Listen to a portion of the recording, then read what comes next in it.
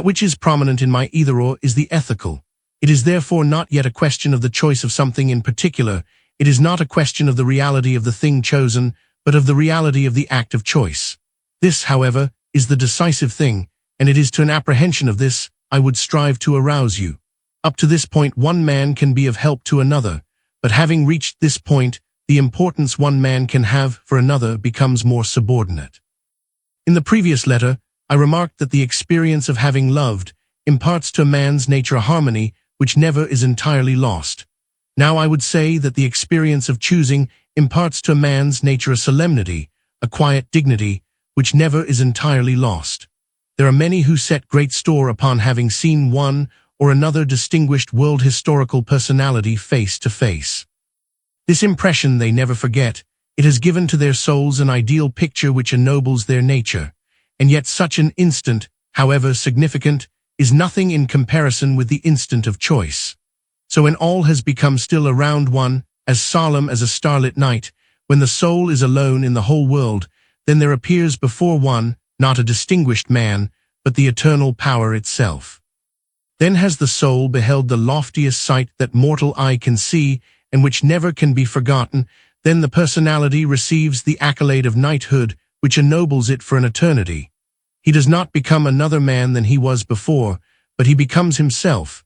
Consciousness is unified, and he is himself. As an heir, even though he were heir to the treasure of all the world, nevertheless does not possess his property before he has come of age, so even the richest personality is nothing before he has chosen himself. And on the other hand, even what one might call the poorest personality is everything when he has chosen himself. For the great thing is not to be this or that, but to be oneself, and this everyone can be if he wills it. That in a sense it is not a question of a something, you will see from the fact that what appears as the alternative is the aesthetical, the indifferent. And yet nevertheless, there is here question of a choice, yea, of an absolute choice, for only by choosing absolutely can one choose the ethical. By the absolute choice, the ethical is always posited, but from this, it does not follow by any means that the aesthetical is excluded.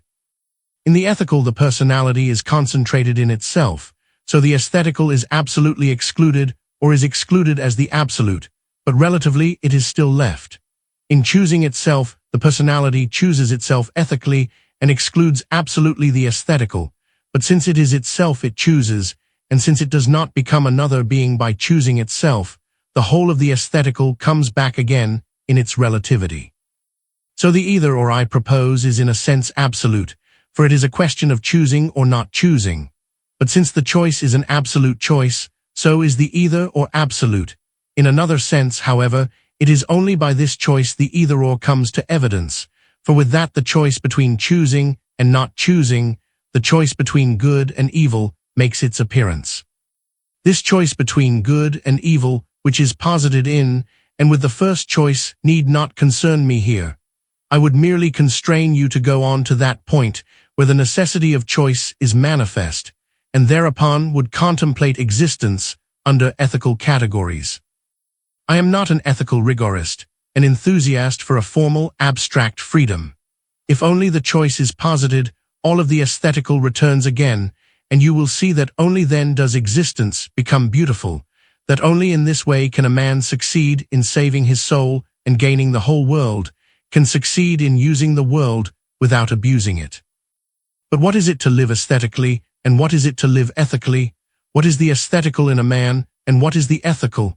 To this I would reply, the aesthetical in a man is that by which he is immediately what he is. The ethical is that whereby he becomes what he becomes. He who lives in and by and of, and for the aesthetical in him lives aesthetically. It is not my intention to go more particularly into the investigation of all that is implied in this definition of the aesthetical. It also seems to me superfluous to enlighten you about what it is to live aesthetically, you who are such an expert practitioner in this mode of life that I might rather need your help. Nevertheless, I will sketch several of the stages of the aesthetic life in order that we may work ourselves up to the point where you properly belong. This to my mind is important lest you escape me too soon by one of your favorite side leaps. Moreover, I have no doubt that in many ways I shall be able to enlighten you about what it is to live aesthetically. Although I would send to you as the most reliable guide any man who wished to live aesthetically, I would not send him to you if, in a higher sense, he wished to perceive what it is to live aesthetically, for about that you could not enlighten him, precisely because you are enmeshed. Only he can do that who stands on a higher level and lives ethically. For an instant you might perhaps be tempted to make to me the sophistical rejoinder that then I am unable to give a reliable elucidation of what it is to live ethically, since I myself am enmeshed in it. This, however, would only furnish me with an occasion for further elucidation. The reason why the man who lives aesthetically can in a higher sense explain nothing is that he constantly lives in the moment, yet all the time is conscious only in terms of a certain relativity and within certain bounds. It is by no means my intention to deny that to live aesthetically when such a life is at its highest may call for a multiplicity of intellectual gifts, yea, even that these must be intensively developed to an uncommon degree, but nevertheless they are enslaved, and transparency is lacking to them. Thus one often finds certain species of animals which possess far sharper and more intense senses than man, but they are bound to the instinct of the animal. I would fain take you as an example. I have never denied that you possess distinguished intellectual gifts, as you can see also from the fact that I have often reproached you for abusing them. You are witty, ironical, a close observer, a dialectician experienced in pleasure, you know how to calculate the instant, you are sentimental or heartless according to circumstances. But beneath all this you are constantly only in the moment, and therefore your life dissolves, and it is impossible for you to explain it. If then a man would learn the art of enjoyment, he is quite right in going to you, but if he wishes to understand your life, he goes to the wrong person. By coming to me perhaps he would sooner find what he seeks, in spite of the fact that I am by no means in possession of your intellectual gifts. You are enmeshed and have, as it were, no time to tear yourself loose. I am not enmeshed, neither by my judgment of the aesthetical nor by my judgment of the ethical. For in the ethical I am raised above the instant, I am in freedom. But it is a contradiction that one might be enmeshed by being in freedom. Every man, however lowly his talents are, however subordinate his position in life, naturally feels the need of forming a life view, a conception of life's significance and of its purpose. The man who lives aesthetically does that too, and the universal expression which has been heard from age to age and in all stages is this: one must enjoy life. Naturally, there is great variety corresponding to the different conceptions of enjoyment, but in this expression, that one is to enjoy oneself, all are agreed. But he who says that he wants to enjoy life always posits a condition which either lies outside the individual or is in the individual in such a way that it is not posited by the individual himself. With respect to this last sentence, I would beg you to hold fast the expressions I have used, for they are chosen deliberately. Let us now run through these stages quite briefly in order to press on to the place where you belong. You are already, perhaps, but annoyed at the generic expression I formulated for living aesthetically, and yet you will hardly be able to discern that it is correct. Only too often you are heard to scoff at people for not knowing how to enjoy life, believing that you, on the other hand, have mastered this study. It is quite possible that they do not understand it, but in the expression of their aim, they are in entire agreement with you. You perhaps have a presentiment that in this deliberation of mine you will be yoked with the sort of people whom you especially abhor. You think perhaps that I ought to be gallant enough to treat you as an artist and to pass over in silence the bunglers you have trouble enough with in life, and with whom you would not have anything in common if you could help it. I cannot help you, however, for you have something in common with them nevertheless, and something very essential at that, namely, your view of life, and in my eyes the matter in which you differ from them is something unessential. I cannot help laughing at you. You see, my young friend, you are pursued by a curse, the many brothers in your art whom you are entirely unwilling to own. You incur the danger of falling into bad and common company, you who are so haughtily superior. I do not deny that it must be disagreeable to possess a view of life in common with drunken revelers and penny sportsmen, nor is this exactly your case, for to a certain extent your position lies beyond the aesthetic domain, as I shall show later. Great as the differences within the aesthetic domain may be, all the stages have this similarity, that spirit is not determined as spirit, but is immediately determined. The differences may be extraordinary, all the way from complete stupidity, Andlasht, to the highest degree of cleverness, Andrid, but even at the stage where cleverness is evident, the spirit, Anden, is not determined as spirit, but as talent.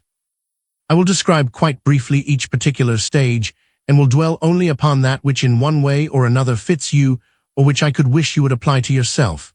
Personality immediately determined is not spiritual but psychical. Here we have a view of life which teaches that health is the most precious good, that on which everything hinges. The same view acquires a more poetic expression when it is said that beauty is the highest. Now beauty is a very fragile good, and therefore one seldom sees this view carried through.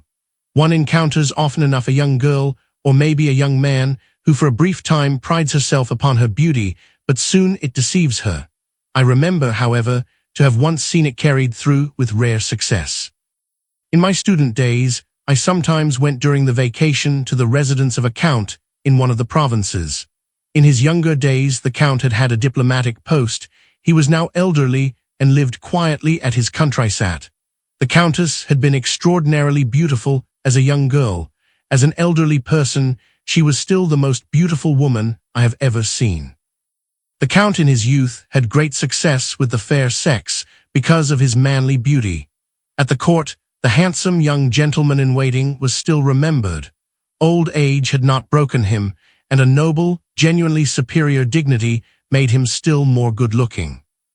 Those who had known them in their earlier days declared that this was the handsomest couple they had ever seen, and I, who had the good fortune to learn to know them in their later years, found this perfectly natural, for they were still the handsomest couple one could see. Both the count and the countess were highly cultivated, and yet the life view of the countess was concentrated in the thought that they were the handsomest couple in the whole land. I still remember vividly an occurrence which convinced me of this.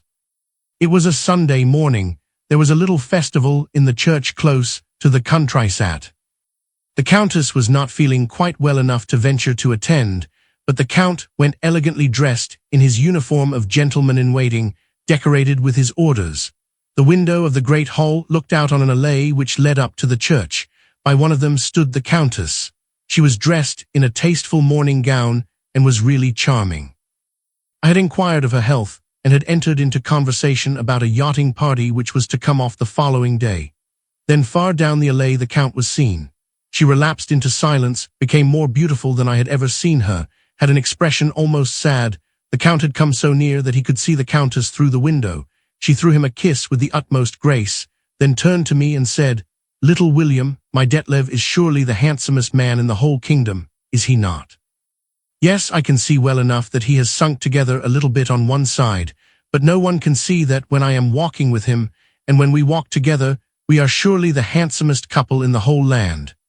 No little miss of 16 years could be more blissfully happy over her fiancé, the handsome page at court, than was her ladyship over the already aged lord-in-waiting.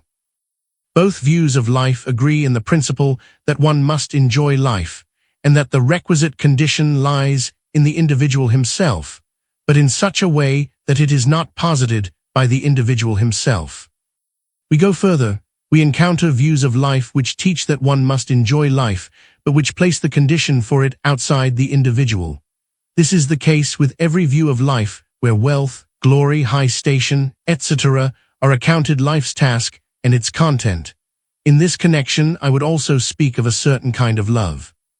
If I picture to myself a young girl heart and soul in love, whose eye knew no pleasure but in seeing her lover, whose soul had no thought but him, whose heart had no desire but to belong to him, for whom nothing in heaven or on earth had any significance except him, then here we have again an aesthetic view of life, where the condition is located outside the individual.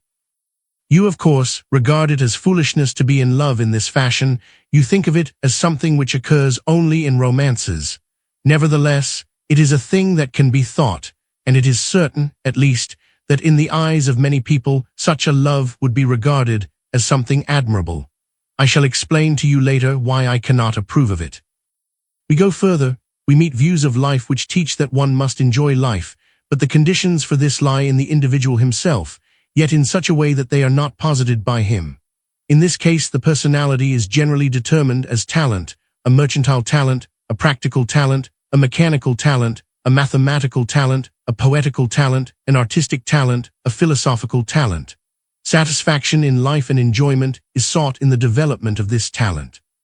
One does not, perhaps, stop with the talent in its immediacy, one cultivates it in all ways, but the condition for satisfaction in life is the talent itself, a condition which is not posited by the individual. The men in whom one finds this view of life often belong to the class which you are accustomed to make sport of for their tireless activity. You think that you yourself are living artistically, and you are entirely unwilling to concede that they are. That you have a different view of what it is to live artistically is undeniable, but this is not the essential thing. The essential thing is that one wants to enjoy life. Your life is far more no-name than theirs, but theirs is far more innocent than yours. Just as all these views of life have this in common that they are aesthetical, so also they resemble one another in the fact that they have a certain unity, a certain coherence. There is one definite thing upon which they all turn. That upon which they build their life is in itself something simple, and therefore it is not split up, as is the life view of those who build upon what is in itself a multiplicity. The latter is the case with a view of life upon which I shall now dwell at a little more length. Its teaching is, enjoy life, and it explains it thus, live for your pleasure. Pleasure, however, is in itself a multiplicity, and so one easily perceives that this life is split into a boundless multiplicity, except insofar as in a particular individual from childhood up pleasure is determined as a particular pleasure. For example, a lust for fishing or hunting, or for keeping horses, etc. Inasmuch as this view is split into a multiplicity, one easily perceives that it lies in the sphere of reflection. This reflection, however, is only a finite reflection, and the personality remains in its immediacy. In lust itself, the individual is immediate, and however delicate and refined, however crafty it may be, the individual remains immediate in this lust. In the enjoyment of pleasure he is in the moment, and however multifarious he is in this respect, he remains constantly immediate because he is in the moment. To live in order to satisfy one's taste for pleasure implies a proudly superior station in life, and very seldom, God be praised, does one see this view carried through consistently, on account of the troubles of earthly life, which give man something else to think about. If such were not the case, I have no doubt we would often be witnesses of this dreadful spectacle, for it is certain, at least, that we often enough hear people complain that they feel themselves hampered by a prosaic life, which unfortunately means, very often, that they only long to enjoy themselves in all the wildness lust may whirl them into. For in order that this view may be carried out, the individual must be in possession of a multiplicity of outward conditions, and this good fortune, or rather misfortune, is seldom allotted to a man, this misfortune, for it is certainly not from the gracious, but from the angry gods this fortune comes. It is seldom one sees this view of life carried out on any considerable scale, but it is not so rare to see people who bungle at it a little, and when the conditions requisite for it are lacking, are inclined to think that if only they had the conditions under their control, they surely would have attained the happiness and joy they longed for in life. However, in history one meets now and then with an example, and as I believe that it may be useful to see where this view of life ends when everything favors it, I will portray such a figure, selecting for this purpose that omnipotent man, the Emperor Nero, who always found himself surrounded by a countless throng of obliging ministers of pleasure. With your habitual audacity, you once maintained that one could not blame Nero for burning Rome in order to get a conception of the conflagration of Troy, but one might question whether he was enough of an artist to know how to enjoy it. It is one of your imperial pleasures never to shrink from any thought, never to be dismayed by it. To enjoy that pleasure one has no need of a Praetorian guard, nor of silver and gold, nor of the treasures of all the world. One can be quite alone with it, and come to a decision in perfect quiet. It is a wiser indulgence, therefore, but not less dismaying. Your intent was surely not to defend Nero, and yet a kind of defense is implied in fixing attention not upon what he did, but upon how he did it. I know very well that this audacity of thought is something one often finds in young men, who at such moments try it out, as it were, on the world, and then are easily tempted to make much of it themselves, especially when others are listening to it.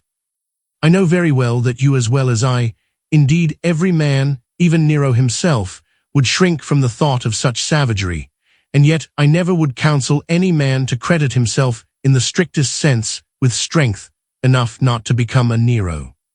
For note that when I seek to characterize Nero's nature and apply to it a term which in my opinion essentially explains it, it will perhaps seem to you too mild a word, and yet as a judge I am certainly not mild, though in another sense I never judge any man. But believe me, the word is not too mild, it is the true expression, but at the same time it may serve to show how close to a man such an aberration may be. One may say that to every man who does not go through his whole life like a child, there comes a moment when he has a presentiment, even if it is a distant one, of this perdition. Nero's nature was melancholy. In our age, it has become something great to be melancholy. For this reason, I can understand that you find this word too mild. I attach myself to an earlier church doctrine which reckoned melancholy among the cardinal sins. If I am right, this is a very unpleasant piece of intelligence for you, for it turns upside down your whole view of life. But to avoid misunderstanding, I will remark at once that a man may have sorrow and distress. Yea, it may be so great that it pursues him perhaps throughout his whole life, and this may even be beautiful and true, but a man becomes melancholy only by his own fault. So I picture to myself the imperial voluptuary. Not only when he ascends his throne or marches to the Senate is he surrounded by lictors, but especially when he sallies forth to satisfy his lust, in order that they might clear the way before his gang of robbers. I imagine him somewhat older, his youth is past, the light heart has escaped from him, he is already familiar with every conceivable pleasure, satiated with it. But this life, depraved as it may be, has nevertheless matured his soul, and yet in spite of all his understanding of the world, in spite of his experience, he is still a child or a youth. The immediacy of the spirit is unable to break through, and yet it demands a metamorphosis, it demands a higher form of existence. But if this is to come about, an instant will arrive when the splendor of the throne, his might and power, will pale, and for this he has not the courage. Then he grasps after pleasure. All the world's cleverness must devise for him new pleasures, for only in the instant of pleasure does he find repose, and when that is past, he gasps with faintness. The spirit constantly desires to break through, but it cannot attain the metamorphosis, it is constantly disappointed, and he would offer it the satiety of pleasure. Then the spirit within him gathers like a dark cloud, its wrath broods over his soul, and it becomes an anguishing dread which ceases not even in the moment of pleasure. Lo, therefore is his eye so lowering that no one can bear to look upon it, his glance so flashing that it terrifies, for behind the eye lies the soul as a gross darkness. They call this glance an imperial glance, and the whole world trembles before it, and yet his inmost nature is anguished dread. A child who looks at him in an unaccustomed way or any casual glance may terrify him. It is as though this person owned him, for the spirit wills to break through, wills that he shall possess himself in his consciousness, but that he is unable to do, and the spirit is repressed and gathers new wrath. He does not possess himself, only when the world trembles before him is he tranquilized, for then there is no one who ventures to lay hold of him. Hence this dread of men which Nero shares with every personality of this sort. He is as though possessed, in himself unfree, and hence it seems as if every glance would bind him. He, the Roman emperor, may be afraid of the glance of the most wretched slave. He meets such a glance, his eye consumes the man who thus ventures to look upon him. A ruffian stands by the emperor's side, comprehends this wild glance of his, and that man is no more. Nero has no murder upon his conscience, but the spirit has a new dread. Only in the moment of pleasure does he find distraction. He burns up half of Rome, but his torment remains the same. Before long such things entertain him no more. There is a still higher pleasure available, he would terrify angst men. To himself he is enigmatic, and dread angst is his very nature. Now he would be a riddle to all, and find delight in their dread. Hence this imperial smile which no one can comprehend. People approach his throne, he greets them with a friendly smile, and yet a terrible dread grips them. Perhaps the smile is their death sentence, Perhaps the floor is opening and they are about to plunge into the abyss. A woman approaches his throne, he smiles graciously upon her, and yet she becomes almost impotent with dread. Perhaps this smile already singles her out as a sacrifice to his lust. And this dread delights him. He does not wish to produce awe, he wishes to terrify. He does not step forth with imperial dignity. Weak, impotent, he slinks here and there, for this powerlessness is still more disquieting. He looks like a dying man, his breathing is feeble, and yet he is the emperor of Rome and holds in his hands the lives of men. His soul is faint. Only witty sayings and clever conceits are capable for an instant of giving him breath. What a world he has drained, and yet he is unable to breathe if this source of pleasure is dried up. He is capable of having a child cut down before the mother's eyes to see if her despair would give passion a new expression which would entertain him. If he were not emperor of Rome, he perhaps would end his life with suicide. For in truth, it is only another expression for the selfsame thing when Caligula wishes that the heads of all men were set upon one neck, so as to be able with one stroke to annihilate the whole world, and also when a man puts himself to death. Whether it was the case with Nero, I do not know, but in such characters one sometimes finds a certain good humor, and if Nero had it, I have no doubt that the people who surrounded him were prompt to call it graciousness. There is something very singular about this, but it furnishes also a new proof of the immediacy which constitutes by its repression genuine melancholy. So it comes about that, at the very time when all the treasures of the world and its glory hardly avail to delight him, a single word, a curious little happening, the outward appearance of a man, or some other such insignificant thing, is enough to give him extraordinary joy. A Nero can rejoice over such a thing like a child. Like a child, that is precisely the right expression, for it is the whole immediate kai of the child which appears in him unaltered and unexplained. A thoroughly developed character cannot rejoice in this way, for it is true that the man has retained childlike qualities, but he has ceased to be a child. Here I will bring to an end this description, which upon me at least has made a very serious impression. Nero is alarming even after his death, for depraved as he is, nevertheless, flesh of our flesh and bone of our bone, and even in a monster there is something human after all. I have not set this forth in order to busy your imagination. I am not an author that sues for a reader's favor, least of all for yours. And as you know, I am not an author at all, and I am writing only for your sake. Neither have I set this forth in order to give you and me occasion to thank God, along with that Pharisee, that we are very different. It awak ends in me other thoughts, though I thank God that my life has been too uneventful to suggest more than a remote presentiment of such a horror, and now I am a happy married man. As for you, I rejoice that you are still young enough to learn something from this. Let each learn what he can. At least we both can learn that a man's unhappiness is never due to the fact that he has not the outward conditions in his power, this being the very thing which would make him unhappy. What then is melancholy? 8. It is hysteria of the spirit.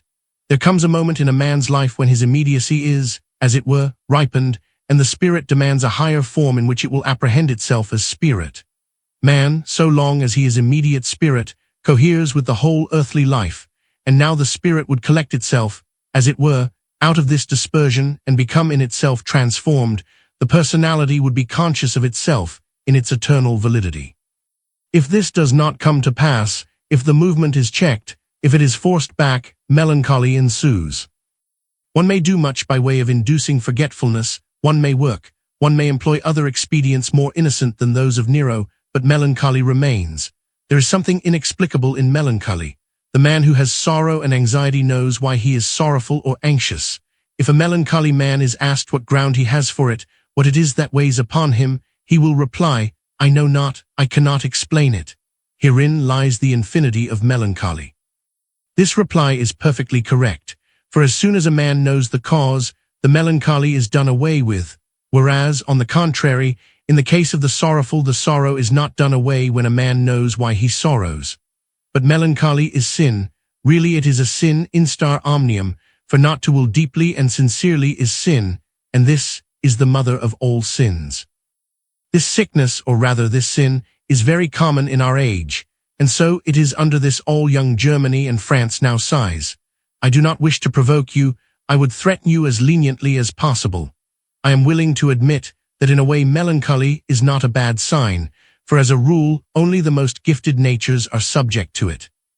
Neither shall I vex you by assuming that every one who suffers from indigestion has for this cause a right to call himself melancholy, a thing often enough to be seen in our time, when to be melancholy is the dignity to which everybody aspires. But he who would claim to be more eminently gifted must put up with it when I charge him with the accountability of being also more guilty than other men. If he will see this situation rightly, he will not see in it a disparagement of his personality, though it will teach him to bow with genuine humility before the eternal power. As soon as that movement comes about, melancholy is essentially done away with, although to the same individual it may well happen that his life has in store many sorrows and anxieties, and apropos of this you know that I am the last man to teach the wretched commonplace that sorrow is of no avail, that one must drive sorrow away. I should be ashamed of myself if with these words I were to approach a person in sorrow. But even the man in whose life this movement comes about quietly, peaceably, and seasonably will, nevertheless, always retain a little melancholy. But this is connected with something far deeper, with original sin, and it is due to the fact that no man can become perfectly transparent to himself. On the other hand, the men whose souls are acquainted with no melancholy are those whose souls have no presentiment of a metamorphosis.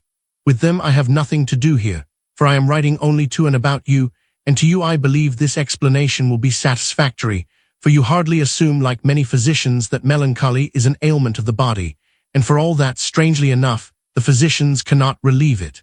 Only spirit can relieve it, for it is a spiritual ailment. And when the spirit finds itself, all the small troubles vanish, all the causes which according to some people produced melancholy, for example, that one cannot find oneself in the world, that one comes to the world both too late and too early, that one cannot find one's place in life. For he who owns his own self eternally can come neither too early nor too late, and he who possesses himself in his eternal validity surely finds his significance in this life. However, this was an episode, for which I hope you will forgive me, since it came about essentially for your sake.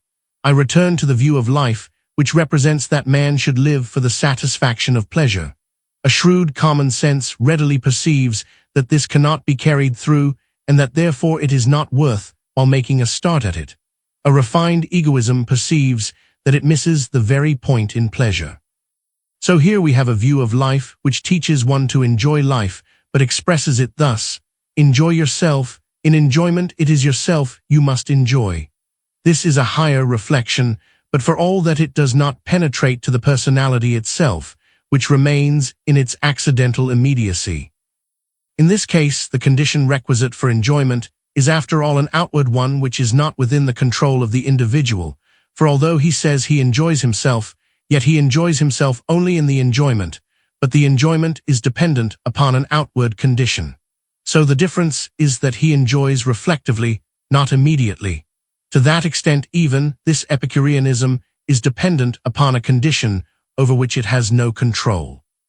A certain callousness of the understanding then contrives an expedient and teaches, enjoy yourself while constantly casting away the conditions. But it follows as a matter of course that he who enjoys himself by casting away the conditions is just as dependent upon them as is he who enjoys them. His reflection constantly turns back to himself, and as his enjoyment consists in providing as little content as possible for enjoyment, he is constantly scooping himself out, as it were, since such a reflection is, of course, incapable of opening the personality. I believe that by these reflections I have now outlined, intelligibly enough at least for you, the territory of the aesthetical views of life. All of the stages have this in common, that what one lives for is that whereby one immediately is what one is, for reflection never grasps so high that it grasps beyond thus. It is only a very cursory indication I have furnished, but I had no desire to give more. It was not the various stages which were important to me, but only the movement which is imperatively necessary, and it is upon that I would beg you to fix your attention. So I assume that the man who lived for his health was, to use an expression of yours, just as hale when he died as ever he was. that the above-mentioned noble couple danced at their golden wedding, and that a whisper of admiration passed through the hall just as it did when they danced on the day of their nuptials. I assume that the rich man's gold mines were inexhaustible, that honors and dignities followed the happy man's pilgrimage through life. I assume that the young girl got the man she loved, that the man of mercantile talent harnessed with his trade connections all quarters of the globe and held the purses of all the world in his purse, that the mechanical talent succeeded in connecting heaven and Carth. I assume that Nero never yawned, but that new pleasures surprised him every instant, that the cunning Epicurean could find delight in himself every instant, that the cynic constantly had conditions to cast away in order to rejoice in his lightness. This I assume, and so all these people were happy. That surely you will not affirm, and the reason for it I shall explain later on, but this you will willingly concede, that many people would think them happy, and that one or another would imagine he said something very clever when he added that what they lacked was that they did not appreciate it. I will now make the opposite movement. Nothing of all this comes to pass. What then? Why then they despair? You will do no such thing. You will say perhaps that it is not worthwhile. Why it is that you will not admit despair, I shall explain later on. Here I only require you to acknowledge that a great many men would find it natural to despair. Let us see now why they despair. Is it because they discovered that what they built their life upon was transient? But is that then a reason for despairing? Has any essential change occurred in that upon which they built their life? Is it an essential change in the transitory that it shows itself to be transitory, or is it not rather something accidental and unessential in the case of what is transitory that it does not show itself to be such? Nothing has happened which could occasion a change. So if they despair, it must be because they were in despair beforehand. The only difference is that they did not know it, but this is an entirely fortuitous difference. So it appears that every aesthetic view of life is despair, and that everyone who lives aesthetically is in despair, whether he knows it or not. But when one knows it, and you indeed know it, a higher form of existence is an imperative requirement. With only a few words, I will explain myself further with respect to my judgment about the young girl and her love. You know that in my capacity as a married man, it is my custom on every occasion to maintain against you, both orally and in writing, the reality of love, and therefore, to prevent any misunderstanding, I will also give expression to my thought here. Perhaps a man who is shrewd in a finite sense would become a little dubious about such a love. He would perhaps perceive its fragility, and in opposing it would express his paltry wisdom by the proverb, "Love me little, love me long," as if his worldly wisdom were not still more fragile, or at least far more paltry than her love. You will easily perceive that I could not express my disapproval of it in that way. It is very repulsive to me to carry on a thought experiment in the domain of love. I have only loved once, and am still indescribably happy in this love. It is repulsive to me to think of being loved by any other person than the one to whom I am joined, and in any other way than that by which she makes me so happy. But I will make the venture. Suppose, then, however it may have come about, that I have become the object of such a love. It would not make me happy, and I would never accept it, not because I should disdain it, for God knows that I would rather have a murder on my conscience than to have disdained a maiden's love, but for her own sake I would not permit it.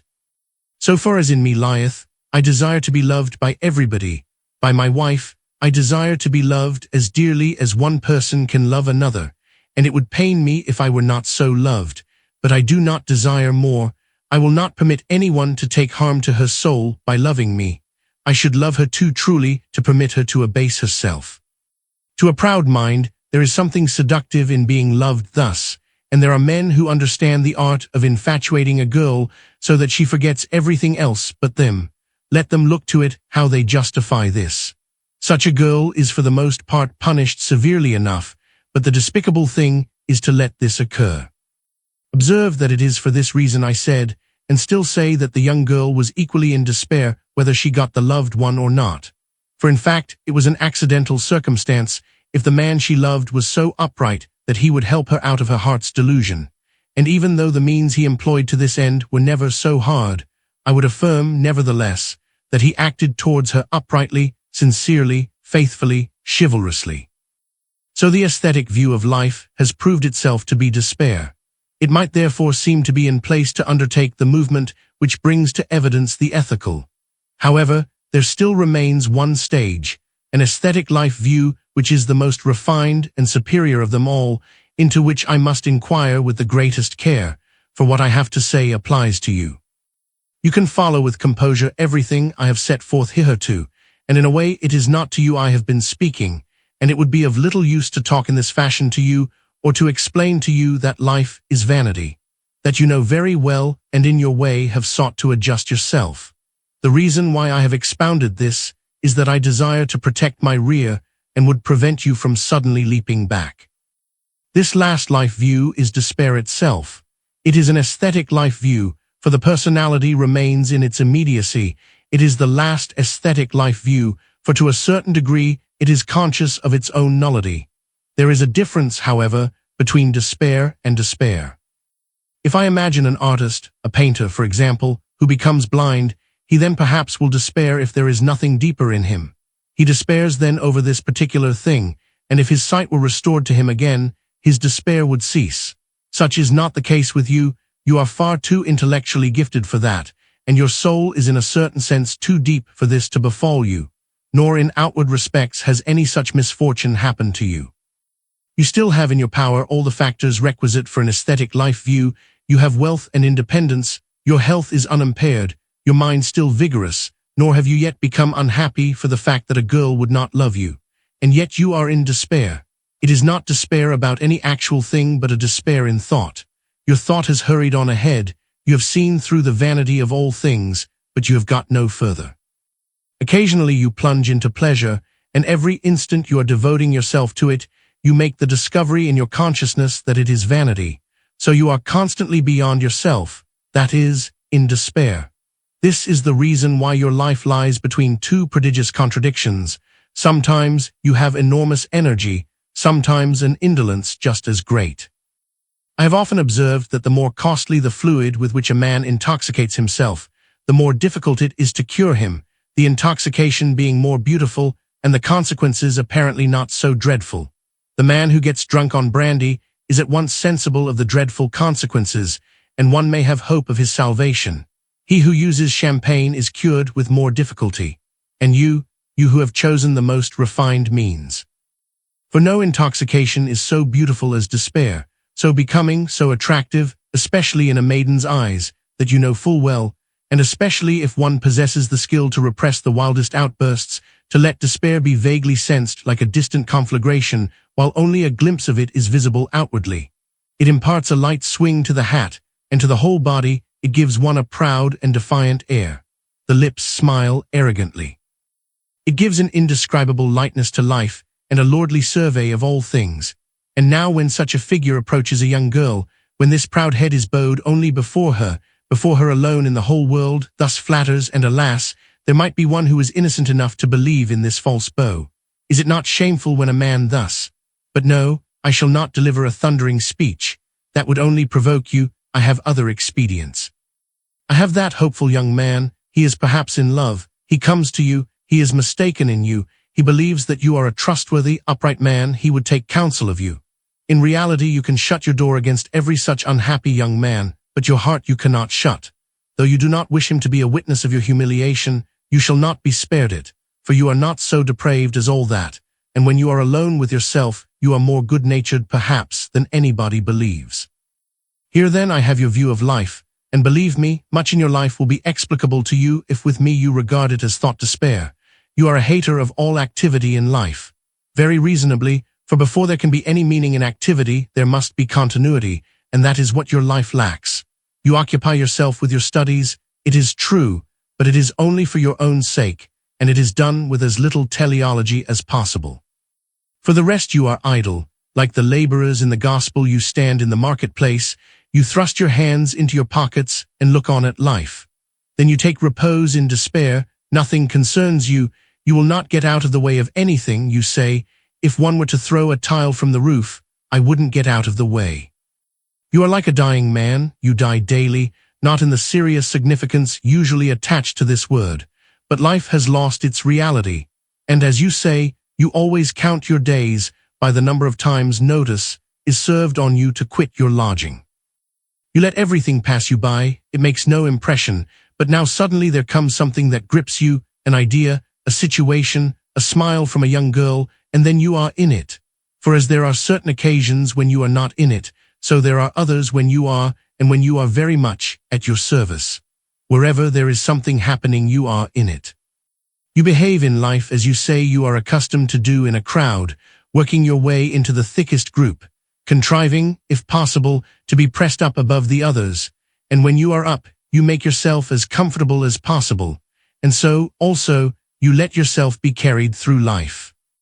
But when the crowd has dispersed, and the event is over, you stand again at the street corner and look on at the world. A dying man, as you know, possesses supernatural energy, and so it is also with you. If it is an idea that has to be thought through, a book to be read through, a plan to be carried out, a little romance to be experienced, yes, even a hat that has to be bought, then you take hold of the thing with prodigious strength. According to circumstances, you work indefatigably for a day, for a month. You take joy in convincing yourself that you still possess the same vigor as before. You take no rest. Satan himself could not keep up with me, you say. If you work in common with others, you work them till they are ready to drop. But then when the month is up, or the half-year, which you regard as the maximum, you break off, saying, "Here the story ends." You retire and leave the other party to finish the work, or if you have worked at it alone, you say nothing about it to anybody. You then pretend to yourself and to others that you have lost the inclination, and flatter yourself with the vain thought that you could have continued to work with the same intensity if you had been inclined to do so. But this is a prodigious deception. You would have succeeded, as most others do, in finishing the work if you had patiently willed to do so. But at the same time, you also would have learned by experience that it requires an entirely different sort of perseverance than that which you have. So in this way you have deluded yourself and have learnt nothing for your subsequent life. I can serve you here with a little piece of enlightenment. I am not unaware how deceitful one's own heart is, how easily one can deceive oneself, not to speak of a person like you who are in possession of a dialectical power to loose, which not only bestows dispensation for everything, but dissolves and obliterates it. So for my part, when something has confronted me in life, when I have resolved upon something which I feared in the course of time might acquire for me a different aspect, when I have done something which I feared in the course of time I might interpret differently, I have written down in a few clear words what it was I purposed to do, or what I had done, and why. Then when it seems to me I have need of it, some time when my resolution or my action did not stand out vividly before me, I take out my charter and pass judgment upon myself. It seems to you, perhaps, that this is pedantic, that it is too tedious and not worth making such a fuss about. I have no reply to make but this: if you feel no need of it, if your consciousness is always so unfailing and your memory so faithful, then let it be. But that I do not believe, for the talent your soul lacks is memory. I do not mean for this and that, not for witty sayings or dialectical quirks, far be it from me to maintain that, but I mean memory of your own life, of what you have experienced in it. If you had such memory, the same phenomenon would not so often repeat itself in your life, and your life would not exhibit what I would call half-hour works, and would call them this even if you had spent half a year on them, seeing that you have not finished them. But you enjoy deluding yourself and others. If you were always as strong as you are in the instant of passion, I do not deny that you would be the strongest man I have ever known. But that you are not, as you yourself know right well. Hence, you retire, hiding yourself almost from yourself, and give yourself up to the repose of indolence. In my eyes, from whose watchfulness you cannot always withdraw, you become almost ludicrous by reason of your momentary zeal and the justification you derive from this for your derision of others. Once upon a time, there were 2 Englishmen who went to Arabia to buy horses. They brought with them several English race horses, wishing to try their qualities in comparison with the Arabian steeds. They proposed a race, and the Arabs were willing and left it to the Englishmen to select what horse they would from the Arabian steeds, what horse they would race against. But they were not willing to hold the race at once. They said that 40 days was needed for training. They waited 40 days, the amount of the prize was fixed, the horses saddled, and then the Arabs asked how long they should ride. 1 hour, was the answer. This surprised the Arab, and he replied laconically, I thought we should ride for 3 days. Behold, thus it is with you. If one would run a race with you for an hour, Satan, as you say, couldn't keep up with you. A 3 days race would be too much for you. I remember once telling you this story, and I remember your reply, that it was a ticklish thing to run a race of 3 days. There was risk of acquiring such headway that one could never come to a stop, and that therefore you refrained from all such violence. Once in a while I ride horseback, but I neither wish to be a cavalryman nor to pursue any other unflagging activity in life. And to a certain degree, this is quite true, for you are always afraid of continuity, principally for the reason that it deprives you of the opportunity of deceiving yourself. The strength you possess is the strength of despair. It is more intense than ordinary human strength, but also it lasts a shorter time. You are constantly hovering above yourself, but the ether, the fine sublimate into which you are volatilized, is the nulcy of despair, and beneath you you behold a multiplicity of subjects for learning, information, study, observation, which for you indeed have no reality, but which you capriciously combine and employ to adorn as tastefully as possible the palace of the mind's luxurious delight, where occasionally you sojourn. What wonder, then, that for you existence is a fairy tale, that, to use your own words, you are often tempted to begin every speech by saying, once upon a time there was a king and a queen who unfortunately had no children, and that thereupon you forget everything else for the sake of the remark that, strangely enough, this is always the reason given by fairy tales for the sorrow of a king and a queen, whereas in ordinary life we hear rather of the sorrow of having children. As asylums and such like institutions go to prove, now you have got the notion that life is a fairy tale. You are capable of spending a whole month reading nothing but fairy tales, you make a profound study of them, you compare and analyze, and your study is not barren of result, but what do you use it for? To divert your mind. You let the whole thing go off in a brilliant display of fireworks. Dren, as asylums and such like institutions go to prove. Now you have got the notion that life is a fairy tale. You are capable of spending a whole month reading nothing but fairy tales, you make a profound study of them, you compare and analyze, and your study is not barren of result. But what do you use it for? To divert your mind. You let the whole thing go off in a brilliant display of fireworks.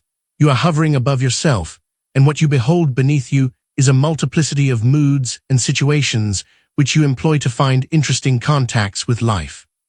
You can be sentimental, heartless, ironical, witty. In this respect one must grant that you are well schooled.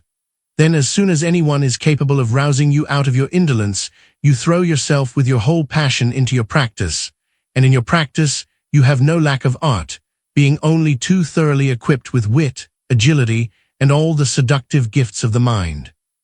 You are, as with self-complacent arrogance you express it, never so ungallant as to present yourself without bringing with you a little odorous, freshly plucked bouquet of wit. The more one knows you, the more one is struck by the calculated shrewdness which pervades all that you do. In the short time you are moved by passion, for passion never blinds you, but makes you more clear-sighted. You then have forgotten your despair, and all that commonly weighs upon your soul and thought. The accidental contact you have established with a person engages your attention absolutely. I will remind you of a little occurrence which took place in my own house. It is presumably to the 2 young Swedish girls who were present I must express my thanks for the prize speech you delivered. The conversation had taken a rather serious turn and reached a point where it was not agreeable to you. I had expressed myself a bit in opposition to the exaggerated respect for intellectual gifts, which is so characteristic of our age. I had insisted that what really matters is something quite different, an inwardness of the entire being for which language possesses no other expression but faith. By this you were, perhaps, placed in a less favorable light, and as you perceived clearly enough that along the path on which we had struck out you could get no further, you felt called upon to try your hand at what you yourself call higher madness in a sentimental key. What, am I supposed not to have faith? Why, I believe that in the inmost depths of the stillness of the forest, where the trees are reflected in the dark water, in its mysterious darkness, where even at midday there is twilight, there lives a being, a nymph, a maiden. I believe she is more beautiful than anyone can conceive. I believe that in the morning she plaits garlands, that at midday she bathes in the cool water, that in the evening she sadly plucks the leaves from the garlands. I believe that I should be happy, the only man deserving to be so called, if I could catch her and possess her. I believe that in my soul there is a longing to search the whole world. I believe that I should be happy if that longing were satisfied. I believe that after all there is some meaning in the world if only I could find it. Do not say, then, that I am not strong in faith and fervent in spirit. Perhaps you think that such a speech might entitle you to become a worthy member of a Greek symposium, for it is to this end, among others, you are cultivating your talents, and this you would regard as the most beautiful life, to gather together every night with Greek youths, to sit with a garland woven about your hair and deliver panegyrics upon love, or upon whatever subject might occur to you. Yea, you are willing to devote yourself wholly to delivering panegyrics. To me this speech seems claptrap, however artful it is, and however impressive at the moment, especially when you yourself are permitted to declaim it with your feverish eloquence.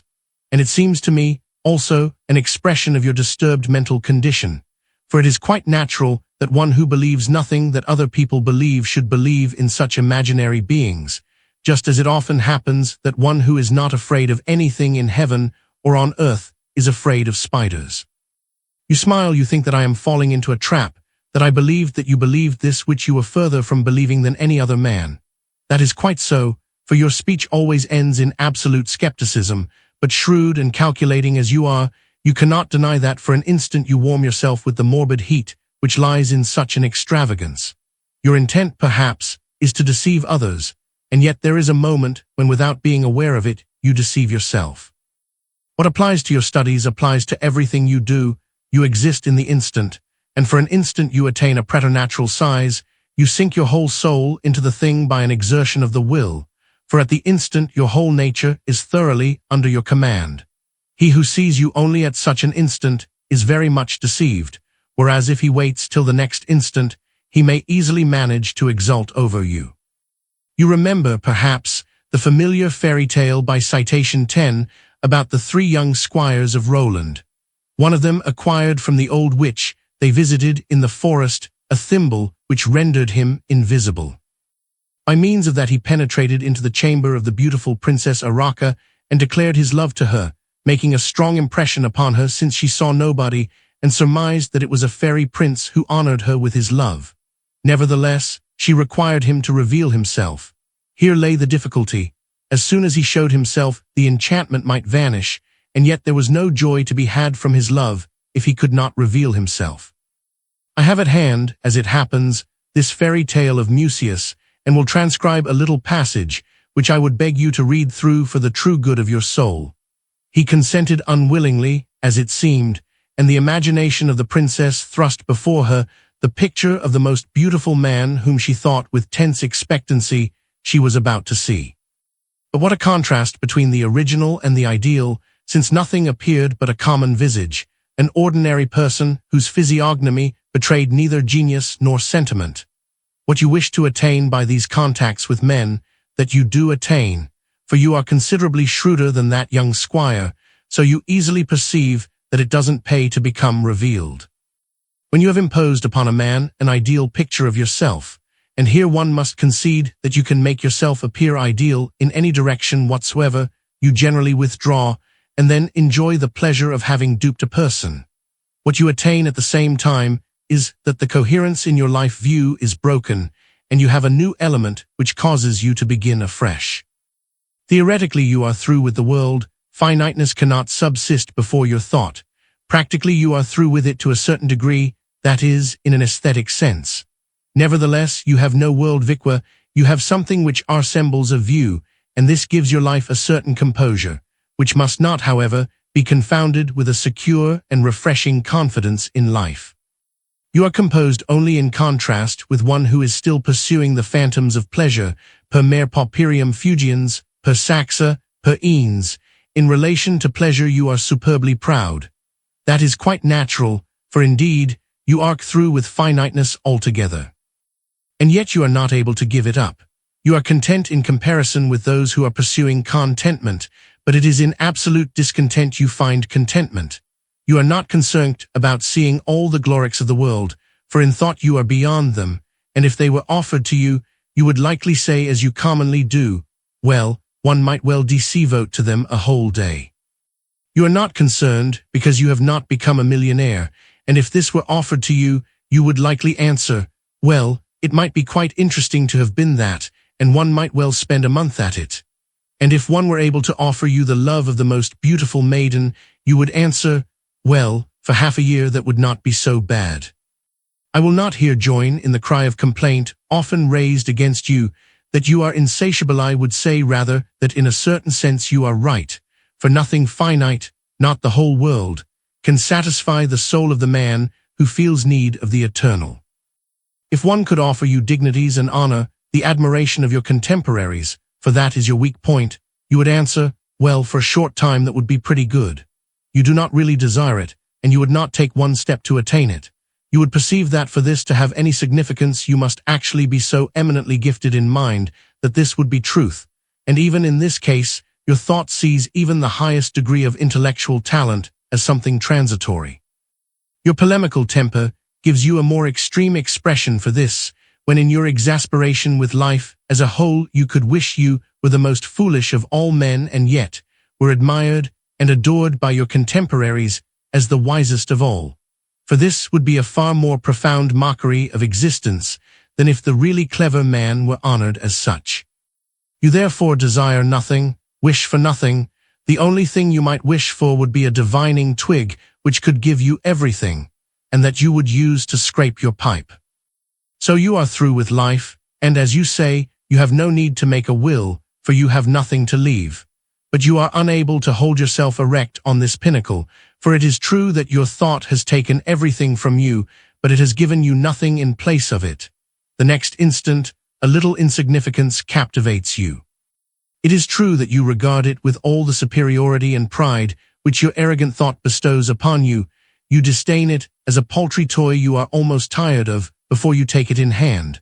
But it preoccupies you, nevertheless, and though it is not the thing itself which preoccupies you, that is never the case with you, yet you are preoccupied by the fact that you are willing to condescend to it. When you treat persons in this way, your nature exhibits a high degree of faithlessness, for which, however, no one can reproach you, for you are situated outside of ethical determinants. Fortunately, you are very little inclined to participate with others, and therefore this defect is not noticed.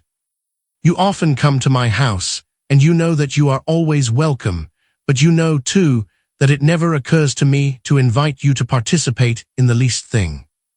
I would not even take a drive with you in the forest, not because you cannot be very merry and entertaining, but because your participation is always a falsehood, for if you really take pleasure, it is not in something which gives pleasure to the rest of us, or in the drive, but in something you have in MCNTC. And if you are not pleased, it is not because something unpleasant occurs which puts you out of sorts, for that might happen to the rest of us, but already at the instant you are getting into the carriage you have discerned the nullity of this diversion. I am ready to forgive you for this, for your mind is always too active, and it is a true word you often apply to yourself, that you are like a midwife, and when one is in such interesting situations it is no wonder that one is a little different from others. However, the spirit will not let itself be mocked. It revenges itself upon you. It binds you with the chain of melancholy. My young friend, this is the way to become a Nero. If in your soul there were not a pristine seriousness, if in your thought there were not an innate depth, if you had not a spirit of magnanimity, and if you had become emperor in Rome, however, you take another path. Now there appears before you a life view which seems to be the only one able to satisfy you, that is, to immerse your soul in sadness and sorrow. However, your thinking is so sound that this view cannot meet the test, for such an aesthetic sorrow is as vain for existence as every other aesthetic life view. If a person cannot sorrow more profoundly, I can say with truth that sorrow wears off just as joy does. And if many find it a comfort that sorrow wears off, it seems to me that this thought is just as comfortless as the observation that joy wears off. So your thought annihilates again this life view, and when one has annihilated sorrow, one retains joy. Instead of sorrow you choose a joy which is sorrow's changeling. This joy you have now chosen, this laughter of despair. You return again to life. Under this illumination, existence acquires a new interest for you. Just as you find great joy in talking to a child in such a way that what you say is understood by it very well and easily and naturally, while for you it means something entirely different, so you find joy in deceiving men by your laughter. When you can get people to laugh with you and shout for joy and delight themselves, then you triumph over the world. Then you say to yourself, "If only ye knew what ye are laughing at." However, the spirit will not suffer itself to be mocked, and the gloom of melancholy grows denser around you, and the lightning flash of a mad wit reveals this to you more strikingly, more dreadfully. And there is nothing that diverts you. All the pleasure of the world possesses no significance for you, and though you envy the simple their foolish enjoyment of life, you do not pursue it. Pleasure does not tempt you, and pitiful as your condition is, it is a mercy it does not. It is not my intention to extol the pride within you which disdains pleasure, but rather to extol the grace which holds your thought fast. For if pleasure tempted you, you would be lost, but the fact that it does not tempt you shows what path you now must take, that you must go forward, not backward. There is another false path not less dreadful, and here again I rely not upon your pride, but upon the grace which constantly sustains you. It is true enough that you are proud, and that it is better for a man to be proud than to be vain. It is true that there is a dreadful passion in your thought, and that you regard it as a claim you have no intention of relinquishing. That, to use your own words, you prefer to regard yourself as a creditor in the world who has not been paid, rather than to annul the claim. And yet all human pride affords a frail security. Behold, my young friend, this life of yours is despair. Hide this if you will from others, from yourself you cannot hide it, it is despair. And yet in another sense this life is not despair. You are too frivolous to despair, and you are too melancholy not to come in touch with despair. You are like a woman in childbirth, and yet you are constantly deferring the moment and remain constantly in pain. If a woman in her travail were to get the idea that she might give birth to a monster, or were to ponder within herself what it really was she would bring forth, her case would be similar to yours. Her effort to check the course of nature would be unavailing, but yours is indeed possible, for that to which a man gives birth in a spiritual sense is a nisus formativus of the will, and that is in a man's own power. What is it then you fear? You are not about to give birth to another human being, you are merely to give birth to yourself. And yet, as I know well, there is a seriousness in this which perturbs the whole soul. To become conscious of oneself in one's eternal validity is more significant than everything else in the world. It is as though you were caught and ensnared, and could never more, either in time or eternity, make your escape. It is as though you lost your own self, as though you ceased to be. It is as though the next instant you would regret it, and yet it could not be undone. It is a serious and significant moment when for an eternity one attaches oneself to an eternal power, when one receives oneself as a person whose memory no lapse of time shall efface, when in an eternal and unfailing sense one becomes aware of oneself as the person one is, and yet one can leave it alone. So here there is an either or. Let me talk to you as I never would do if anybody else were listening, partly because I can claim no right to speak to you thus, and partly because I am speaking only of future possibilities. If you will not hearken to this, if you will continue to divert your soul with the trumpery of wit and the vanity of esprit, then do so, leave your home, travel abroad, go to Paris, devote yourself to journalism, sue for the smile of effete women, cool their hot blood with the coldness of your wit. Let it be the proud theme of your life's labor to drive away the boredom of an idle woman or the gloomy thoughts of an enfeebled voluptuary. Forget that you were a child, that there was piety in your soul and innocence in your thought. Silence every higher voice in your breast, doze your life away in the glittering inanity of society. Forget that there is an immortal spirit within you, and when wit grows mute, there is water enough in the pond, and gunpowder in the store, and traveling companionship at every time of day.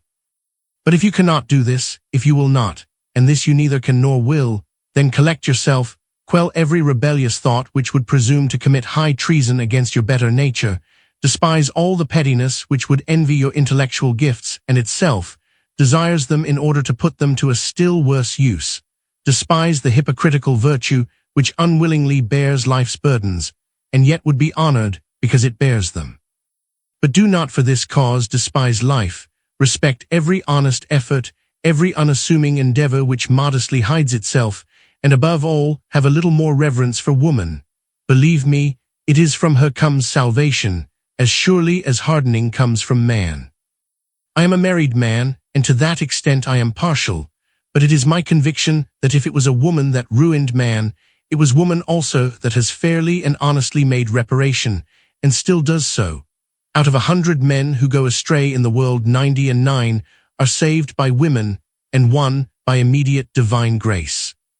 And as I am also of the opinion that it is the nature of man to go astray in one way or another, and that to man it applies as truly as to a woman that he ought to abide in the pure and innocent peace of immediacy, you can easily see that, in my opinion, woman, when she restores a man to this state, makes due requital for the harm she has done.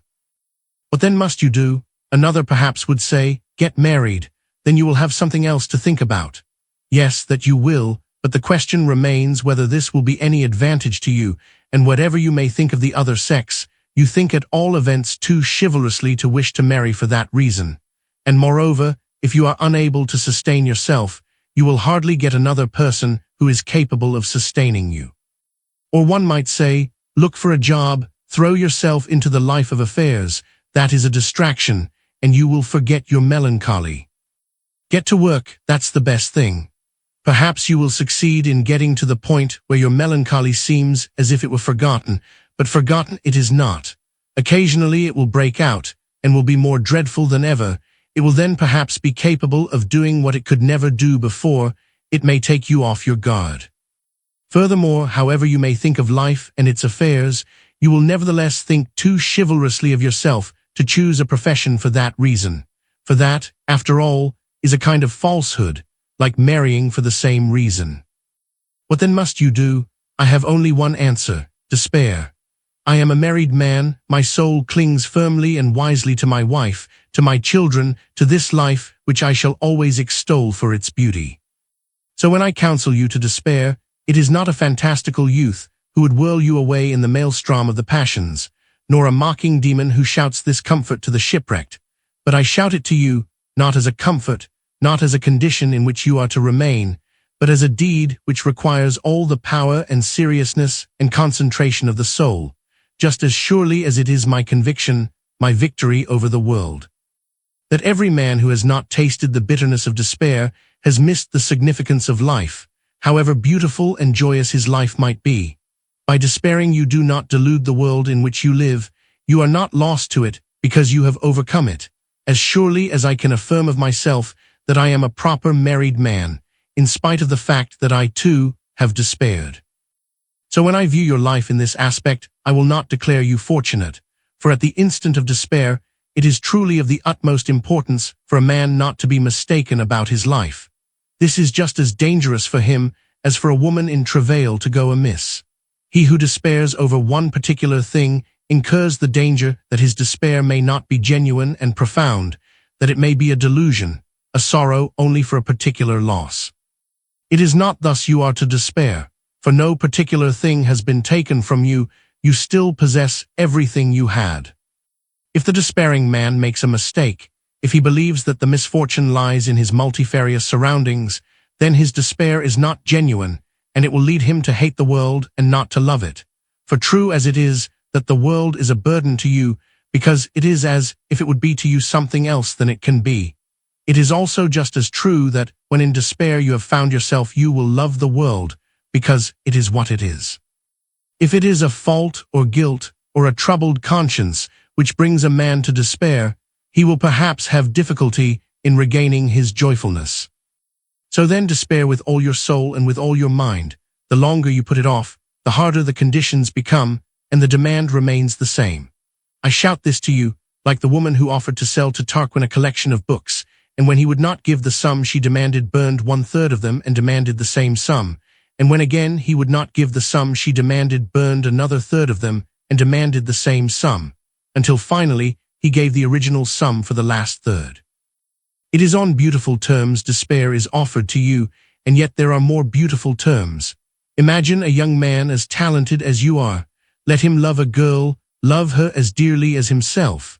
Let him once ponder in a quiet hour upon what it is he has constructed his life, and upon what she can construct hers. Love they have in common, and yet he will feel that there are differences. She possesses, perhaps, the gift of beauty, but this has no importance for him, and after all, it is so fragile.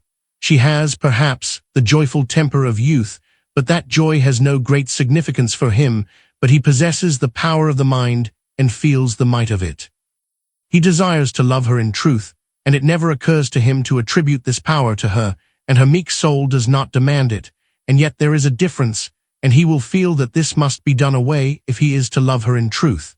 Then he will let his soul sink into despair. It is not for his own sake he despairs, but for hers, and yet it is for his own sake too, for he loves her as dearly as himself. Then will despair devour everything till he finds himself in his eternal validity, but then he has also found her, and no knight can return more happily and gladly from the most perilous adventures than does he from this fight with flesh and blood and the vain differences of the finite. For he who despairs finds the eternal man, and in that we are all equal. The foolish thought of wishing to dull his mind or neglect its culture will not occur to him as a way of bringing about equality. He will preserve the gifts of the mind, but in his inmost heart he knows of himself that he who possesses these gifts is one who possesses them not. Or imagine a profoundly religious temperament, a man who from a true and sincere love for mankind cast himself into the ocean of despair till he found the absolute, the point where it is indifferent whether a forehead is squat or is arched as high as heaven, the point which is not indifference but absolute validity. You have sundry good ideas, many whimsical notions, and a great quantity of follies. Retain them all if you will, though I do not require you to. But one idea you have which I would beg you to hold fast, an idea which assures me that my mind is akin to yours. You have often said that you would rather be anything but a poet, since as a rule a poet existence is a human sacrifice. For my part, I would not deny that there have lived poets who had found themselves before they began to write poetry, or who found themselves by poetizing. But on the other hand, it is also certain that a poet existence as such lies in the obscurity which it due to the fact that a beginning of despair was not carried through, that the soul keeps on shivering with despair, and the spirit cannot attain its true transformation. This poetic ideal is always a sickly ideal, for the true ideal is always the real. So when the spirit is not allowed to soar up into the eternal world of spirit, it remains midway and rejoices in the pictures reflected in the clouds and weeps that they are so transitory. A poet existence is therefore, as such, an unhappy existence. It is higher than finiteness, and yet not infiniteness. The poet sees the ideals, but he must flee away from the world in order to rejoice in them. He cannot bear about in the midst of life's confusion these divine images within him, cannot tranquilly pursue his course unaffected by the caricatures of these ideals which appear on all sides, not to speak of having strength to clothe himself in them. The poet's life is therefore often an object of paltry compassion on the part of men who think themselves secure because they have remained in finiteness. You said once in a moment of despondency that doubtless there were some people who had privately cast up their accounts with you and were willing to be quits on the following terms. You were to be recognized as a clever pate, and in requital for that you were to sink out of sight and be no efficient member of society. Yes, it is undeniable, there is such paltriness in the world which would triumph in this way over everything which projects even an inch above the ordinary level. However, do not let it disturb you, do not defy it, do not show your contempt for it. In this instance I would say as you are wont to say, it's not worth the trouble. But if you do not wish to be a poet, there is no other way for you except that which I have indicated, despair. So then choose despair, for even despair is a choice, for one can doubt without choosing to, but one cannot despair without choosing. And when a man despairs he chooses again, and what is it he chooses? He chooses himself, not in his immediacy, not as this fortuitous individual, but he chooses himself in his eternal validity. This point I shall endeavor to illuminate with application to you. In modern philosophy, there has been more than enough talk about speculation beginning with doubt, but on the other hand, as far as I have been able to concern myself occasionally with such reflections, I have sought in vain for illumination upon the point of difference between doubt and despair. I will here attempt to throw light upon this distinction, in the hope that it will serve to orient you and put you in the correct position. I am far from presuming to claim any real competence as a philosopher. I have not your virtuosity in playing with the categories, but what in the deepest sense is the significance of life must be comprehensible also to a simpler man. Doubt is a despair of thought, despair is a doubt of the personality, hence it is I hold so stoutly to the category of choice, which is my solution, the nerve in my life view, and such a thing as a life view I have, even though I do not by any means presume to have a system. Doubt is the inward movement in thought itself, and in doubting I behave as impersonally as possible. Now I assume that thought, by carrying doubt through, finds the absolute and rests in it therefore not as a consequence of choice, but in consequence of the same necessity in consequence of which it doubted. For doubt itself is determined by necessity, and so likewise is rest. This is the lofty characteristic of doubt, for which it has so often been extolled and praised by people who hardly know what they are saying. But the fact that it is determined by necessity shows that the whole personality is not engaged in the movement. Hence, there is a good deal of truth in it when a man says, "I would willingly believe, but I cannot, I must doubt." Hence one often sees that a doubter has in himself a positive content which lives apart from all communication with thought, that he may be an exceedingly conscientious person who has no doubt whatever about the validity of duty and the rule of his behavior, no doubt whatever about a multitude of sympathetic feelings and moods.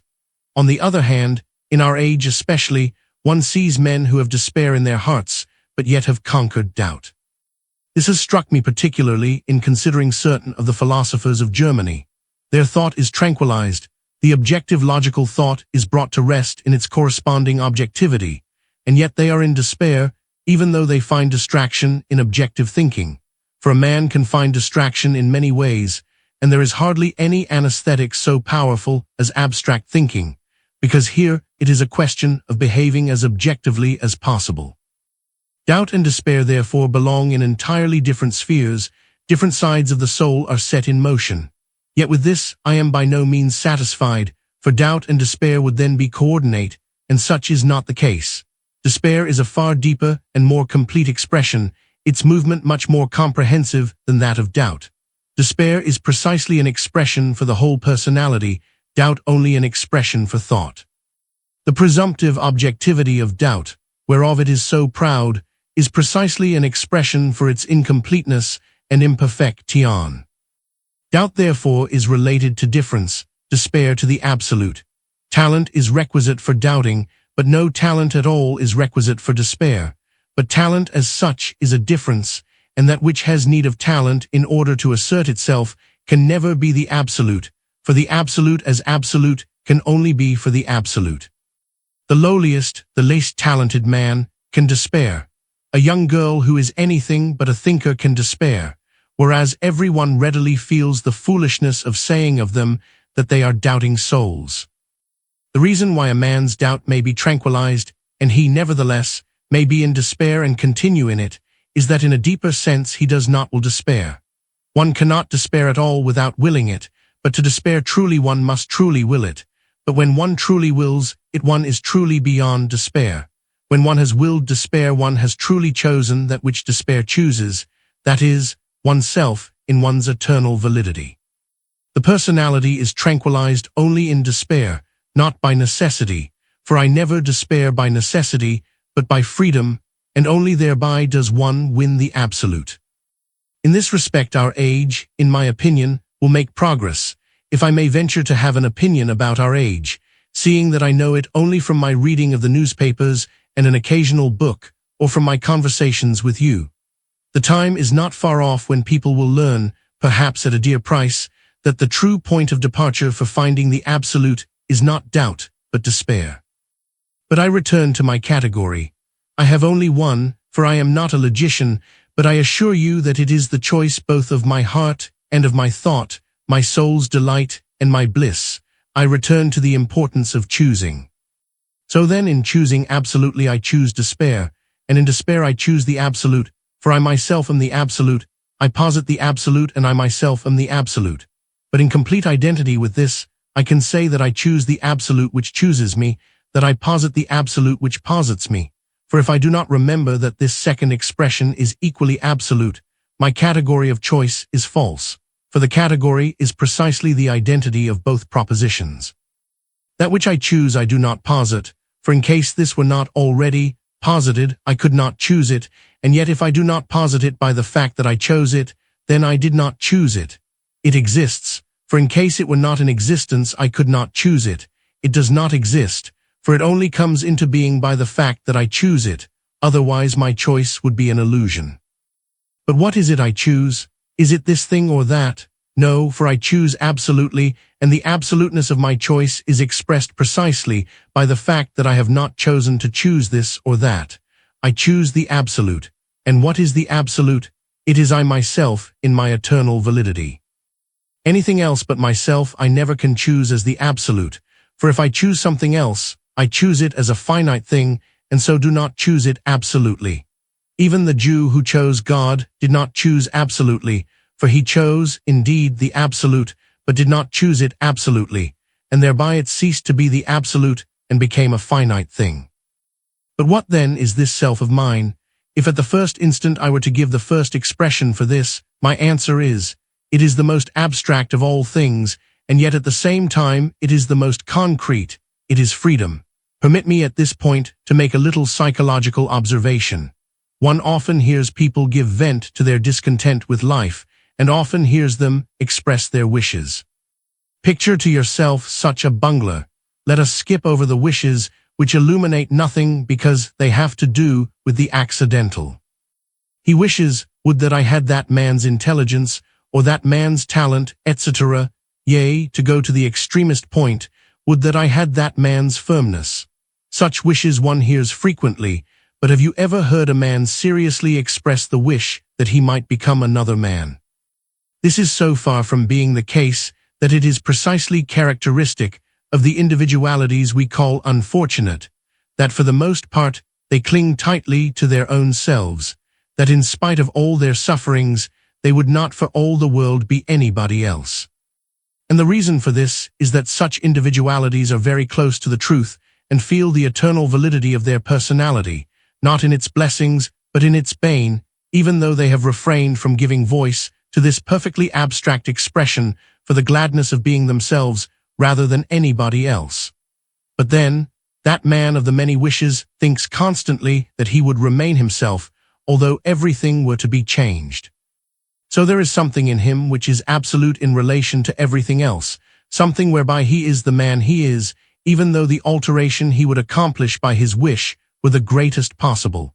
That he is mistaken, I shall show later, but here I would merely find the most abstract expression for this self, which makes him the man he is. And this is nothing other than freedom. It would actually be possible in this way to produce a plausible proof for the eternal validity of the personality. Yea, even a suicide does not really desire to do away with his self. He too wishes another form for his self, and therefore one may find a suicide who is in the highest degree convinced of the immortality of the soul, but whose whole being was so entangled that by this step he expected to find the absolute form for his spirit. The reason, however, why it seems to an individual as if he might constantly be changed and yet remain the same, as if his inmost nature were an algebraic sign which could signify anything whatever, is to be found in the fact that he is not correctly situated, has not chosen himself, has no conception of such a thing. And yet, even in his lack of understanding there is implied a recognition of the eternal validity of the personality. He, on the other hand, who is correctly situated has a different experience. He chooses himself not in a finite sense, for then this self would be something finite, but in an absolute sense, and yet in fact he chooses himself and not another. This self which he then chooses is infinitely concrete, for it is in fact himself, and yet it is absolutely distinct from his former self, for he has chosen it absolutely. This self did not exist previously, for it came into existence by means of the choice, and yet it did exist, for it was in fact himself. In this case choice performs at one and the same time the two dialectical movements, That which is chosen does not exist, and comes into existence with the choice. That which is chosen exists, otherwise there would not be a choice. For in case what I chose did not exist, but absolutely came into existence with the choice, I would not be choosing, I would be creating. But I do not create myself, I choose myself. Therefore, while nature is created out of nothing, while I myself, as an individual personality, am created out of nothing, as a free spirit, I am born of the principle of contradiction, or born by the fact that I choose myself. The man we are speaking of discovers now that the self he chooses contains an endless multiplicity, inasmuch as it has a history in which he acknowledges identity with himself. This history is of various sorts, for in this history he stands in relation to other individuals of the race and to the race as a whole, and this history contains something painful, and yet he is the man he is only in consequence of this history. Therefore, it requires courage for a man to choose himself, for at the very time when it seems that he isolates himself most thoroughly, he is most thoroughly absorbed in the root by which he is connected with the whole. This alarms him, and yet so it must be, for when the passion of freedom is aroused in him, and it is aroused by the choice, as also it is presupposed in the choice, he chooses himself and fights for the possession of this object as he would for his eternal blessedness, and it is his eternal blessedness. He cannot relinquish anything in this whole, not the most painful, not the hardest to bear, and yet the expression for this fight, for this acquisition is repentance. He repents himself, back into the family, back into the race, until he finds himself in God. Only on these terms can he choose himself, and he wants no others, for only thus can he absolutely choose himself. What is a man without love? But there are many sorts of love. I love a father and a mother differently, and every distinct sort of love has its distinct expression, but there is also a love by which I love God, and there is only one word in the language which expresses it. It is repentance.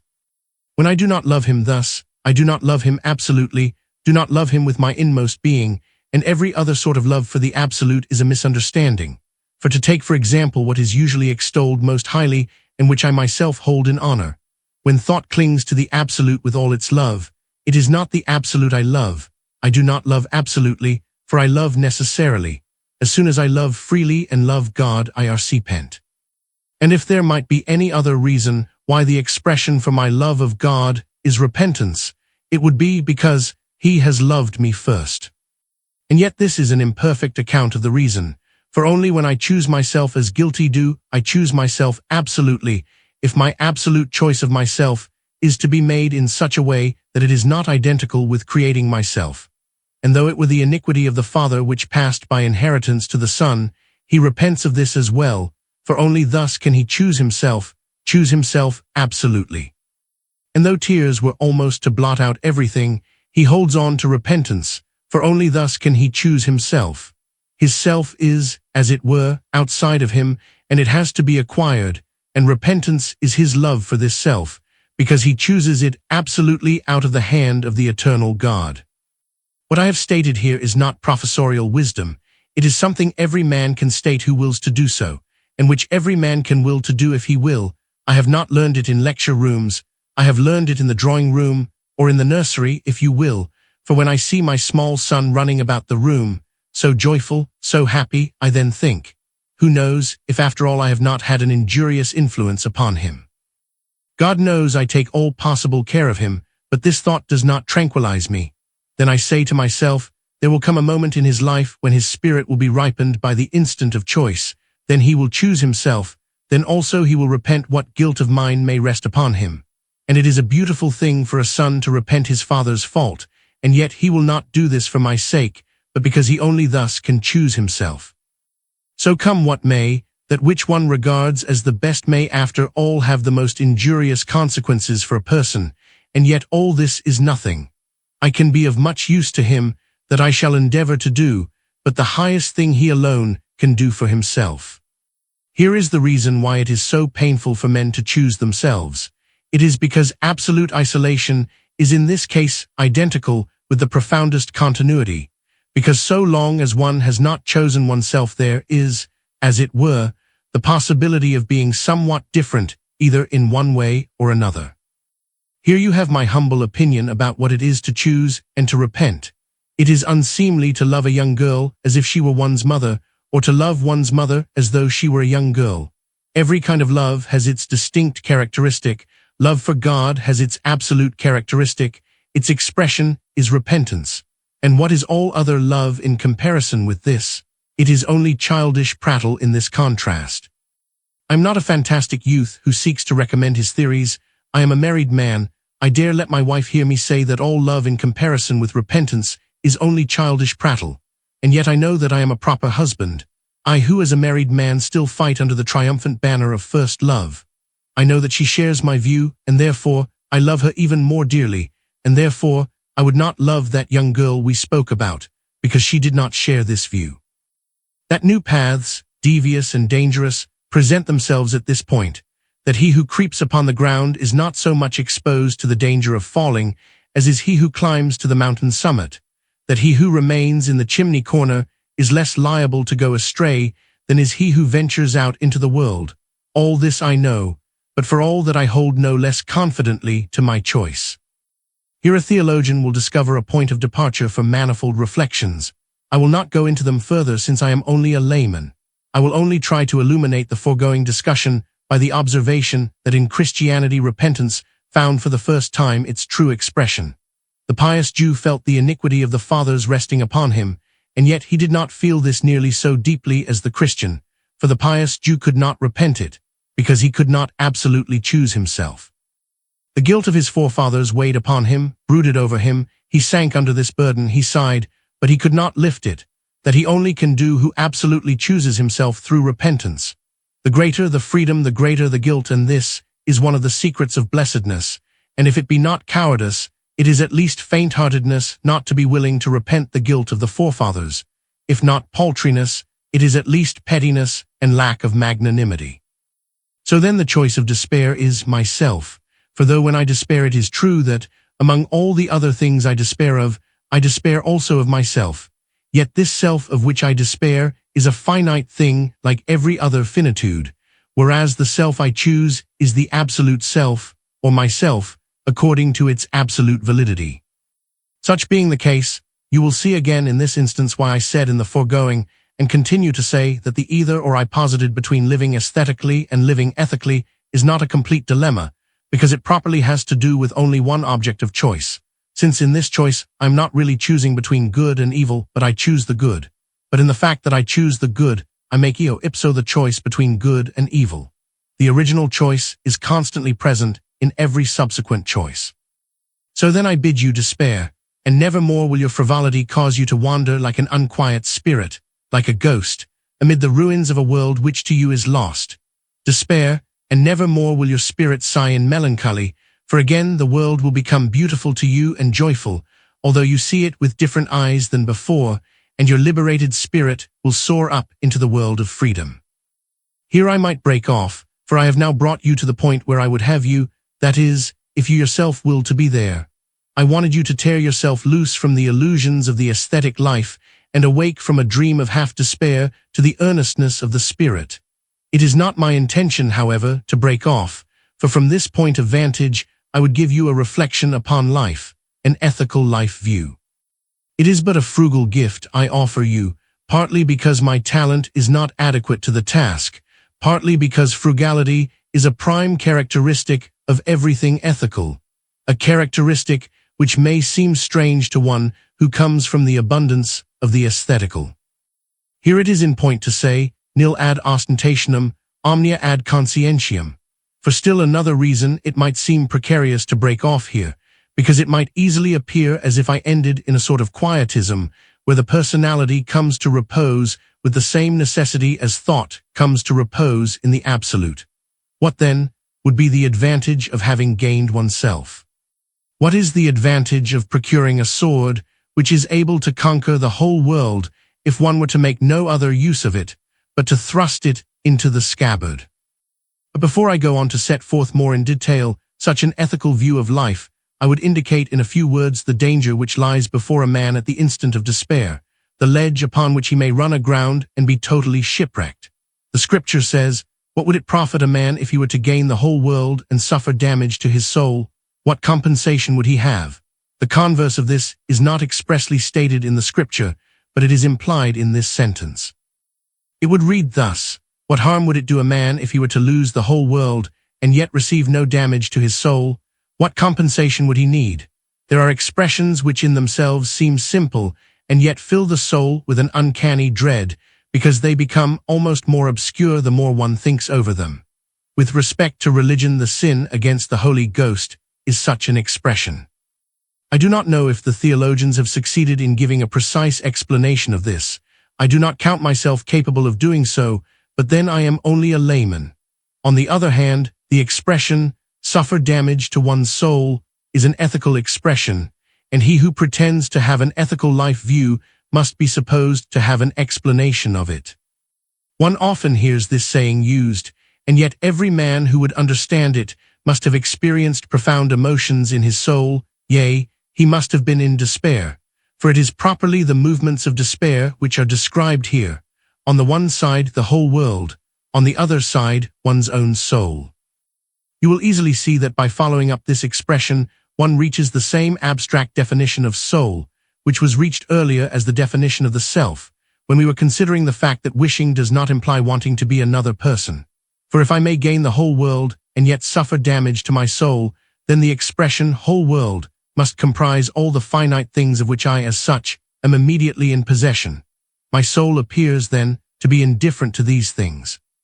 If I lose the whole world without suffering damage to my soul, then again the expression whole world comprises all the determinants which I as such immediately have, and yet my soul is unharmed, and so it is indifferent to them.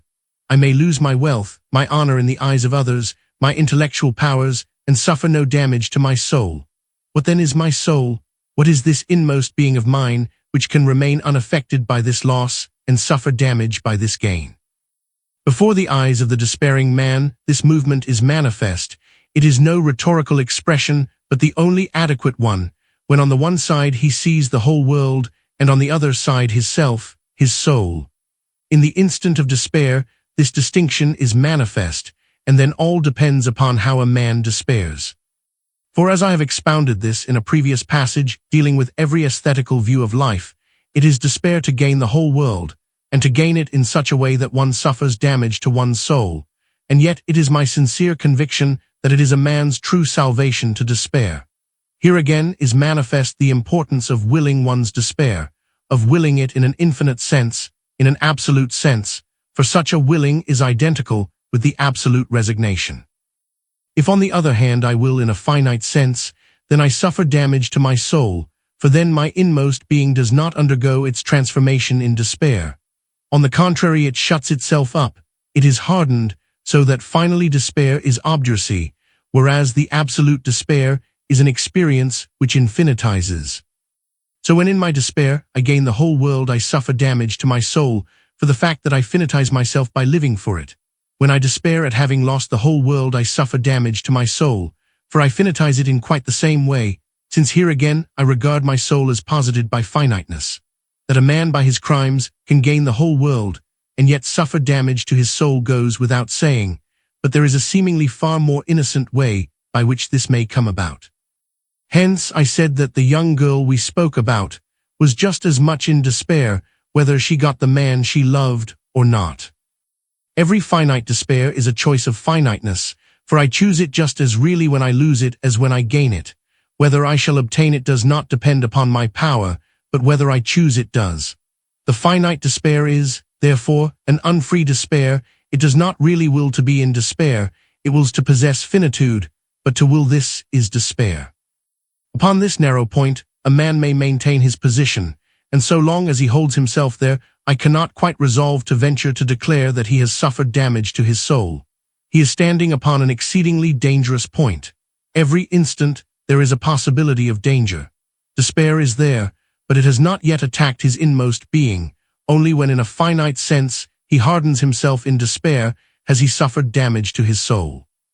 His soul is, as it were, anesthetized by despair, and only when upon awakening he chooses a finite way out of despair has he suffered damage to his soul, for then he has shut himself up, then his rational soul is smothered, and he is transformed into a beast of prey, which will shun no expedient because all is self-defense.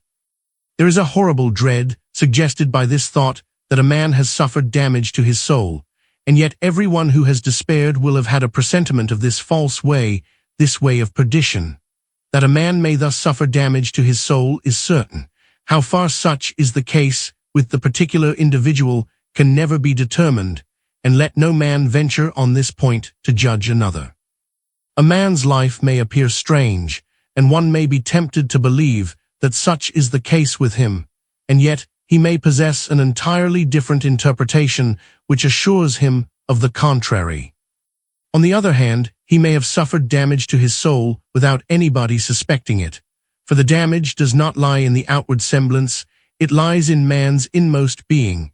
It is like the decay which dwells in the heart of the fruit, while the outward appearance may be pleasant to look upon. It is like the hollowness of the nut, of which the shell gives no intimation. So when you choose yourself absolutely, you easily discover that this self is not an abstraction or a tautology.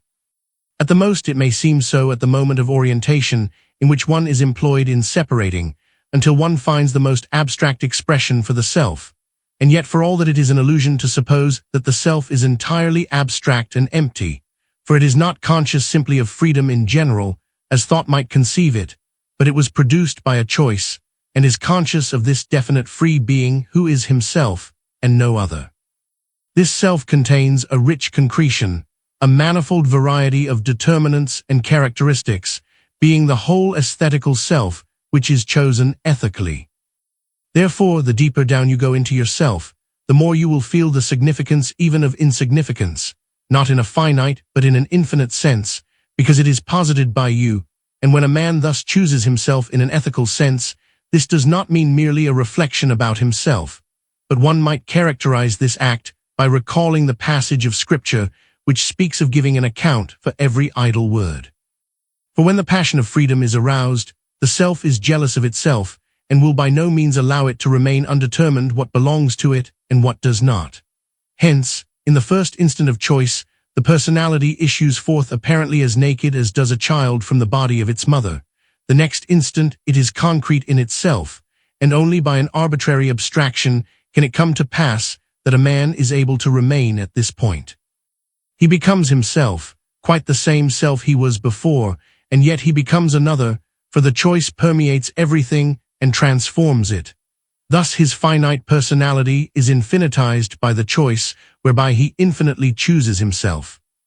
Now he is in possession of his self as posited by himself, that is, as chosen by himself as free, but in the fact that he thus possesses himself there comes to evidence an absolute difference, the difference between good and evil. So long as he has not chosen himself, this difference is latent. How is it possible at all that the difference between good and evil emerges? Is it something we can think, that is to say, is it an affair for thought? No, with this, I have again reached the point where we were in the foregoing discussion, when I raised the question why it could seem as if philosophy had abolished the principle of contradiction, when as a matter of fact it had not got so far as that. In the act of thinking, my relation to the thing thought is one of necessity, but precisely for this reason, the difference between good and evil does not exist. Think anything you will, think the most abstract of all categories, think the most concrete, you never think under the rubric of good and evil, think the whole of history, and you think the necessary movements of ideas, but you never think under the rubric of good and evil. You are constantly thinking relative differences, never the absolute difference. As I see it, therefore, one can readily concede to philosophy that it cannot think an absolute contradiction, but it by no means follows from this that such a contradiction does not exist. In thinking I infinitize myself too, but not absolutely, for I disappear in the absolute. Only when I absolutely choose myself do I infinitize myself absolutely, for I myself am the absolute, for only myself can I choose absolutely, and this absolute choice of myself is my freedom, and only when I have absolutely chosen myself have I posited an absolute difference, the difference, that is to say, between good and evil. In order to abolish the factor of self-determination in thinking, philosophy says, the absolute is for the fact that I think it. But since philosophy itself perceives that by this way of expressing it, free thinking is indicated, not the necessary thinking it is wont to extol. It substitutes in place of this another expression, to wit, that my thinking of the absolute is the self-thinking of the absolute in me. This expression is by no means identical with the foregoing, but it is exceedingly significant nevertheless, for it represents that my thought is a constituent factor of the absolute, and this implies the necessity of my thinking. It implies the necessity which obliges me to think this thought. Such is not the case with the good. The good is for the fact that I will it, and apart from my willing it has no existence. Thus is the expression for freedom. It is so also with evil. It is only when I will it. By this the distinctive notes of good and evil are by no means belittled or disparaged as merely subjective distinctions. On the contrary, the absolute validity of these distinctions is affirmed. The good is the non für sich seiend posited by the non für sich seiend, and this is freedom. It might seem as though with doubtful propriety I use the expression to choose oneself absolutely, for this might seem to imply that with the same absoluteness I choose both good and evil, and that with the same necessity both good and evil belong to me. In order to prevent this misunderstanding, I use the expression that I repent myself out of the whole of existence. For repentance is the expression for the fact that evil belongs to me necessarily, and at the same time the expression for the fact that it does not necessarily belong to me. If the evil in me did not belong to me essentially, I could not choose it. But if there were something in me which I could not choose absolutely, I would not be able to choose myself absolutely at all, so I would not myself be the absolute, but only a product. Here I will bring these reflections to an end in order to show how an ethical view of life regards personality and life and their significance. For regularity's sake, I will return to a few observations which were made at an earlier point with regard to the relation between the aesthetical and the ethical. Every aesthetical life view is despair, it was said. This was attributed to the fact that it was built upon what may be and may not be. Such is not the case with the ethical life view, for it builds upon what essentially belongs to being. The aesthetical, it was said, is that in a man whereby he immediately is the man he is. The ethical is that whereby a man becomes what he becomes. By this, I do not intend to say that the man who lives aesthetically does not develop, but he develops by necessity, not by freedom. No metamorphosis takes place in him, no infinite movement whereby he reaches the point from whence he becomes what he becomes. When an individual regards his self aesthetically, he becomes conscious of this self as a manifold concretion very variously characterized. But in spite of the inward diversity, all of it taken together is, nevertheless, his nature. Each component has just as much right to assert itself, just as much right to demand satisfaction. His soul is like a plot of ground in which all sorts of herbs are planted, all with the same claim to thrive. His self consists of this multifariousness, and he has no self which is higher than this. If then, he has the aesthetic seriousness you talk about so often and a little worldly wisdom, he will see that all cannot possibly thrive equally, so he will choose, and what determines his choice is a more or less, which is a relative difference. So let us imagine that a man might live without coming in contact with the ethical. He would then be able to say, I have a bent to be a Don Juan, a Faust, or a robber chieftain.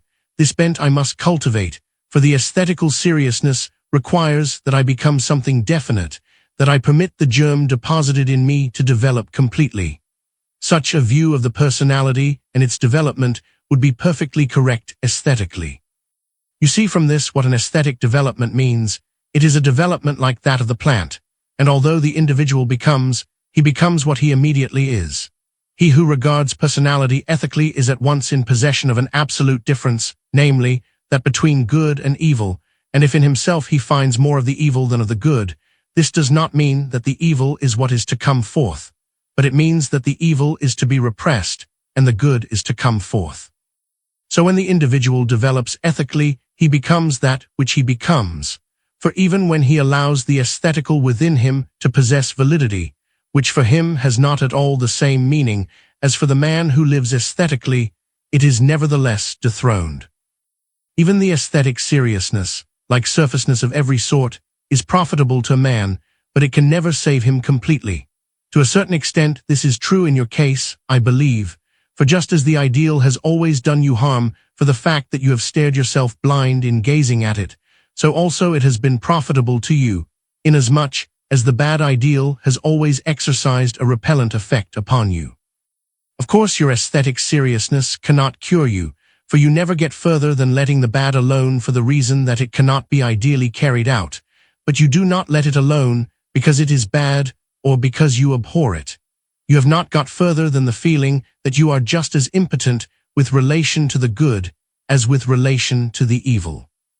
Moreover, evil never exercises, perhaps, a more seductive influence than when it makes its appearance in an aesthetic guise. It requires a very high degree of seriousness never to be willing to construe evil under aesthetical categories.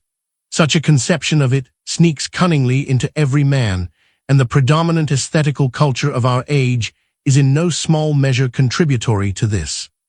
Hence, one hears not infrequently even a moralizer inveigh against evil, in a way which makes it evident that the orator, although he extols the good, takes satisfaction, nevertheless, in the thought that he might have been the most intriguing and crafty of men, but had disdained this possibility in comparison with being a good man. Yet this betrays a secret weakness, and shows that the difference between good and evil does not stand out clearly before him in all its seriousness. After all, there is so much good left in every man that, while he feels that to be a good man is the highest thing, yet for the sake of having some little mark of distinction from the common herd, he demands a high degree of appreciation for the fact that he who had so many qualifications for becoming bad had nevertheless become good.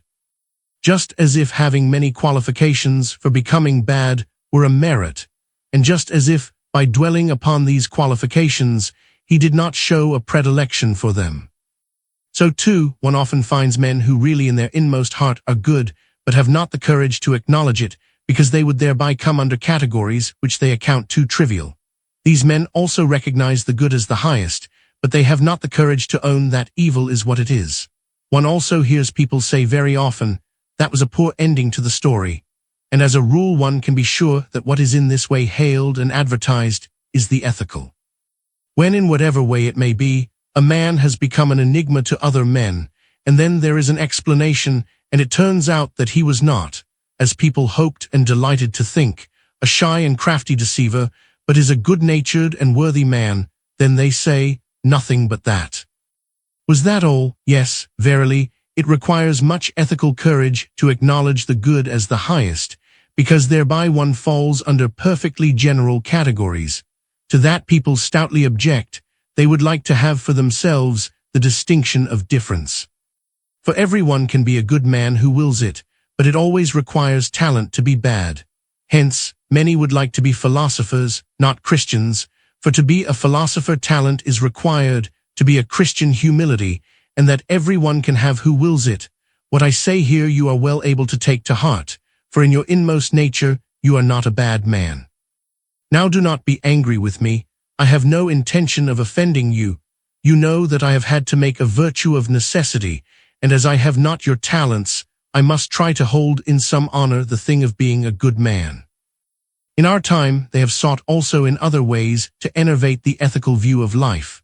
For although they find that the business of being a good man is a pretty poor career in life, they nevertheless retain a certain respect for it and are disquieted when they see its claim asserted. I do not mean, of course, that a man should make display of his virtue and flaunt before the eyes of everybody the fact that he is a good man, but on the other hand, neither should he take pains to hide it or fear to acknowledge his effort to be good. If he does acknowledge it, they will at once raise against him the cry that he wants to make himself important, wants to make out that he is better than others. They unite in the same flippant expression, "Let us be men. Before God, we are all miserable sinners." I do not need to tell you this, but I do need to warn you against far too much activity into which your mockery often carries you. It is quite natural, therefore, that in the modern drama the bad is always represented by the most shining talents, the good, the upright. By a grocer's clerk 18 the spectators find this a matter of course, and learn from the play what they knew beforehand, that it is far beneath their dignity to be put in the same class with a grocer's clerk. Yes, my young friend, it requires much ethical courage not to wish to be distinguished by differences, but to be content with the universal. In this respect, our age needs a thorough shaking up, which also will not tarry, For there surely will come the instant when our age will have a chance to see how the individuals most distinguished in an aesthetic sense, being singled out by differences, are in despair over these differences and want to find the universal. That may be good for us little people, inasmuch as we too sometimes feel embarrassed at not being distinguished by differences because we are too insignificant for that, and not because we have been great enough to disdain them. Every man who lives aesthetically has for this reason a secret terror at the thought of despair, for he knows very well that what is brought forth by despair is the universal, and he knows also that it is the differences which make him what he is. The higher an individual stands, the more differences he has annihilated or despaired over, but he always has one difference left which he is not willing to annihilate, that namely, in which his life consists. It is remarkable how even the simplest men discover with admirable promptitude what might be called their aesthetic difference, however unimportant it may be, and one of the pitiful things in life is the foolish strife commonly carried on to determine which difference is more significant than the other. The aesthetic minds also express their aversion to despair by saying that it is a sudden break. This expression is quite correct on the assumption that life's development ought to consist in the necessary unfolding of the immediate. If this is not the case, despair is no break, but a transfiguration. Only the man who despairs over something in particular suffers a break, but that is due precisely to the fact that he does not fully despair. Aestheticists are also afraid that life will lose the diverting multifariousness it possesses as long as it is so conceived that every single individual is living under aesthetic categories. This again is a misunderstanding, occasioned, it may be, by various rigoristic theories. By despair nothing is destroyed, all of the aesthetical remains in a man, only it is reduced to a ministering role, and thereby precisely is preserved. Yes, it is true that one does not live in it as before, but from this it by no means follows that it has been lost. It may perhaps be employed in a different way, but from this it by no means follows that it is gone. Ethicist simply carries through the despair which the higher aestheticist began but arbitrarily broke off. For however great the differences may be, they are only relative. And when the aestheticist himself admits that even the difference which lends significance to his life is transitory, and yet adds that it is always best to take delight in it so long as one has it, this is really cowardice, which loves a certain sort of snugness, where it is not too high to reach the ceiling, and this is unworthy of a man. It is as though a man were to take delight in a relationship based on a misunderstanding which sooner or later must come to light, and had not courage to become conscious of it or to admit it, but would enjoy the relationship as long as possible. You, however, are not in this case, but you are like one who has admitted the misunderstanding, broken off the relationship, and yet would now be constantly taking leave of it.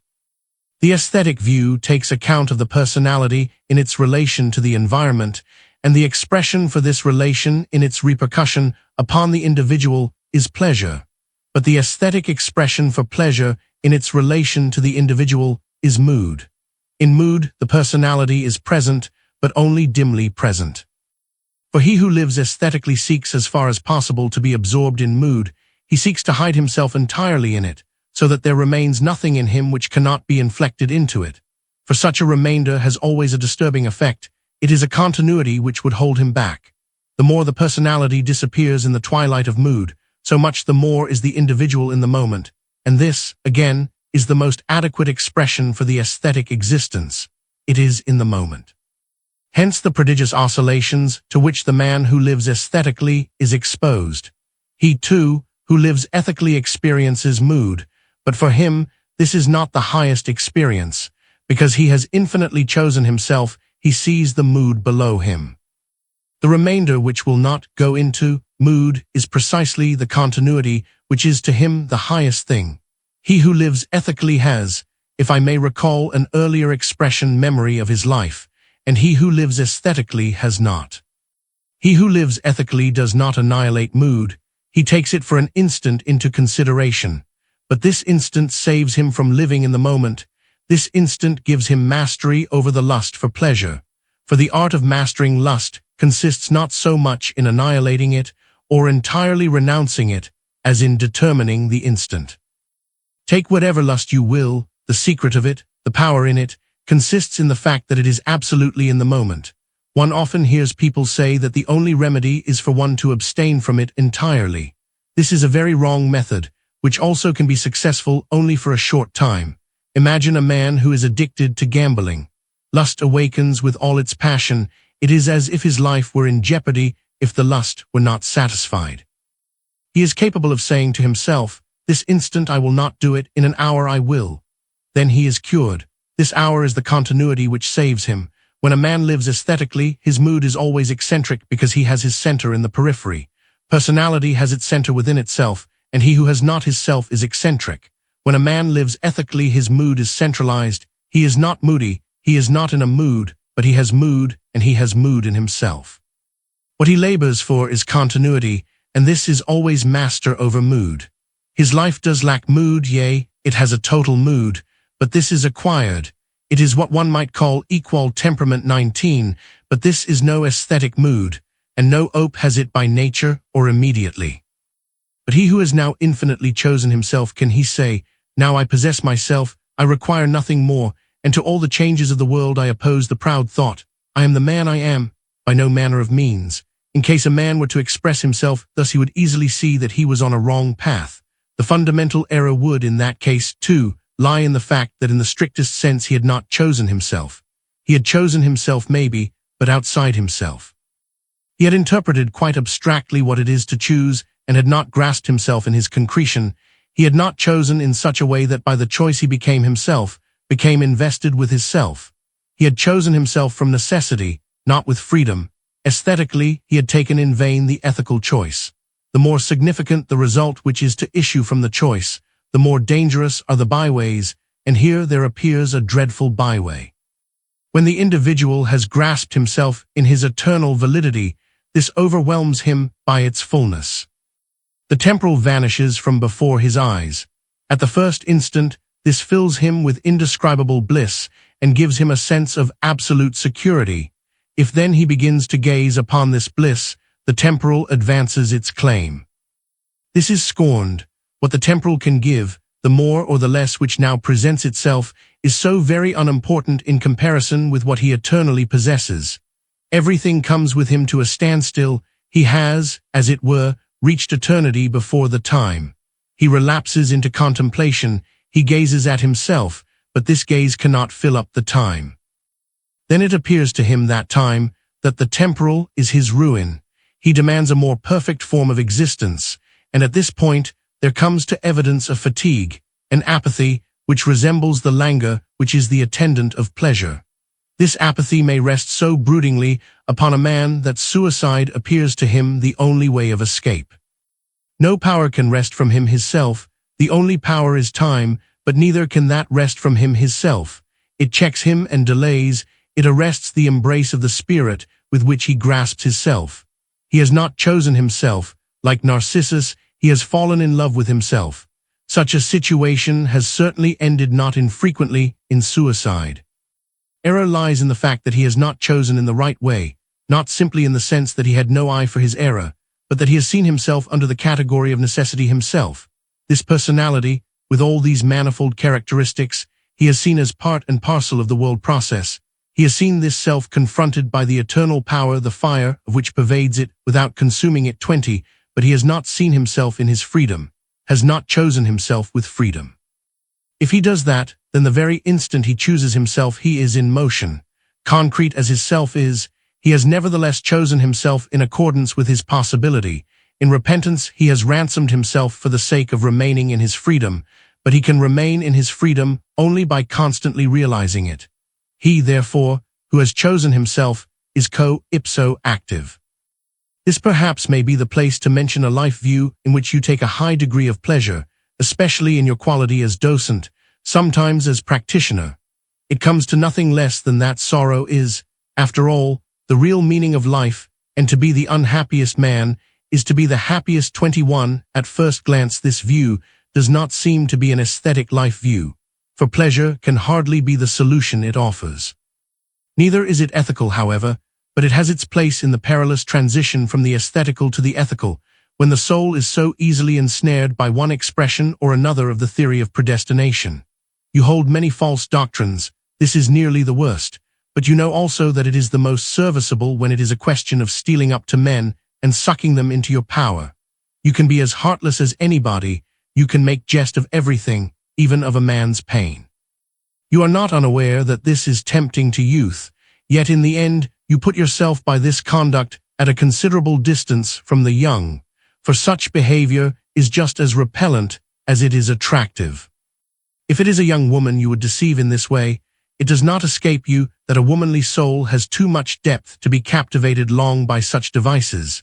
Yea, even though for a moment you have engaged her attention, yet it soon will end by her getting tired of the thing and almost conceiving an aversion for you, for her soul does not require such stimulants.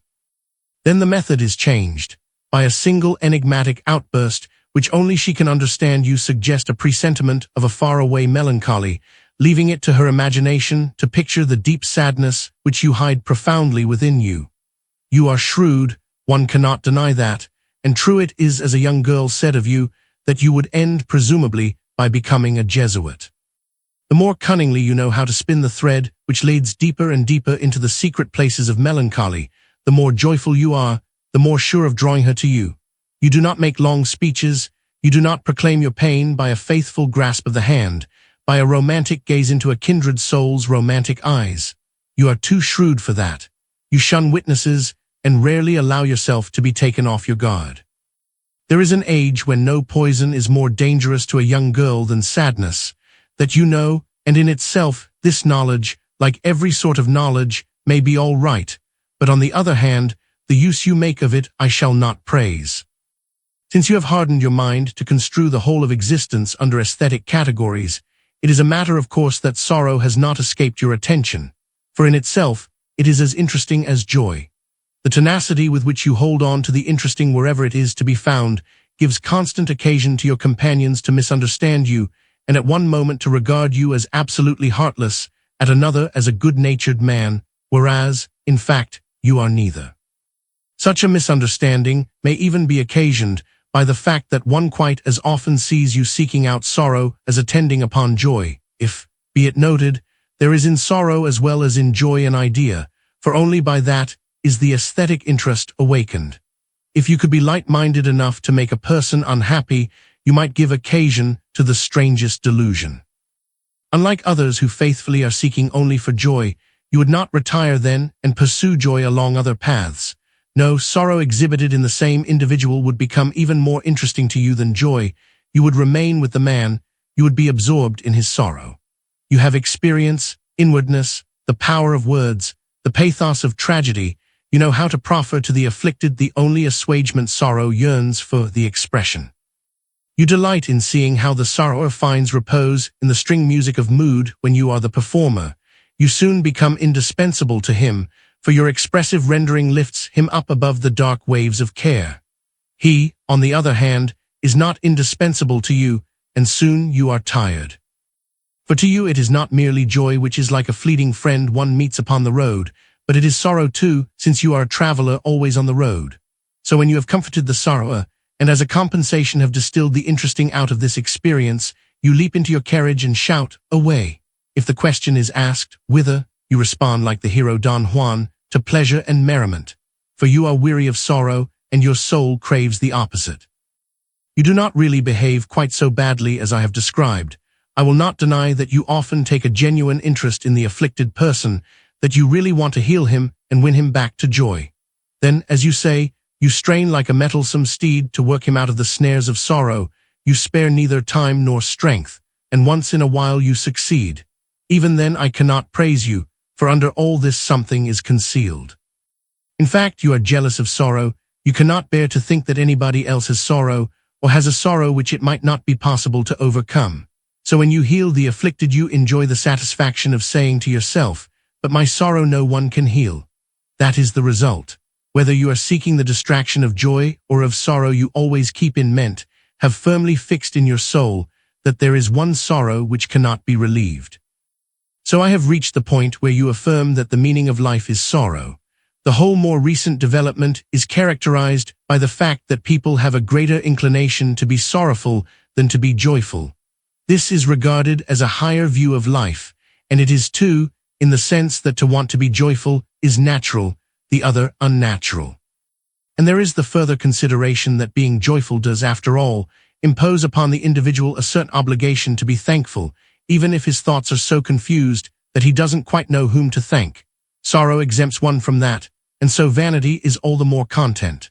Our age, moreover, has in so many ways had experience of the vanity of life that it does not believe in joy, and so to have something to believe in, it believes in sorrow. Joy, it says, passes away, but sorrow lasts, and therefore he who constructs his view of life upon this builds upon solid ground. If we inquire now more expressly what sort of a sorrow it is you talk about, you are shrewd enough to evade the ethical sorrow. It is not repentance you mean. No, it is aesthetic sorrow, especially reflective sorrow. That has its ground not in guilt, but in misfortune, in fate, in a sad disposition, in the effect others produce, etc. All of that is what you know very well from romances. If you read it in books, you laugh at it. If you hear others speak of it, you mock them. But when you yourself hold forth on this theme, there is sense in it, you think, and truth. Now the view which takes sorrow to be the meaning of life might in itself seem sorry enough, yet I cannot refrain from pointing out one aspect which perhaps you did not expect to hear mentioned, that it is a disconsolate view. I say here again, as I said before, that in the same sense that joy passes away, so also does sorrow. This is something I do not need to tell you, for you can learn it from your master scribe, 24, the famous French playwright, who has often derided the sentimentality which believes in an eternal sorrow. He who says that sorrow is the meaning of life has joy outside him in the same way that he who would be joyful has sorrow outside him. Joy may take him by surprise in exactly the same way that sorrow may take the other by surprise. His life view thus hinges upon a condition which is not in his power, for it is really just as little in a man's power to give up being joyful as to give up being sorrowful. But every life view which hinges upon a condition outside itself is despair. And so, wanting to sorrow is despair in exactly the same sense as wanting to be joyful, since it always is despair to have one's life dependent upon that which may pass away. Be therefore as shrewd and as inventive as you will, frighten joy away by a tearful exterior, or, if you prefer, deceive it by your exterior in order to conceal your sorrow. Joy is able nevertheless to take you by surprise, for time devours the children of time. 25, and such a sorrow is one of time's children, and the eternity it falsely pretends to us a deceit. Deeper the reason for sorrow, the more plausible it may seem that it might be possible to preserve it for a whole lifetime, yea, that one had no need to do anything, but that it would remain as a matter of course. If it is sorrow for a particular occurrence, it will appear indeed very difficult to preserve it, that you perceive clearly enough, and therefore, when you would express yourself about the significance of sorrow for the whole life, you think more especially of unfortunate individualities and tragic heroes. The whole disposition of the unfortunate individual is characterized by the fact that he cannot become happy or joyful. There broods over him a fate, as there does over the tragic hero. Here, then, it is quite in place to say that sorrow is the meaning of life, and here we have reached an out-and-out fatalism, which always has something seductive about it. Here you put forward your pretension, which amounts to neither more nor less than that you are the most unfortunate man. And yet it is undeniable that this is the proudest and most defiant thought that can arise in the brain of a man. Let me make answer to you as you deserve. First of all, you do not sorrow, that you know full well, for it is your favorite expression that the unhappiest man is the happiest. But this is a falsehood more dreadful than any other. It is a falsehood which turns against the eternal power which governs the world. It is a rebellion against God, like laughing when one ought to weep. And yet there is a despair which is capable of this. There is a despair which sets at naught even God himself. But this is also treason against the human race. It is true you too make a distinction, but still you think that there is to be distinguished a sorrow so great that it is impossible to bear it. But if there exists such a sorrow, it is not for you to determine which it is. The one distinction is as good as the other, and you have betrayed man's most sacred right and the grace he relies upon. There is a treason against greatness, a base envy, which affirms substantially that the great men have not been tested by the most perilous temptations, that they have slipped easily into their honors, and that they too would have succumbed if the superhuman temptation you talk about had come upon them. And is it thus you think to honor greatness, by belittling it? Thus you propose to bear witness to it, by denying it? Now do not misunderstand me. I am not the sort of person who thinks that one has no business to sorrow. I despise that petty common sense, and if I have a vote in this matter, I choose sorrow. No, I am well aware that it is beautiful to sorrow, that there is sense in tears, but I know too that a man should not sorrow as one without hope. Between us two, there is an absolute opposition which cannot be resolved. I am unable to live under aesthetic determinants. I feel that with this the things I hold most sacred perish. I require a higher expression, and the ethical gives me that. And here it is that sorrow receives its true and profound significance. Be not shocked by what I am about to say. Be not amazed that when I speak of a sorrow which heroes can scarcely bear, I talk of children. It is a mark of a well-behaved child that it is disposed to ask permission without taking too much into account whether it may reasonably assume a right to do the thing. And so too it is a mark of a magnanimous man, of a profound soul, that he is disposed to repent, that he does not take the matter up legally with God, but repents and loves God in his repentance. Without this, his life is nothing, merely froth upon water. I assure you that though without fault of mine my life was so fraught with sorrow and suffering that I might call myself the greatest tragic hero, take delight in my pain, and appall the world by reciting it, my choice is made. I divest myself of the hero's dress and the pathos of tragedy. I am not the scrower who can be proud of his sufferings. I am the humbled man conscious of my guilt. I have only one expression for what I suffer. Guilt, one expression for my pain. Repentance, one hope before my eyes. Forgiveness, and if I find this difficult, I have only one prayer. I would cast myself upon the ground and implore of the eternal power who guides the world one boon, that sooner or later it might be granted me to repent. For I know only one sorrow which could bring me to despair, and with that hurl down all things, the sorrow of discovering that repentance was a delusion, not a delusion with respect to forgiveness, but with respect to the accountability forgiveness implies. And do you think that by treating it thus I do not give sorrow its due, that I run away from sorrow? By no manner of means. I deposit it in my very being, and therefore never forget it. It is nothing but disbelief in the competency of spirit if I do not dare to believe that I can possess something within me without looking at it every instant. Ordinarily, what one would treasure most securely one deposits in a place where one does not go every day, and so it is too in a spiritual sense. I have sorrow within me, and I know that it will continue to be a part of my being. I know this far more surely than does he who for dread of losing it takes it out every day. Never has my life been so tumultuous that I have felt tempted by the wish to confound chaotically the whole of existence. But in my everyday life, I have often realized how profitable it is to give sorrow an ethical expression, not to obliterate the aesthetical factor in sorrow, but to master it ethically. So long as sorrow is quiet and humble, I do not fear it. If it becomes vehement and passionate, becomes sophistical, and beguiles me into despondency, then I arise. I brook no rebel lion. I will not suffer anything in the world to trick me out of that which I have received from God's hand as a gift of grace.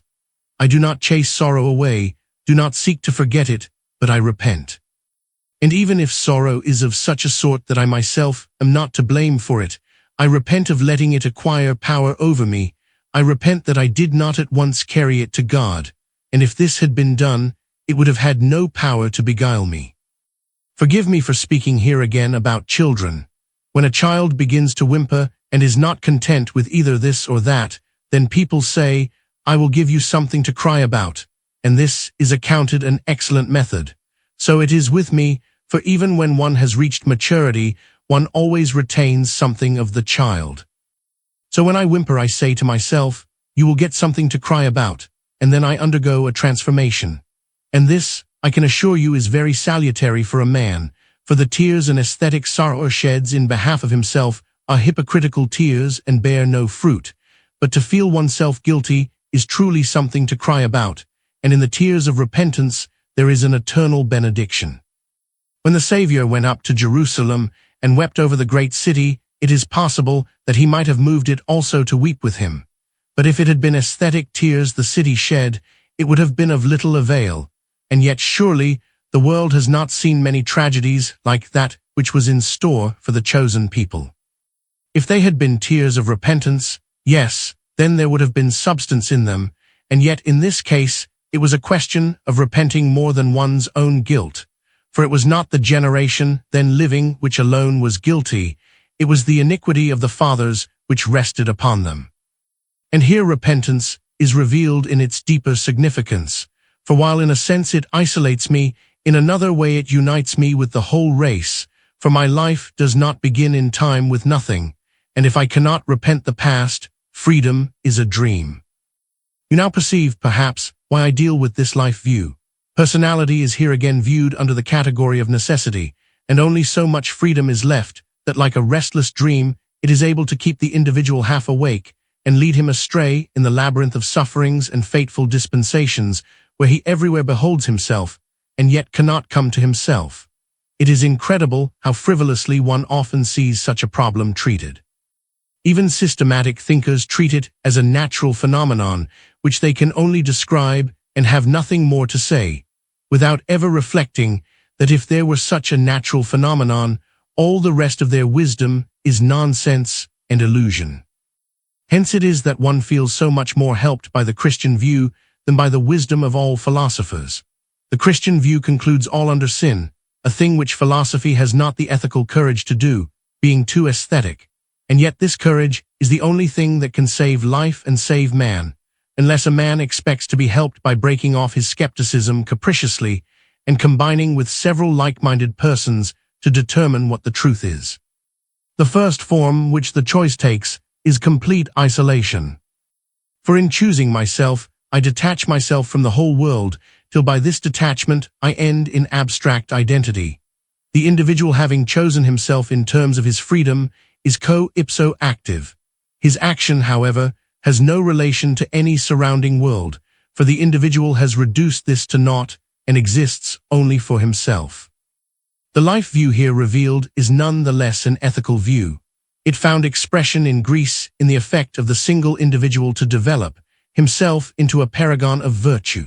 Like the anchorites in Christendom of a later time, he withdrew from the activities of life, not to be absorbed in metaphysical ruminations, but in order to act, not outwardly, but in himself.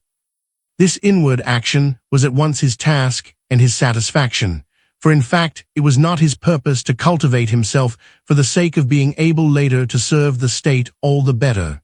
No, in this self-cultivation he was sufficient unto himself, and he forsook civic life never to return to it. He did not, therefore, in a real and proper sense withdraw from life. On the contrary, he remained in its multifarious relationships, because contact with it was pedagogically necessary for his own sake, but civic life as such had no significance for him. By one magic formula or another, he had made it innocuous, indifferent, unimportant to him. The virtues he developed were thus not civic virtues, as were the true virtues in paganism, corresponding to the religious virtues in Christendom. They were the personal virtues, courage, valor, temperance, moderation, etc. Naturally, one very seldom sees this view of life realized in our age, because everyone is too much affected by the religious to stop with this abstract definition of virtue. The imperfection of this life view is easily seen. The fault lay in the fact that this individual had chosen himself altogether abstractly, and hence the perfection he aspired after and attained was likewise abstract. It was for this reason I emphasized the fact that choosing oneself is identical with repenting oneself, for repentance puts the individual in the most intimate connection and the most exact cohesion with the surrounding world. There has often been seen, and even in the Christian world one may sometimes see, analogies to this Greek view of life, only that in Christianity, by the admixture of mystical and religious elements, it becomes fuller and more beautiful. A Greek who developed himself into a perfect compendium of all the personal virtues, by however high a degree of virtuosity, finds his life nevertheless no more immortal than the world whose temptations his virtue overcame. His blessedness is a lonely self-satisfaction, as transient as everything else. The life of a mystic is far deeper. He has chosen himself absolutely, for although one rarely hears a mystic express himself in these terms, although he generally uses the seemingly opposite expression that he has chosen God, yet substantially, as was shown above, this comes to the same thing. For if he has not chosen himself absolutely, he is not in any free relation to God, and precisely in freedom consists the characteristic Christian piety. This free relation is often expressed in the language of the mystic by saying that he is the absolute thou. The mystic has chosen himself absolutely and so in terms of his freedom, and thus he is ipso active, but his action is inward action. The mystic chooses himself in his complete isolation. The whole world is for him dead and reduced to naught, and the weary soul chooses God or itself. This expression, the weary soul, must not be misunderstood, must not be misused to belittle the mystic, as though it were a questionable thing that the soul chose God only when it had become weary of the world. By this expression, the mystic doubtless indicates his repentance that he has not chosen God before, and his weariness must not be regarded as identical with being tired of life. You will see already at this point how little the life of the mystic is ethically determined, since it is the highest expression of his repentance to repent that earlier, before he became concrete in the world, while his soul was merely abstractly defined, that is, as a child, he had not chosen God. The mystic, in the fact that he has made a choice, is ipso active, but his action is an inward action. Inasmuch as he is active, his life has a movement, a development, a history. A development may, however, be metaphysical or aesthetical in such a degree that it is doubtful whether in a proper sense one dare call it a history, since this word implies development in the form of freedom. A movement may be desultory to such a degree that it is doubtful whether one dare call it a development. When such a movement consists in the fact that one experience returns again and again, we have undoubtedly a movement, yea, we may perhaps be able to discover a law for this movement, but we have no development. The repetition in time is without significance, and continuity is lacking. This is true in a high degree of the life of the mystic. It is appalling to read a mystic's lament over the dull moments. Then when the dull moment is past comes the luminous moment, and thus his life one's constantly changing. It has movement indeed, but no development. His life lacks continuity. What really supplies the continuity is a feeling, the feeling of longing, whether this longing be directed towards what is past or towards what is to come. But the fact that a feeling fills the intervening space shows precisely that cohesion is lacking. The life of the mystic is determined metaphysically and aesthetically to such a degree that one dare not call it a history except in the sense in which one speaks of the history of a plant. The whole world is a dead world for the mystic. He has fallen in love with God. The development of his life, one's then the unfolding of this love, as there are instances of lovers who have a certain resemblance to one another, also in their outward appearance, their looks, the shape of the face, so too the mystic is absorbed in the contemplation of the deity, whose image is more and more reflected in his loving soul, and thus the mystic renews and revives the lost divine image in man. The more he contemplates, the more clearly this image one's reflected in him, the more he himself comes to resemble this image. His inward action therefore does not consist in the acquisition of the personal virtues, but in the development of the religious or contemplative virtues. But even this is too ethical an expression for his life, and we must say that his real life is prayer. I will not deny that prayer, too, belongs to the ethical life, but the more ethically a man lives, the more purposeful is his prayer, so that even in the prayer of thanksgiving there is an element of purpose. It is not so with the prayer of the mystic. Prayer is all the more significant for him the more erotic it is, the more it is inflamed by a burning love. His prayer is the expression of this love, is the only language in which he can address the deity with whom he is in love. As in earthly life, the lovers long for the moment when they can breathe out their love for one another and let their souls fuse in a gentle whisper. So for the mystic his soul is all the more blissful, his love a happier one, the less content his prayer has, and the more nearly with his sigh he disappears from before his own eyes. It might perhaps not be amiss to characterize more in detail the falseness of such a life, especially in view of the fact that every deeper personality always feels an attraction to mysticism. Thus you are by no means lacking in the factors which might dispose you, for a time at least, to become a mystic. Here is a field on which the greatest contrasts meet, the purest and most innocent soul with the most culpable, the most talented man, and the simplest. First, I will state quite simply what it is that offends me most in such a life. This is my personal judgment. Later, I shall seek to show that I correctly indicated the perils, and I shall show too the reasons for them and point out the false paths which lie so near. In my opinion, one cannot acquit the mystic of a certain intrusiveness in his relation to God. Who will deny that a man shall love God with all his heart and with all his mind, yea, that he is not only to do this, but that to do it is blessedness itself? For this, however, it by no means follows that the mystic is to disdain the reality of existence to which God has assigned him, for thereby he really disdains God's love or requires a different expression of it than that which God is willing to give. Here applies the serious saying of Samuel, "To obey is better than sacrifice, and to hearken than the fat of rams."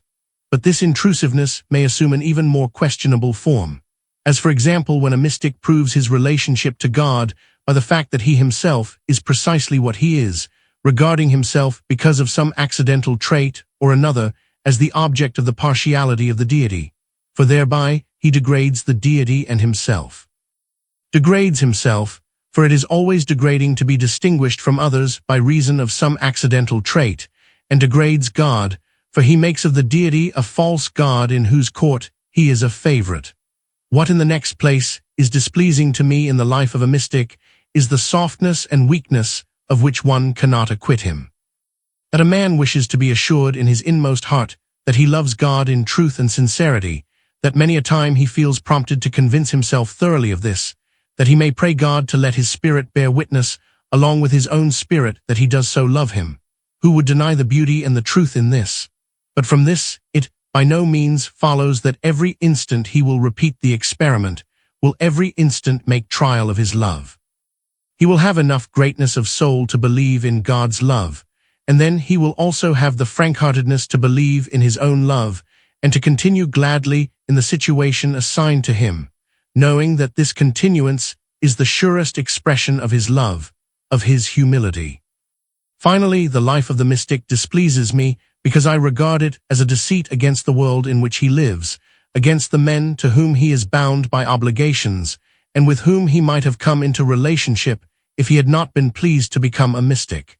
Generally, the mystic chooses the solitary life, but with that the situation is not clear, for the question is whether he has a right to choose it. In choosing the solitary life, he practices no deceit upon the others, for thereby he says to them in effect, "I will have no relationship with you." But the question is whether he has a right to say this, a right to do this. It is especially as a husband, as a father, that I am an enemy of mysticism. My household has also its letter 1F04 Delta Nu Tau Omicron Nu, but in case I were a mystic, I must have still another for myself alone, and then I would be a pretty poor husband.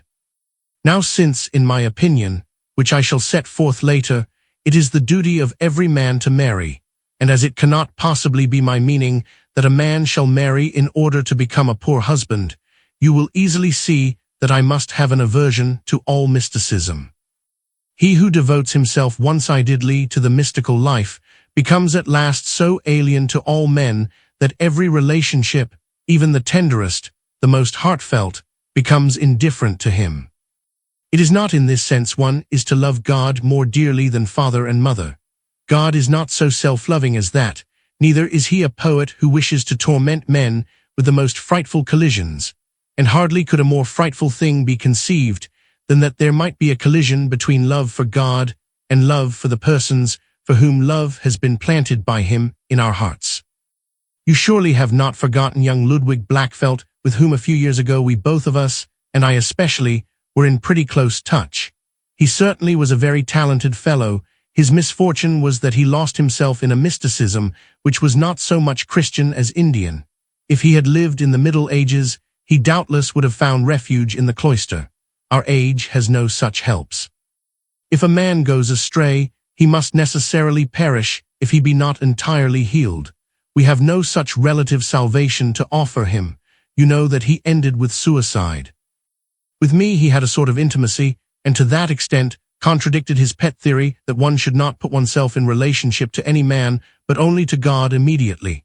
Hence his intimacy with me was not great, and he never opened himself to me fully. During the last half-year of his life, I was an anxious witness of his eccentric movements. It is possible that I stopped him several times. I cannot know this definitely, since he never opened himself to anyone. He had an unusual gift for concealing his psychic condition and for giving to one passion the semblance of another. Finally, he put an end to his life without anyone being able to explain the reason for it. His physician expressed the opinion that it was due to partial insanity. Well, that was a very sensible thing for him to say. In fact, his mind was unimpaired up to the last moment. Perhaps you do not know that there exists a letter which he wrote to his brother, the Counselor of Justice, in which he informs him of his intention. I enclose herewith a copy of it. It has harrowing evidence of genuineness and is a highly objective expression of the last agony of complete isolation. Poor Ludwig was certainly not affected religiously, yet he was affected mystically, for the characteristic of mysticism is not the religious factor, but the isolation in which the individual, heedless of every relation with the given reality, would put himself in immediate rapport with the eternal. The fact that as soon as the word mysticism is mentioned one thinks at once, and most naturally of something religious, is accounted for by the consideration that religion has a tendency to isolate the individual, as you may be convinced by the simplest observation. You perhaps go to church rather seldom, but you are likely to be all the more observant. Have you not noticed that, though in a sense one gets an impression of a congregation, yet the individual feels isolated? People are as strangers to one another, and it is only by a long detour, as it were, they are again united. And to what is this due, but to the fact that one's God relationship is so strongly felt that alongside of this, the earthly relationships lose their importance. In the case of a healthy man, this instant of isolation will not be long, and such a momentary withdrawal is so far from being an illusion that it rather increases the inwardness of the earthly relationship. But what may be wholesome as a transient factor becomes a very serious sickness when it is one-sidedly developed. Since I cannot boast of theological culture, I do not feel capable of setting forth more fully the character of religious mysticism. I have regarded it only from my ethical standpoint, and therefore I am justified, I believe, in attaching to the word mysticism a much broader meaning than it generally has. I do not doubt that in religious mysticism there is to be found much that is beautiful, that the many deep and earnest natures who devoted themselves to it have experienced much in their lives, and were thereby qualified to give counsels and directions and hints which are of service to others who venture upon that perilous path. But in spite of all that, this path is not only a perilous path, but a wrong path. There is always an inconsistency implied. When the mystic has no respect for reality in general, it is not obvious why he does not regard with equal distrust that moment in reality when he was affected by the higher experience. So the fault of the mystic is not that he chooses himself, for in my opinion he does well in doing that, but his fault is that he does not choose rightly. He chooses with freedom, and yet he does not choose ethically. But one can choose oneself with freedom only when one chooses oneself ethically, but one can choose oneself ethically only by repenting oneself, and only by repenting does one become concrete, and only as a concrete individual is one a free individual. The fault of the mystic does not therefore consist in any later phase, but in the very first movement. If this first movement is right, then every further withdrawal from life, every ascetic self-torment, is only a further and correct consequence. The fault of the mystic is that by his choice he does not become concrete for himself, nor for God either. He chooses himself abstractly and therefore lacks transparency. For it is a mistake to think that the abstract is the transparent. The abstract is the turbid, the foggy. Therefore, his love for God reaches its highest expression in a feeling, a mood. In the dusk of evening when fogs prevail he melts, with vague movements, into one with his God. But when one chooses oneself abstractly, one does not choose oneself ethically. Only when in his choice a man has assumed himself, is clad in himself, has so totally penetrated himself that every movement is attended by the consciousness of a responsibility for himself. Only then has he chosen himself ethically, only then has he repented himself, only then is he concrete, only then is he in his total isolation, in absolute continuity, with the reality to which he belongs. I cannot often enough repeat the proposition, however simple it may be in itself, that choosing oneself is identical with repenting oneself. For upon this everything turns. The mystic too repents, but he repents himself out of himself, not into himself. He repents metaphysically, not ethically. To repent aesthetically is detestable because it is effeminate. To repent metaphysically is an untimely superfluity, for the individual did not in fact create the world, and so does not need to take it so much to heart if the world really turns out to be vanity. The mystic chooses himself abstractly, and so must repent abstractly. This one can see best from the judgment the mystic passes upon existence, the finite reality in which nevertheless he lives. For the mystic teaches that it is vanity, illusion, sin, but every such judgment is a metaphysical judgment and does not define ethically my relation to existence. Even when he says that finiteness is sin, he says after all about the same thing as when he calls it vanity. If on the other hand he would hold fast the ethical meaning of the word sin, he does not define his relation to it ethically but metaphysically, for the ethical expression would not be to flee from it, but to enter into it, to abolish it, or to bear it. Ethical repentance has only two movements, either to abolish its object or to bear it. These two movements indicate also a concrete relationship between the repentant individual and the object of his repentance, whereas fleeing away indicates an abstract relationship. The mystic chooses himself abstractly. One can therefore say that he constantly chooses himself out of the world, but the consequence is that he is unable to choose himself back again into the world. The truly concrete choice is that wherewith at the very same instant I choose myself out of the world, I am choosing myself back into the world. For when I choose myself repentantly, I gather myself together in all my finite concretion, and in the fact that I have thus chosen myself out of the finite, I am in the most absolute continuity with it. Finite concretion, and in the fact that I have thus chosen myself out of the finite, I am in the most absolute continuity with it. Since the mystic chooses himself abstractly, his misfortune is that he has so much difficulty in starting to move, or rather that this is an impossibility for him. As it is in your case with your earthly first love, so it is in the case of the mystic with his religious first love. He has tasted the whole bliss of it, and now has nothing to do but wait to see if it will come again in just as much glory, and of this he can easily be tempted to nourish a doubt, which I have so often pointed out when I remark that development is retrogression, a postponement. Reality is for the mystic a delay, indeed a delay of so perilous a sort that he almost incurs the danger that life may deprive him of that which he once possessed. If therefore one were to ask a mystic what is the significance of life, he would perhaps reply, the significance of life is to learn to know God and become in love with him. This, however, is not an answer to the question, for here the significance of life is conceived as a moment, not as succession. Hence, if I were to ask him what significance it has for life that life has this significance, or in other words, what is the significance of the temporal as a whole, he has not much to answer, at any rate not much that is cheerful. If he says that the temporal is an enemy which must be overcome, then one could ask him further whether it might have any significance that this enemy was overcome. In fact, this is not what the mystic really means. What he wants, rather, is to be through with the temporal. Consequently, just as he misunderstood reality and construed it metaphysically as vanity, so, too, he misunderstands the historical and construes it metaphysically as unprofitable labor. The highest significance he can ascribe to the temporal is that it is a time of probation in which again and again one is put to the test without anything really resulting from it, and without the individual getting further than he was at the beginning. This, however, is a misunderstanding of the temporal, for though it always retains something characteristic of the ecclesia pressa, it constitutes at the same time the possibility of the glorification of the finite spirit.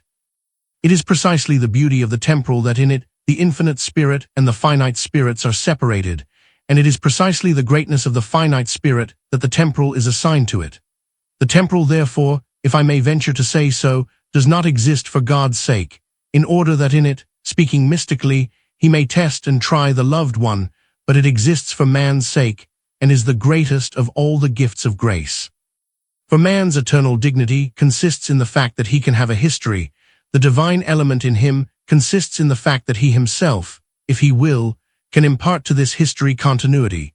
For this, it acquires only when it is not the sum of all that has happened to me or befallen me, but is my own work, in such a way that even what has befallen me is by me transformed and translated from necessity to freedom. The enviable thing in human life is that one can come to the aid of the deity, can understand him, and again the only way of understanding him which is worthy of a man is by freely appropriating everything which comes to one, both the joyful and the sorrowful. Does it not seem so to you? It does to me. Indeed, it seems to me as if one had only to say this aloud to a man to make him envious of himself. 5. The two standpoints here suggested might be regarded as an attempt to realize an ethical view of life. The only reason why this attempt does not succeed is that the individual has chosen himself in his isolation or has chosen himself abstractly. This can also be expressed by saying that the individual has not chosen himself ethically. He is therefore not in connection with reality, and such being the case, no ethical view of life can be consistently carried out. He, on the other hand, who chooses himself ethically chooses himself concretely as this definite individual, and he attains this concretion by the fact that this act of choice is identical with this act of repentance which sanctions the choice. The individual thus becomes conscious of himself as this definite individual, with these talents, these dispositions, these instincts, these passions, influenced by these definite surroundings, as this definite product of a definite environment. But being conscious of himself in this way, he assumes responsibility for all this. He does not hesitate as to whether he shall include this particular trait or the other, for he knows that he stands to lose something much higher if he does not. Thus at the instant of choice, he is in the most complete isolation, for he withdraws from the surroundings, and the same moment he is in absolute continuity, for he chooses himself as product, and this choice is the choice of freedom, so that when he chooses himself as product, he can just as well be said to produce himself. Thus, at the instant of choice, he is at the conclusion, for he concludes himself in a unity, and yet the same instant he is at the beginning, for he chooses himself freely. As product, he is pressed into the forms of reality. In the choice, he makes himself elastic, transforming all the outwardness into inwardness. He has his place in the world. With freedom, he chooses his place, that is, he chooses this very place. He is a definite individual. In the choice, he makes himself a definite individual, for he chooses himself. So the individual chooses himself as a concretion determined in manifold ways, and he chooses himself therefore in accord with his continuity. This concretion is the reality of the individual, but as he chooses it in accord with his freedom, one can also say that it is his possibility, or, to avoid an expression so aesthetical, that it is his task. For he who lives aesthetically sees only possibilities everywhere. They constitute for him the content of the future, whereas he who lives ethically sees tasks everywhere.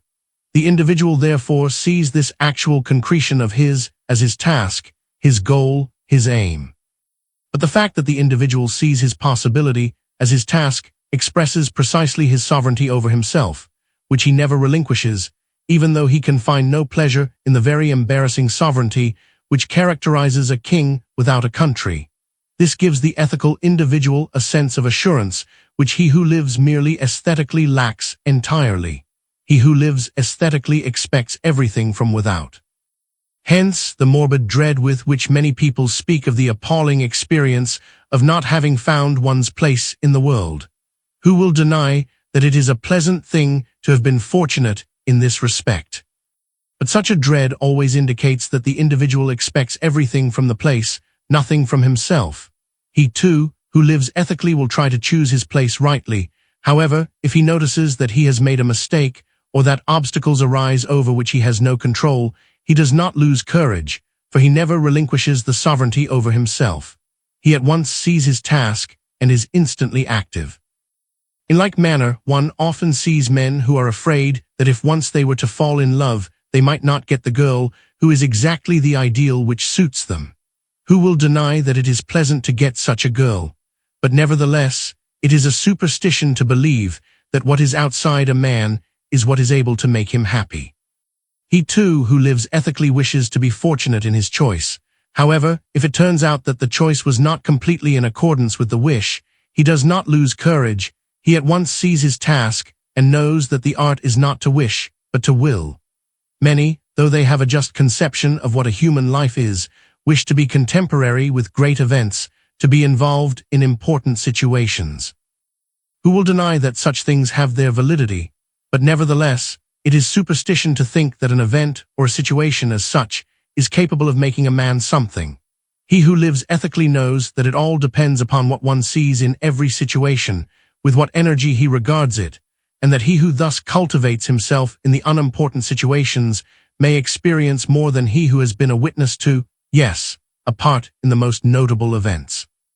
He knows that everywhere there is a dancing floor, one that even the lowliest man has his, that his dance, if he will, can be as beautiful, as graceful, as mimic, as brisk as that of those who were assigned a place in history.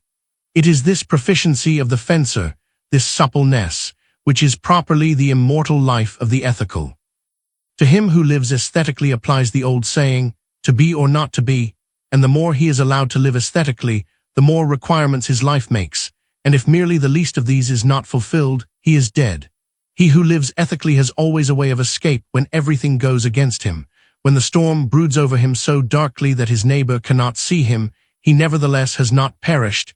There is always a point he holds fast, and that is his self. Only one thing I would not omit to mention, namely, that so soon as the gymnastic of the ethicist becomes an experimentation, he has ceased to live ethically. All such gymnastic experimentation is nothing else but what sophistry is in the realm of knowledge. Here I would recall the definition I gave a while ago of the ethical, as that by which a man becomes what he becomes. The ethical then will not change the individual into another man, but makes him himself. It will not annihilate the aesthetical, but transfigures it. It is essential to a man who is to live ethically that he becomes so radically conscious of himself that no adventitious trait escapes him. This concretion the ethical would not obliterate, but it sees in this its task. It sees what it has to build upon and what it has to build. Commonly, one regards the ethical quite abstractly and therefore has a secret horror of it. The ethical is thus regarded as something foreign to the personality, and one shrinks from abandoning oneself to it, since one cannot be quite certain what it may lead to in the course of time. So it is that many men are afraid also of death, because they entertain dark and obscure conceptions of the soul passing over in death to another dispensation, where the prevailing laws and conventions differ from those with which they have become acquainted in this world. The reason for such a fear is the reluctance of the individual to become transparent to himself, for provided one is willing, one easily sees the absurdity of this fear. So it is also with the ethical. When a man is afraid of being transparent, he always shuns the ethical, for precisely this is what the ethical wills. In opposition to an aesthetical view which would enjoy life, one often hears of another view which finds the significance of life in living for the fulfillment of its duties. With this one intends to indicate an ethical life view. However, the expression is very imperfect, and one might almost believe that it was invented in order to bring the ethical into disrepute. At all events, in our age one often hears it used in such a way that one is almost inclined to smile, as for example when Scribe allows this thesis to be expressed with a sort of burlesque seriousness, which contrasts very unfavorably with the joy and merriment of pleasure. The fault is that the individual is placed in an outward relation to duty. The ethical is defined as duty, and duty in turn is defined as a congeries of particular propositions, but the individual and duty stand outside of one another. Such a life of duty is of course very uncomely and tiresome, and if the ethical had not a far deeper connection with personality, it would be very difficult to defend it against the aesthetical. I will not deny that there are men who get no further, but that is not due to duty, but to the man himself. It is strange that the word duty can suggest an outward relation, inasmuch as the very derivation of the word plugged indicates an inward relation. for what is incumbent upon me, not as this fortuitous individual, but in accordance with my true nature, that surely stands in the most inward relation to myself. For duty is not an imposition polyeg, but something which is incumbent polyga. When duty is viewed thus, it is a sign that the individual is in himself correctly oriented. For him, therefore, duty will not split up into a congeries of particular definitions, for that is always an indication that he stands in an outward relation to it. He has clad himself in duty. For him it is the expression of his inmost nature. When he has thus oriented himself, he has become absorbed in the ethical and will not chase breathlessly after the fulfillment of his duties. The genuine ethical individual, therefore, possesses calmness and assurance because he has not duties outside himself, but in himself. The more profoundly a man has planned his life ethically, the less will he feel the need of talking every instant about duty, of being fearful every instant as to whether he has fulfilled it, of taking counsel every instant with others about what his duty is. When the ethical is rightly viewed, it makes the individual infinitely secure in himself. When it is not rightly viewed, it makes the individual insecure, and I cannot imagine a more unhappy and agonizing existence than that of a man who manages to put duty outside himself and yet would endeavor to realize it. If one views the ethical as outside the personality and in an external relation to it, then one has abandoned everything, then one has fallen into despair. The aesthetical as such is despair, the ethical is the abstract, and as such it is incapable of producing anything whatever. Therefore, when one sometimes sees men with a certain honest zeal toiling and moiling to realize the ethical which constantly flees like a shadow, the sight is at once comic and tragic. The ethical is the universal, and so it is the abstract. In its complete abstraction, the ethical is therefore always prohibitive, so it appears as law.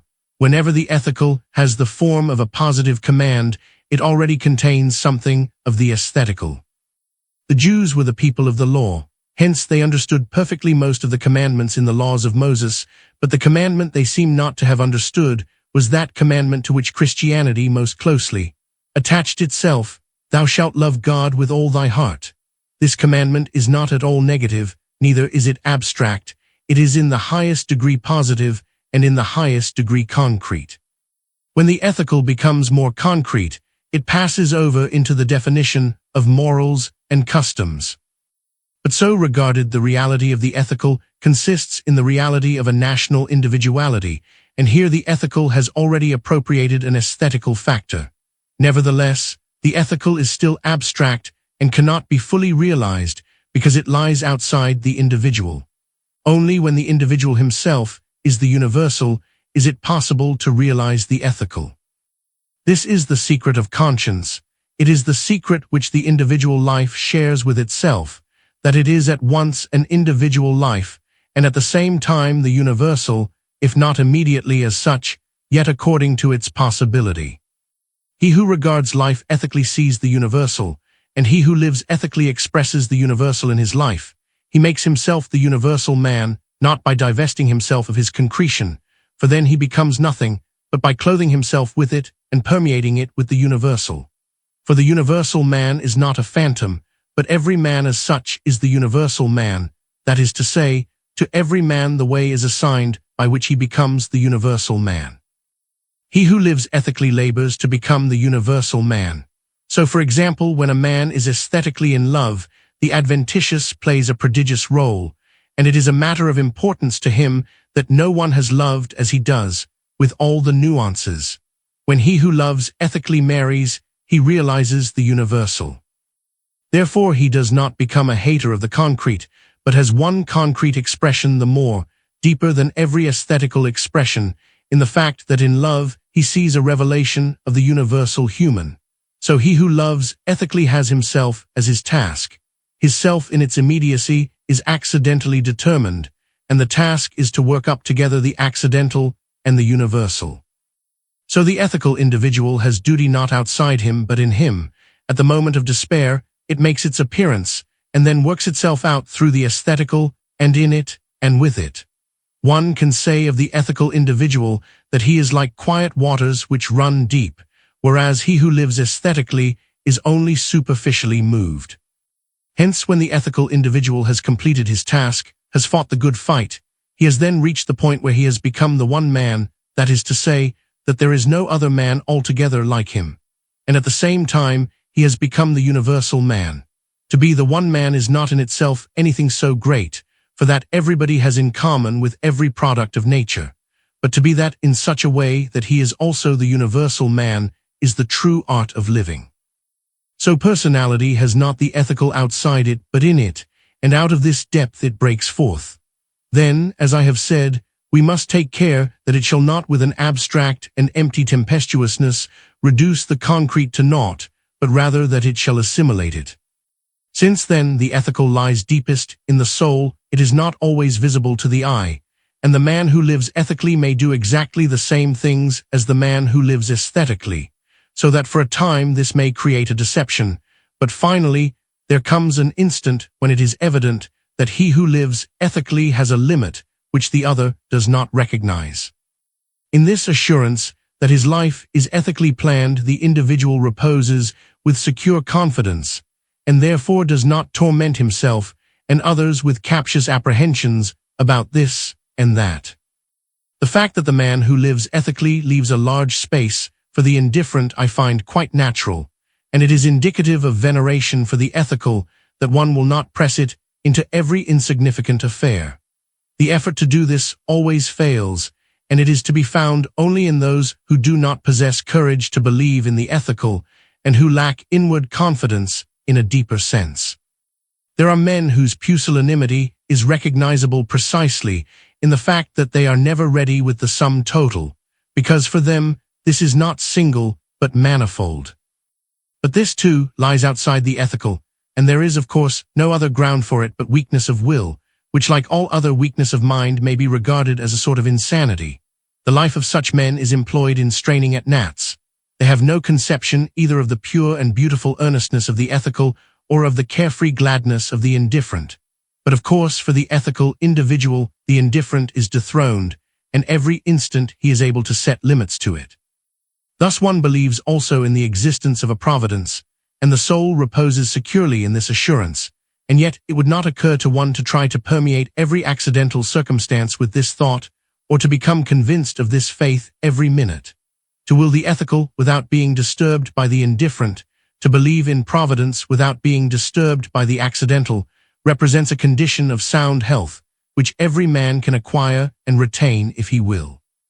In this case, too, the point is to see the task, to perceive that when a man has a tendency to be distracted in this way, the task is to put up a resistance, to hold fast the infinite and not go on a wild goose chase.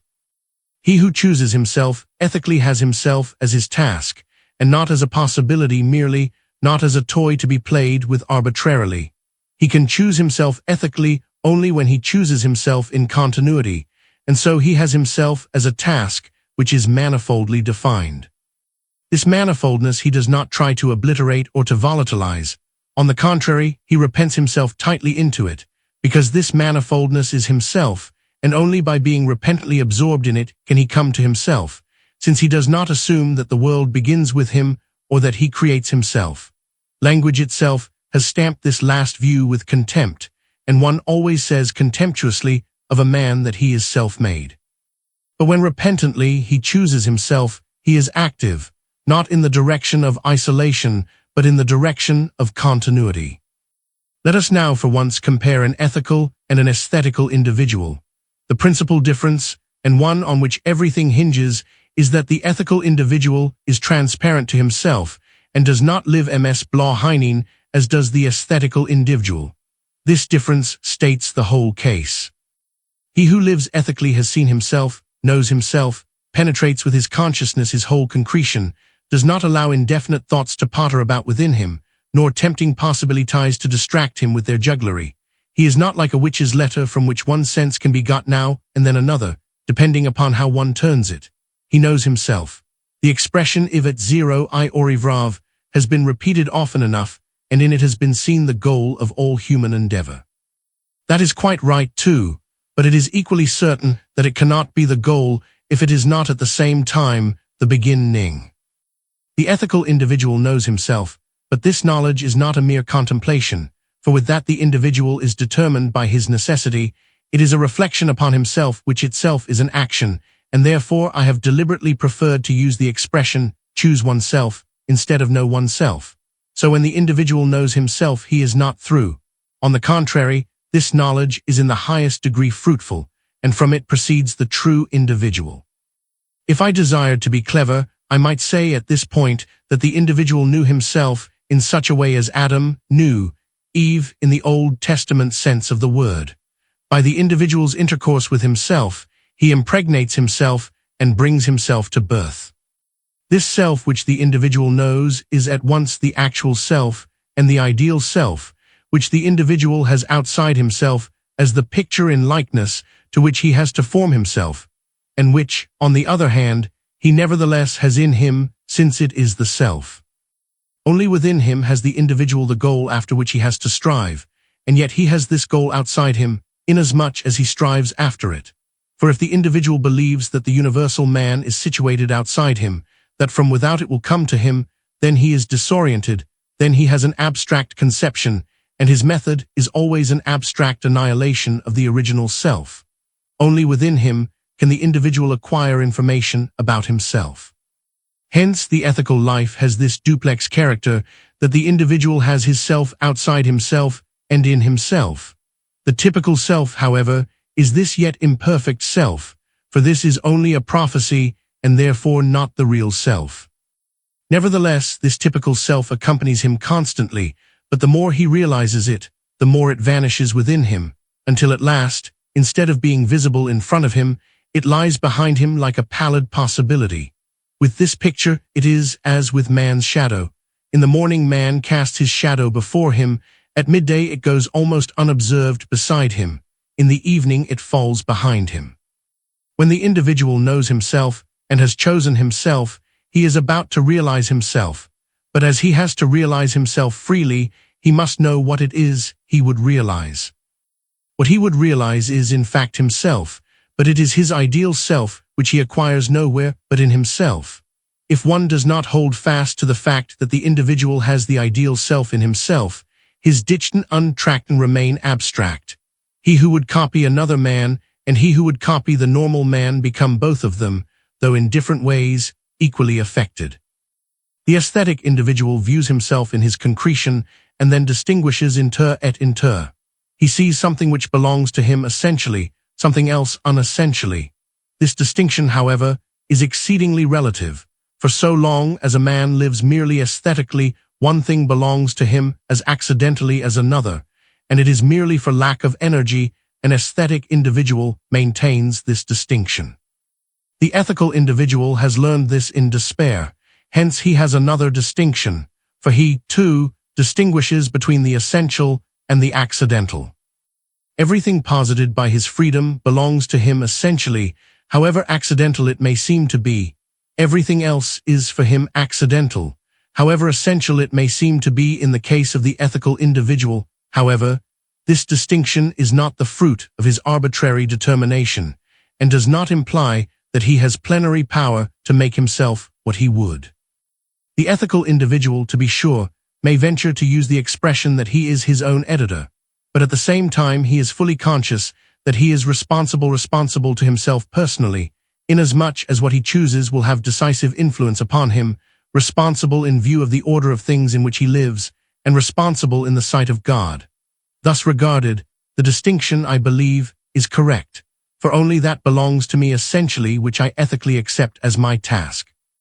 If I refuse to accept it, then what essentially belongs to me is that I have refused it. When a man views himself aesthetically, he perhaps distinguishes as follows, saying, I have a talent for painting, which I regard as accidental, but I have wit and cleverness of mind, which I regard as the essential thing of which I cannot be deprived by becoming another man. To this I would reply, this whole distinction is an illusion, for if you do not accept this wit or cleverness as a task, as something for which you are responsible, it does not belong to you essentially, and this principally for the reason that so long as you are merely living aesthetically, your life totally is unessential. He who lives ethically abolishes to a certain degree the distinction between the accidental and the essential, for he accepts himself, every inch of him, as equally essential. But the distinction returns, for when he has done this, he distinguishes again, yet in such a way that, for the accidental which he excludes, he accepts an essential responsibility for excluding it.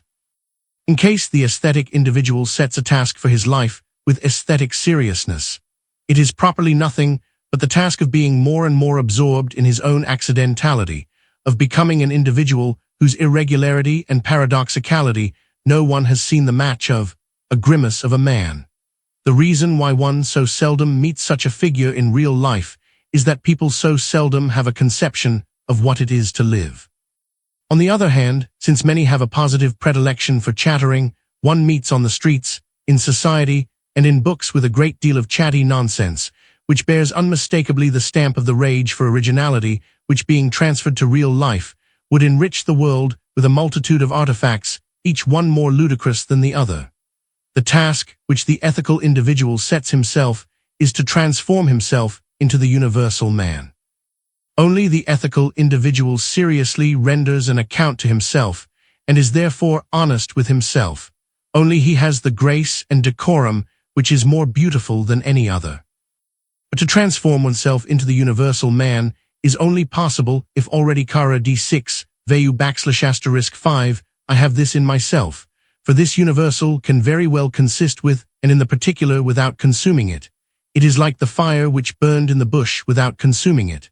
If the universal man is situated outside of me, only one method is possible, and that is to divest myself of my whole concretion. One often sees this striving after unbridled abstraction. Among the Hussites, there was a sect of men who thought that the most obvious way to become the normal man was to go naked like Adam and Eve in paradise.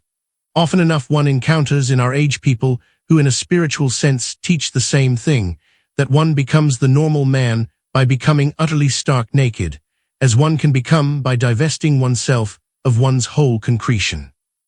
But it is not so. In the act of despair, the universal man comes forth, and now is behind the concretion, breaking out through it.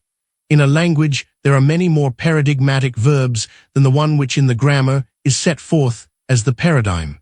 It is accidental that this one is presented, since all the others were equally suited for this use. So it is also with men. Every man can, if he will, become the paradigmatic man, not by wiping out his accidentality, but by remaining in it and ennobling it. But he ennobles it by choosing it. For you now will have perceived that the ethical individual has gone through in the course of his life the stages which earlier we showed to be distinctive stages.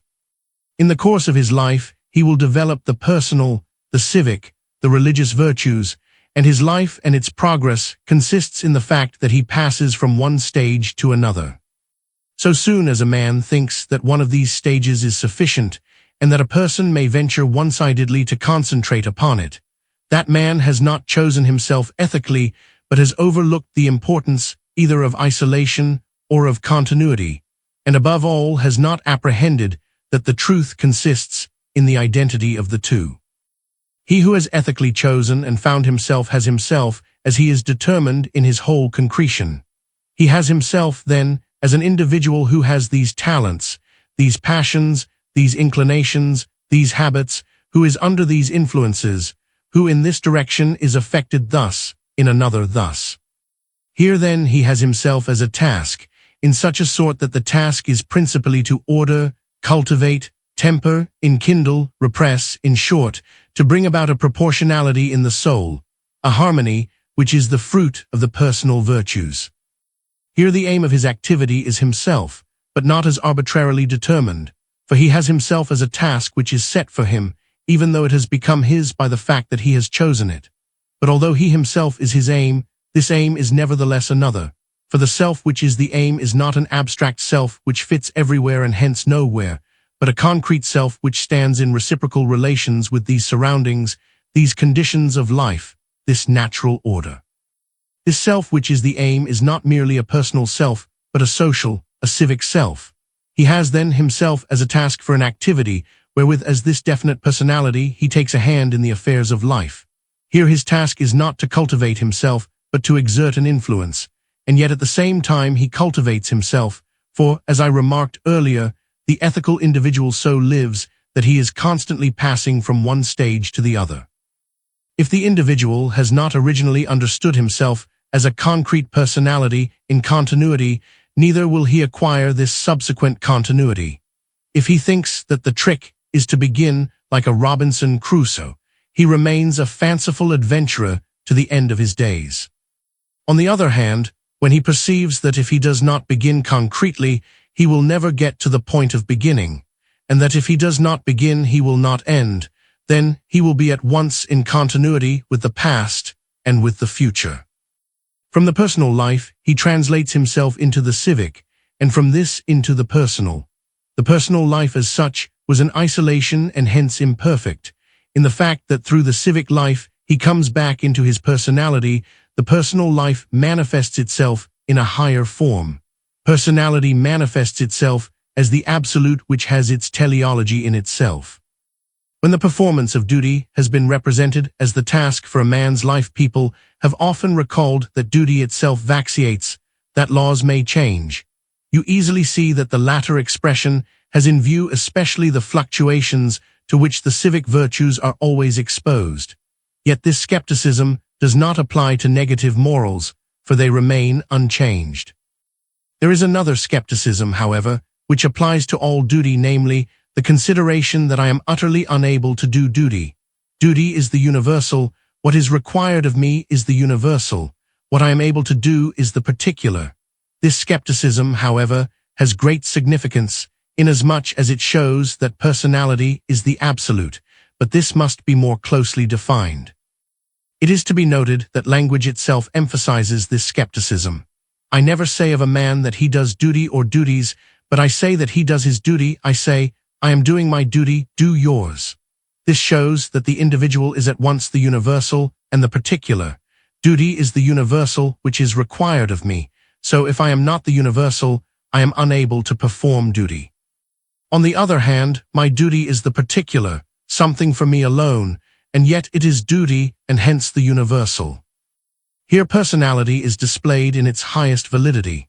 It is not lawless, neither does it make laws for itself, for the definition of duty holds good, but personality reveals itself as the unity of the universal and the particular. That such is the case is clear. It can be made comprehensible to a child. For I can do duty and yet not do my duty, and I can do my duty and yet not do duty. I cannot see why for this cause the world should sink into skepticism, for the difference between good and evil always remains, and so do responsibility and duty. Even though it is impossible for another to say what my duty is, it will always be possible for him to say what is his duty, and this would not be the case if the unity of the universal and the particular were not posited. One may seem perhaps to have disposed of all skepticism by getting duty turned into something external, something fixed and definite, of which one can say simply, this is duty.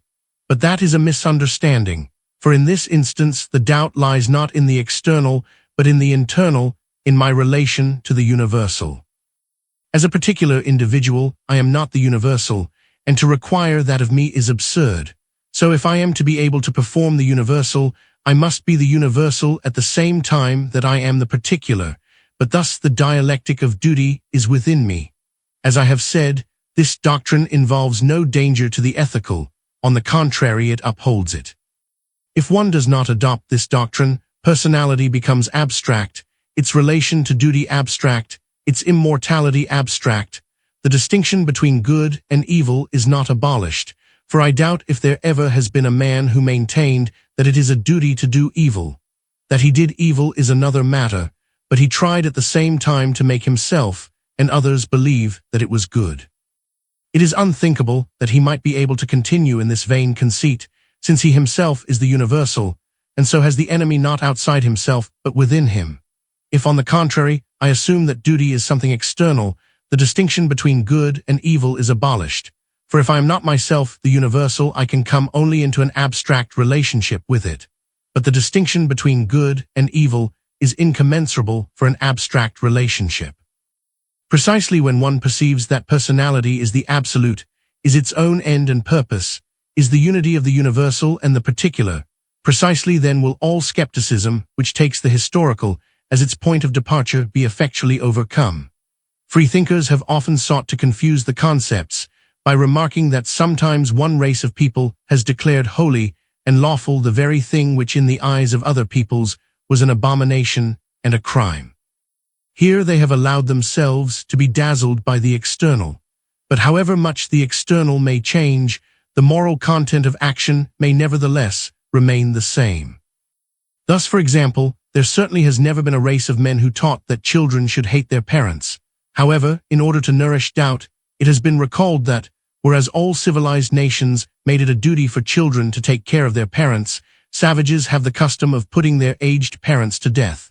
It is quite possible that such is the case, but with this one has got no further, for the question remains whether the savages mean thereby to do anything evil. The ethical always consists in the consciousness of wanting to do the good, whereas it is another question whether the savages are not chargeable with defective knowledge. The freethinker perceives very clearly that the easiest way to volatilize the ethical is by opening the door to the historical infinite. And yet there is something true in his position, for in the last resort, if the individual is not himself the absolute, empiricism is the only road open to him, and this road has with respect to its issue the same peculiarity as has the river Niger with respect to its source, that no one knows where it is. If finiteness is my lot, it is arbitrary to come to a stop at any particular point.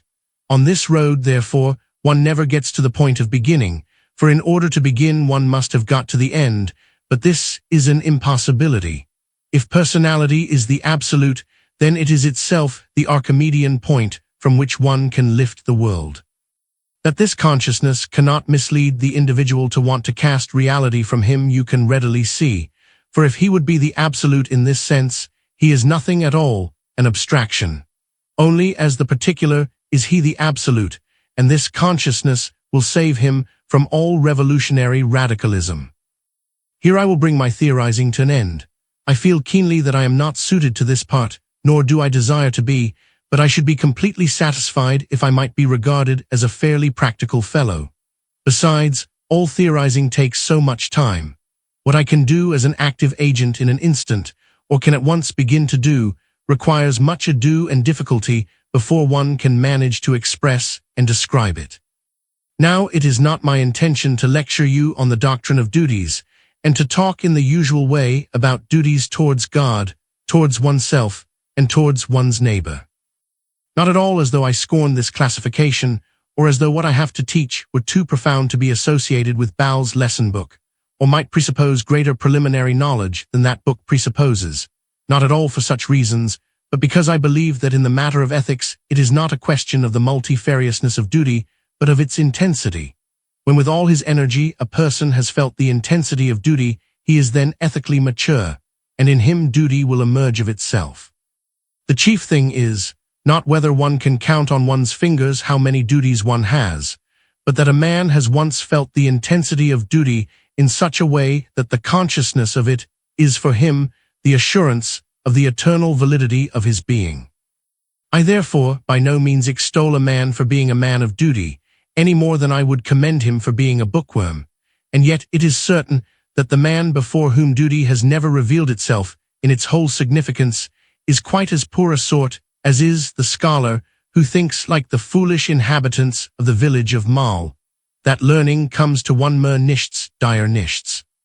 Let the casuists be absorbed in discovering the multifariousness of duties.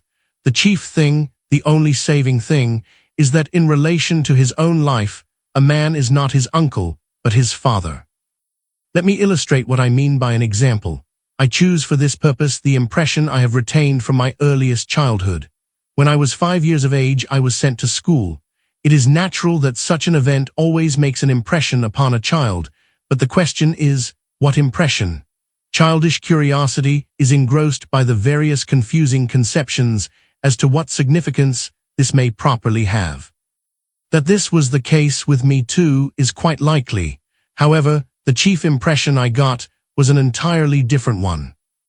I made my appearance at school, was introduced to the teacher, and then was given as my lesson for the following day the first 10 lines of Bowles' lesson book, which I was to learn by heart.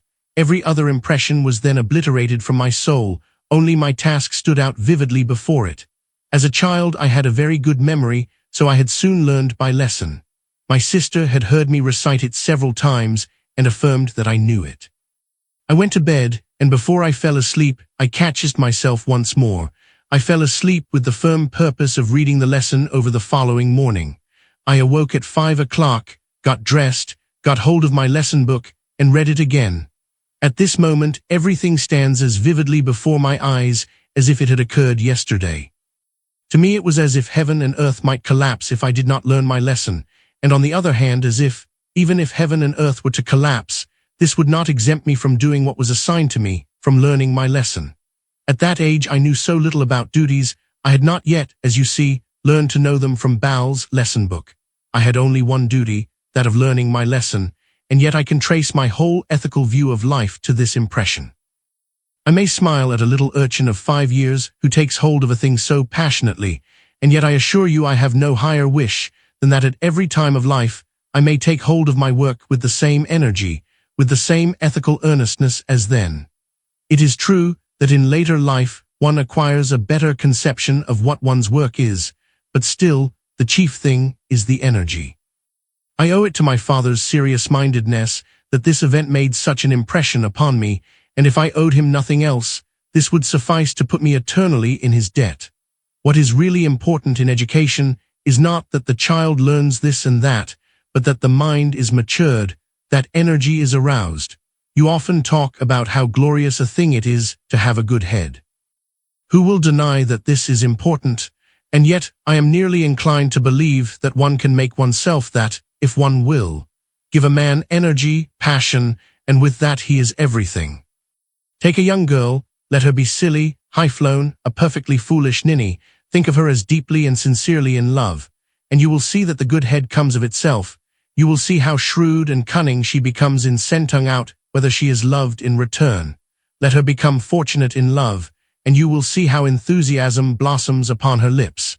Let her become unfortunate, and you will hear the cool reflections of wit and understanding. I can say that in this respect my childhood has been fortunate, because it has enriched me with ethical impressions. Permit me to dwell upon it a moment longer. It recalls to me my father, and that is the most precious recollection I possess, and being by no means a poor and unfruitful memory, it gives me occasion to illustrate once again my dictum, that the total impression of duty is the principal thing, and not by any means the multifariousness of duties. If the latter is made prominent, the individual is reduced and ruined. Now in this respect I was fortunate as a child, for I never had many duties, but generally only one, but that was a duty in earnest. When I was 2 years older, I was sent to the Latin school. Here began a new life, but here again the principal impression was the ethical, although I enjoyed the greatest freedom. I went amongst the other pupils, heard with amazement their complaints of their teachers, beheld the marvelous event of a pupil being taken out of school because he could not get on with his teacher. If from an earlier time I had not been so profoundly influenced, an event such as this might have had an injurious effect upon me. Now such was not the case.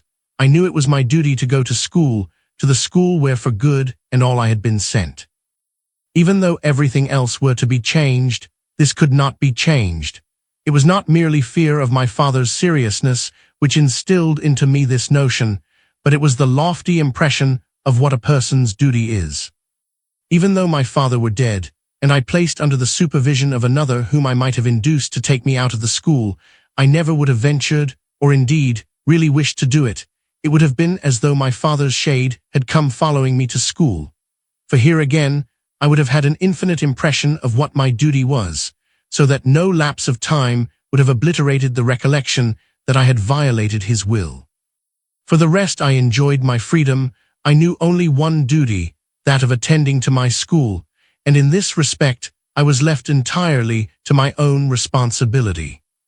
When I was sent to this school and the prescribed school books had been bought, my father handed them to me with the words, "William, when the month is up, you are the third in your class." I was exempted from all parental twaddle. He never asked me about my lessons, never heard me recite them, never looked at my exercise book, never reminded me that now it was time to read, now time to leave off, never came to the aid of the pupil's conscience, as one sees often enough when noble-minded fathers chuck their children under the chin and say, "You had better be doing your work." When I wanted to go out, he asked me first whether I had time, that I was to decide for myself, not he, and his query never went into details. That nevertheless, he was deeply concerned about what I was doing I am perfectly certain, but he never let me observe it, in order that my soul might be matured by responsibility. Here again it was the same. I had not many duties, and how many children are spoiled by being overwhelmed by a regular ceremonial of duties. So I got a thoroughly deep impression of the fact that there was something called duty, and that it had eternal validity. In my time we studied grammar with a thoroughness which in this age is unknown. Through this instruction I received an impression which in another way had a singular influence upon my soul. Insofar as I dare give myself credit for a capacity to view things philosophically, I owe it to this impression of my childhood. The unconditional respect with which I regarded the rule, the reverence I cherished for it, the contempt with which I looked down upon the miserable life the exception led, the righteous way, so it seemed to me, in which it was tracked down in my exercise book, and always stigmatized. What else is this but the distinction which lies at the bottom of every philosophical way of thinking?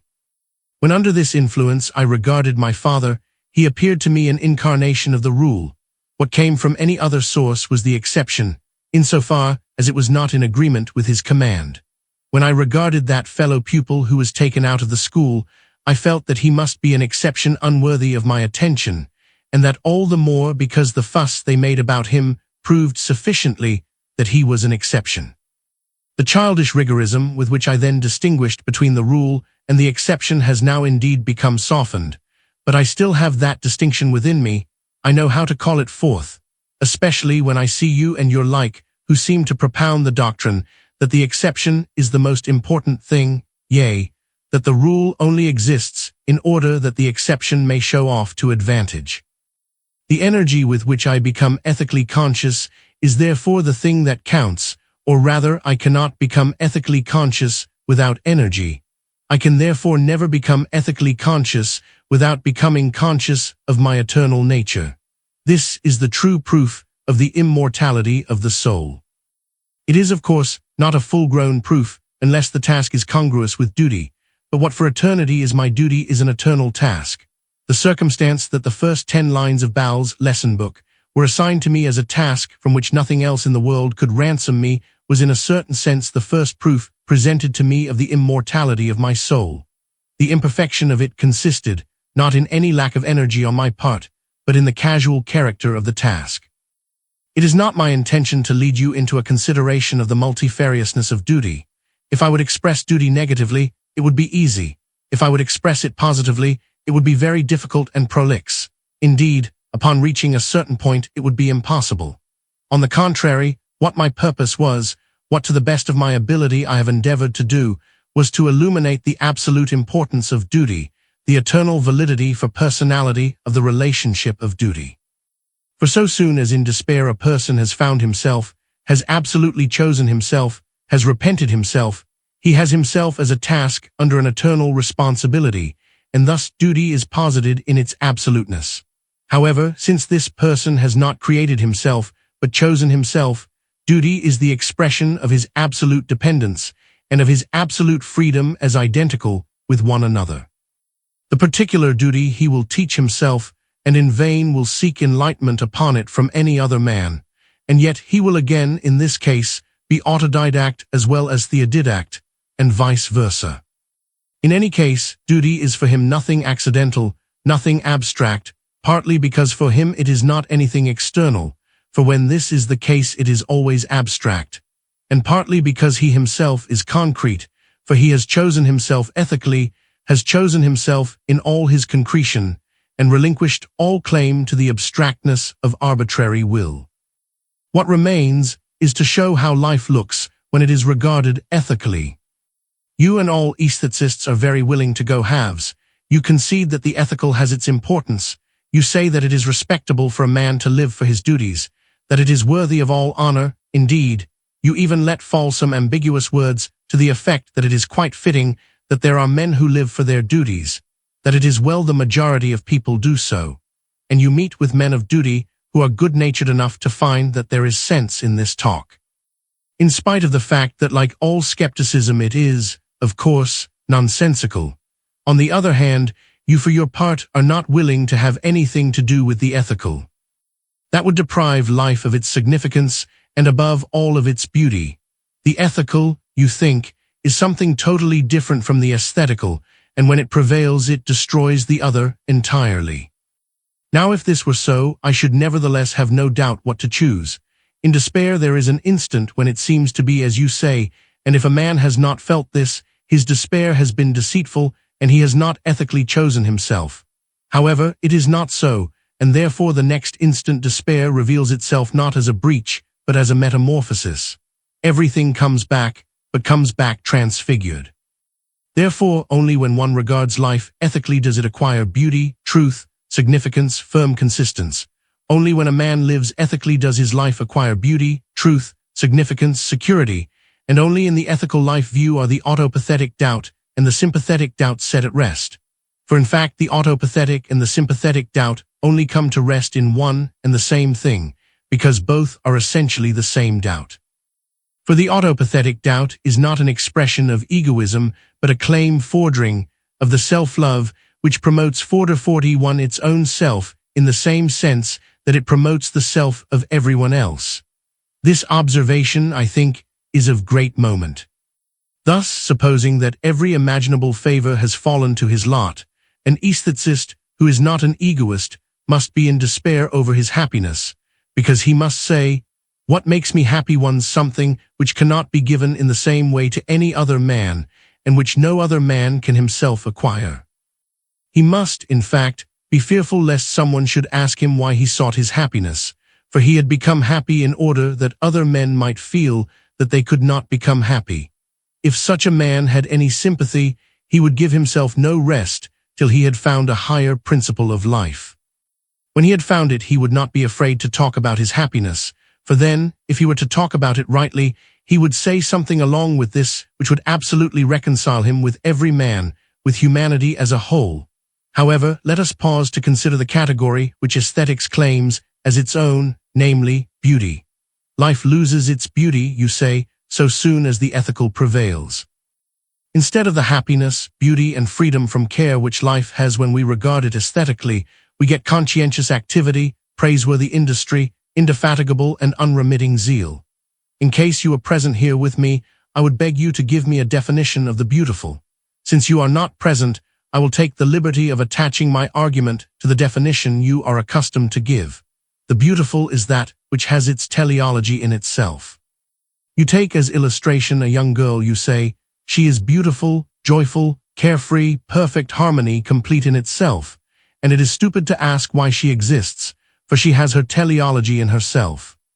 I shall not annoy you by questioning whether the young girl is really profited by having her teleology only in herself, or whether you, being granted the opportunity of expounding to her your view of the divine character of her existence, would not flatter yourself that she might at last make a mistake and believe that she existed for the sake of listening to your insinuations. You regard nature and find it equally beautiful, and are ready to anathematize every finite view of it. Nor shall I torment you here by inquiring whether it is not essentially characteristic of nature to exist for something else. You regard the works of art and of poetry, and you cry out with the poet, "Procul, o procul est profani." 42, and by the profani you understand those who would degrade poetry and art by giving them a teleology which lies outside of them. As for poetry and art, I would remind you again that they provide only an imperfect reconciliation with life, and also that when you fix your gaze upon poetry and art you are not beholding reality, and properly, it was of this we were supposed to be speaking. So we come back to reality, and since it is likely that in real life you will find very little that is beautiful if you strictly apply the requirements of art, you give another meaning to the beautiful. The beautiful about which you talk is the individually beautiful. You view every particular man as a tiny factor or moment of the whole. You view him precisely in his characteristic peculiarity, and thus even the accidental, the insignificant, acquires significance, and life has the impress of beauty. So then you regard every particular man as a moment. But in fact, the beautiful according to your definition was that which has its teleology in itself. But when a man is merely a moment, he has his teleology not in himself, but outside himself. So even though the whole be beautiful, the parts in themselves are not. And now for your own life, has that its teleology in itself? Whether a man is justified in leading such a life of mere contemplation, I will not decide. But let us assume that the significance of your life is to contemplate others, then after all you would not have your teleology in yourself. Only when every particular man is a moment, and at the same time the whole can he be regarded with a view to his beauty. But when he is regarded thus, he is regarded ethically, and if he is regarded ethically, he is regarded in terms of his freedom. Let him be qualified as characteristically as you please. If this qualification is a necessity, he is merely a moment, and his life is not beautiful. When you define the beautiful as that which has its teleology in itself, and adduce by way of illustration a young girl or nature or a work of art, I can make nothing out of it, but that the whole rant about all these things having their teleology in themselves is an illusion. If there is to be any question of teleology, there must be a movement, for as soon as I think of a goal I think of a movement. Even when I think of one who is at the goal, I always think of a movement, for I reflect that he has reached it by a movement. What you call beautiful manifestly lacks movement, for the beautiful in nature simply is, and when I view a work of art and penetrate its thought with my thought, it is really in me the movement occurs, not in the work of art. It may be you are right in saying that the beautiful has its teleology in itself, but as you construe this definition and employ it, it is no more than a negative expression which signifies that the beautiful has not its teleology in anything else. Therefore, you will not be able to employ a seemingly synonymous expression to the effect that the beautiful, about which you talk, has inner teleology or immanent teleology. For so soon as you employ this expression you require movement, history, and with this, you have passed beyond the spheres of nature and of art, and are in the sphere of freedom, of the ethical. Now when I say that the individual has his teleology in himself, this cannot be misunderstood, as though I meant by this that the individual is the central thing, or that the individual in an abstract sense ought to be sufficient unto himself.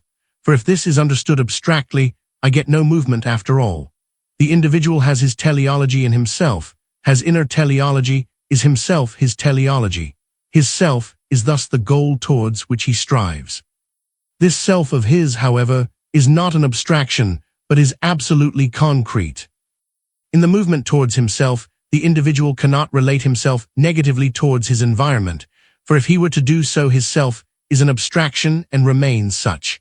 His self must be opened in due relation to his entire concretion, but to this concretion belong also the factors which are designed for taking an active part in the world. So his movement, then, is from himself through the world to himself. Here the movement is a real movement, for it is a work of freedom, but at the same time it is immanent teleology, and hence it is here only there can be any question of beauty. If this is the case, the individual is seen to be higher than every relationship in which he stands. But from thus it by no means follows that he is not in this relationship, nor can anything tyrannical be discerned in this, inasmuch as the same thing is true of every individual. I'm a married man, and you know that I have the profoundest respect for this relationship, and I know that I humble myself under it lovingly, and yet I know that in another sense I am higher than this relationship. But I know also that in exactly the same sense this is the case with my wife, and therefore, as you know, I would not love the young girl we spoke about, because she did not share this view. Therefore, only when I regard life ethically do I see it with a view to its beauty, and only when I regard my own life ethically do I see it with a view to its beauty. And if you were to say that this beauty is invisible, I would make answer, in a certain sense it is, in another sense it is not. That is to say, it is visible in the trace it leaves in history, visible in the sense in which it was said, Laque ut videm I. It is indeed true that I do not see the consummation but the struggle, but after all, I see the consummation every instant I will, if I have the courage for it, and without courage, I see absolutely nothing eternal, and accordingly nothing beautiful. When I regard life ethically, I regard it with a view to its beauty. Life then to me becomes rich in beauty, not poor in beauty as it really is for you. I do not need to travel all over the land to discover beauties, nor to follow them up in the streets. I do not need to appraise and reject. Well, that is natural. I haven't as much time for it as you, for when with joy, but also with seriousness, I see my life with a view to its beauty, I always have enough to do. If sometimes I have an hour free, I stand at my window and regard men, and I see everyone with a view to his beauty. Though he be ever so insignificant, ever so lowly, I see him with a view to his beauty, for I see him as this particular man who is yet at the same time the universal man. I see him as one who has this concrete task in life. He does not exist for the sake of any other person, even though he were a hired servant. He has his teleology in himself. He is victorious. He accomplishes this task that I see. For the man of courage does not see spooks, but on the other hand he sees victorious heroes. The coward does not see heroes, but only spooks. He must conquer, of that I am certain, therefore his strife is beautiful. As a rule I am not much inclined to strive, at least not with anybody but myself, but you may be sure that for this faith in the victory of the beautiful I will fight in deadly earnest, and nothing shall wrest it from me. Though with prayers one would wrest from me this faith, though one would wrest it from me by force, I should not let it be taken from me for anything in the world, nor for the whole world, since only by losing this faith would I lose the whole world.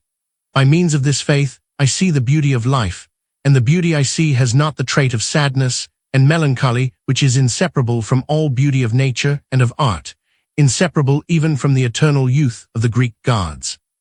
The beauty I see is joyful and victorious and stronger than the whole world, and this beauty I see everywhere, even where your eye sees nothing.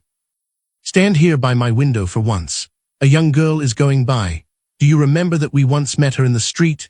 She was not pretty, you remarked, but when you had regarded her a little more closely, you recognized her and went on to say, several years ago she was charming and was a great success at the balls, then she had a love affair, and an unhappy one at that. The deuce only knows how she stood it. She took the thing so much to heart that her beauty faded away with grief. Now she is no longer beautiful, and there the story ends. Well, that can be called regarding life with a view to its beauty. To my eyes, however, she has lost nothing, and to me she seems more beautiful than ever. Your way of regarding the beauty of life appears to me therefore to have a great resemblance to the joke de vow which prevailed in the period when drinking songs were in vogue, when men became merry and gay by singing airs like this, but for the grape's red juice. Who would stay longer here? Only crime and abuse are heard of far and near. Brothers, drink and forget that earth is a vale of tears. Drink then, and do not let the soul be appalled by fears.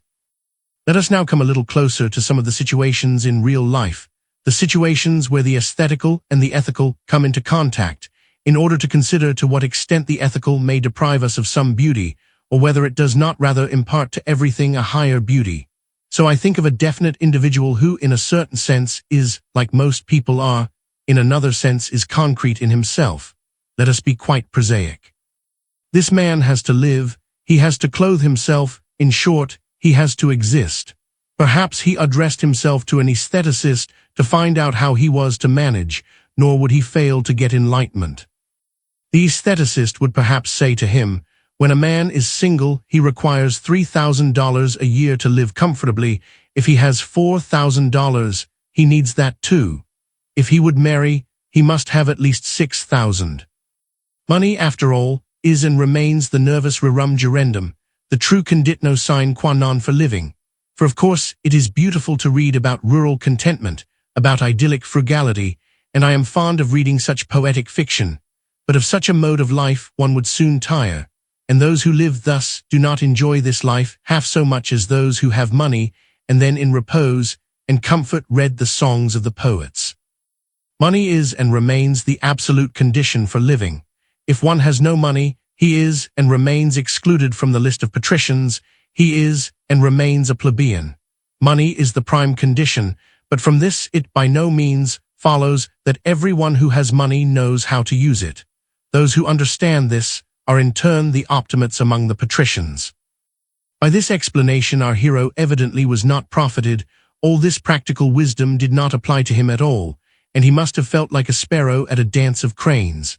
For suppose, for example, he were to say to the aestheticist, "That's all well enough, but I have neither $3,000 a year nor 6,000, either in capital or in interest.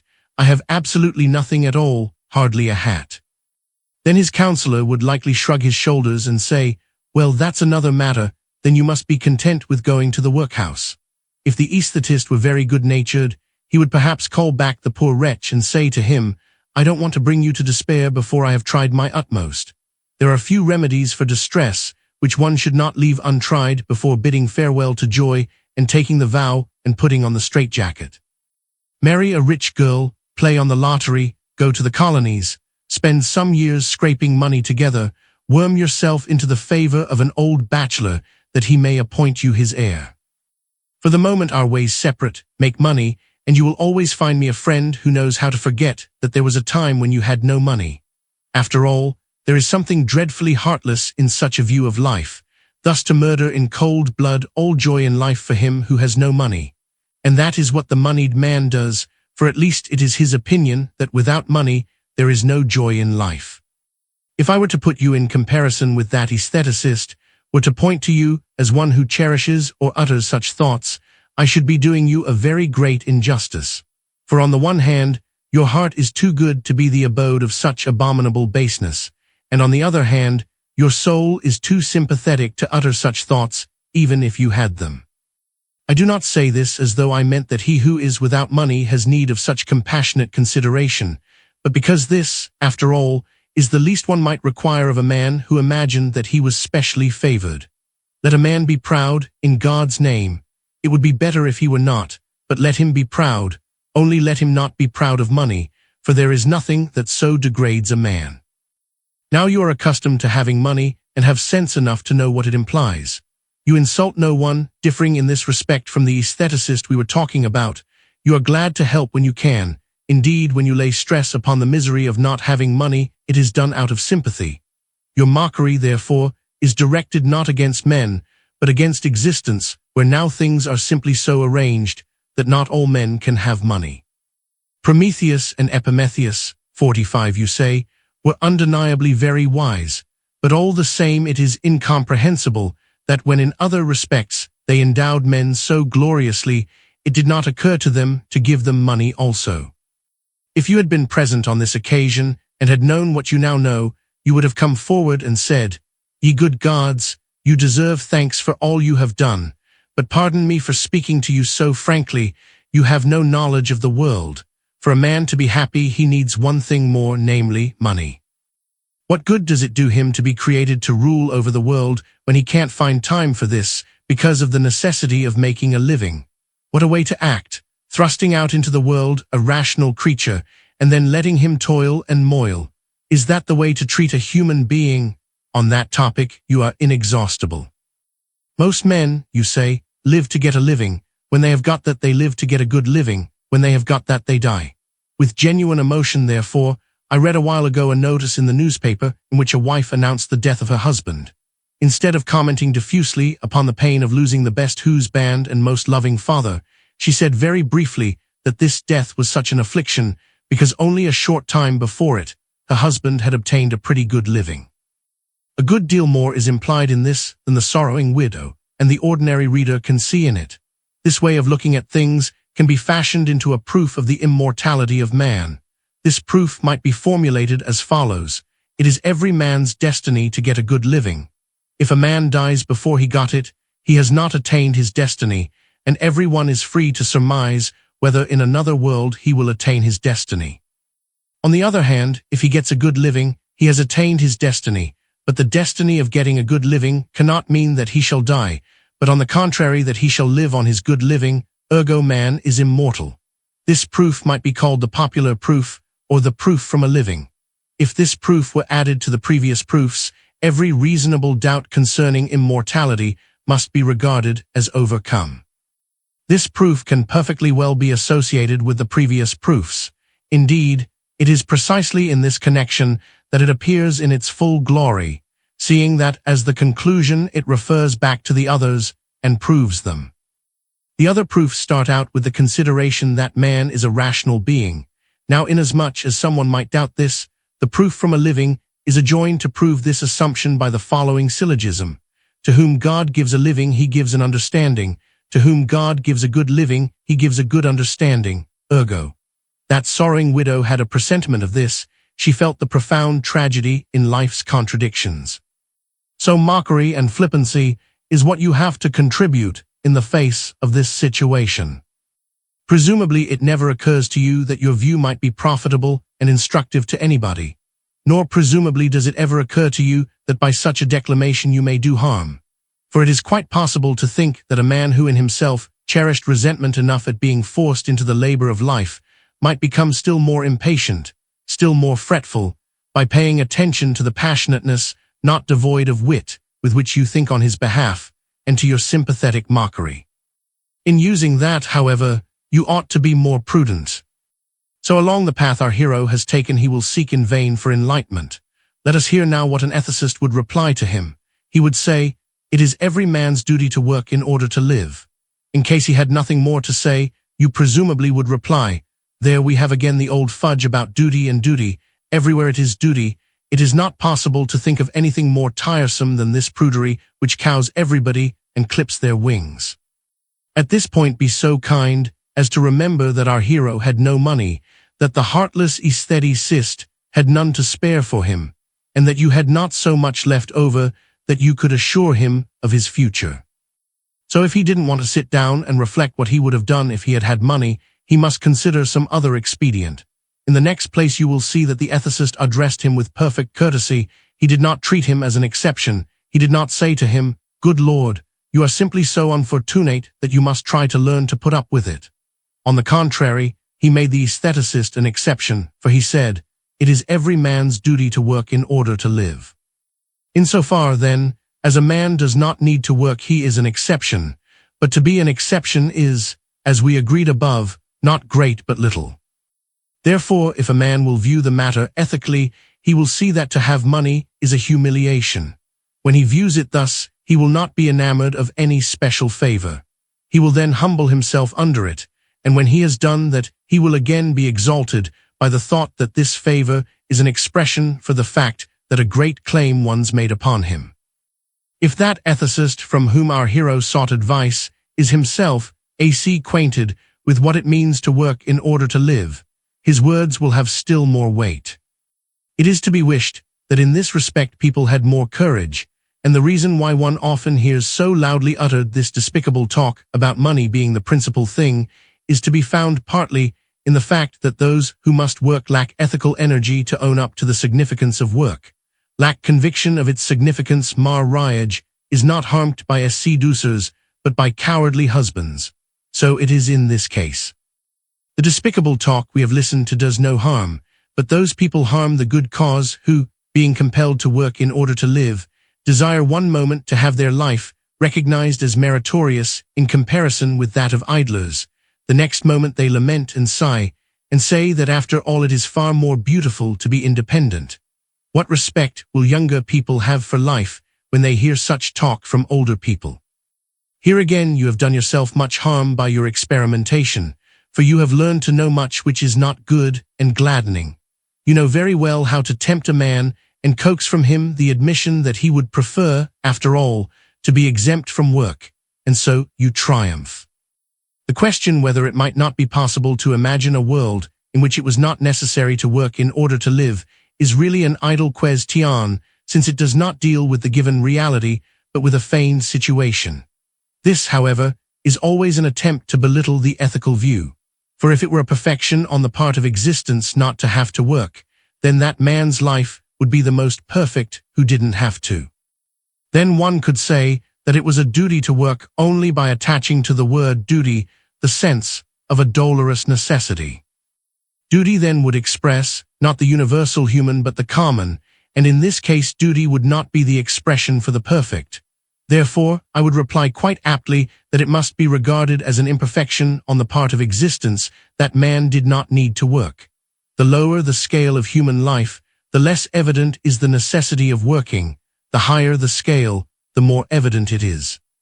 The duty of working in order to live expresses the universal human, and it expresses the universal also in another sense, because it expresses freedom. It is precisely by working that man makes himself free. By working he becomes lord over nature. By working he shows that he is higher than nature. Or might life lose its beauty for the fact that a man must work in order to live? We are back again at the same old point. Everything depends upon what one understands by beauty. It is beautiful to see the lilies of the field, though they sow not neither do they spin, so clothed that even Solomon in all his glory was not so magnificent. It is beautiful to see the birds without anxiety finding their food. It is beautiful to see Adam and Eve in paradise where they could get everything they pointed at. But it is still more beautiful to see a man earning by his work what he has need of.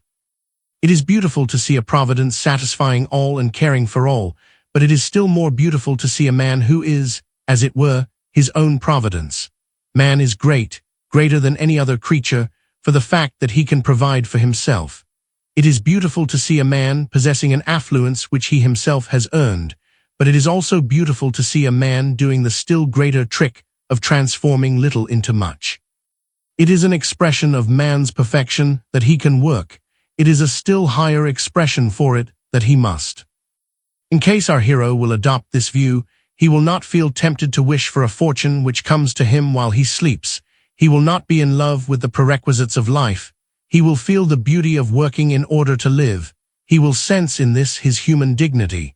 For it is not greatness in the case of plants that they do not spin, but it is their imperfection that they cannot. He will not desire to strike up a friendship with that opulent aestheticist, and will not let himself be frightened by men of money. Strangely enough, I have seen men who joyfully felt the significance of working, were satisfied with their work, happy in their frugal competence, and yet had not courage, as it were, to admit this. When they talked about what they needed, they always made it seem as if they needed much more than they really did. They did not want to seem industrious, although they really were, just as though it were a greater thing to need much than to need little, greater to be an idler than to be industrious. How seldom one encounters a man who says calmly and with cheerful dignity, "I don't do this or that, I have not the means for it." It is as though a man had a bad conscience, as though he were afraid of getting the answer the raven got. In this way all true virtue is destroyed or transformed into a phantom. For why should people be frugal who don't need to be?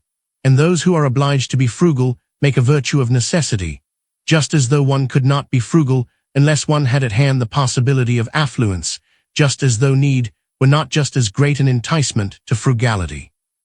So presumably our hero would resolve to work, and yet he would find himself exempted to a certain extent from sordid cares about daily bread. Such sordid cares I have never known, for though in a way I must work in order to live, I have always had a liberal competence, and cannot therefore speak from experience, but I have always had an eye open to the hardship of this situation. And to its beauty also, its educating and ennobling effect, for I believe that there is no care which educates like this.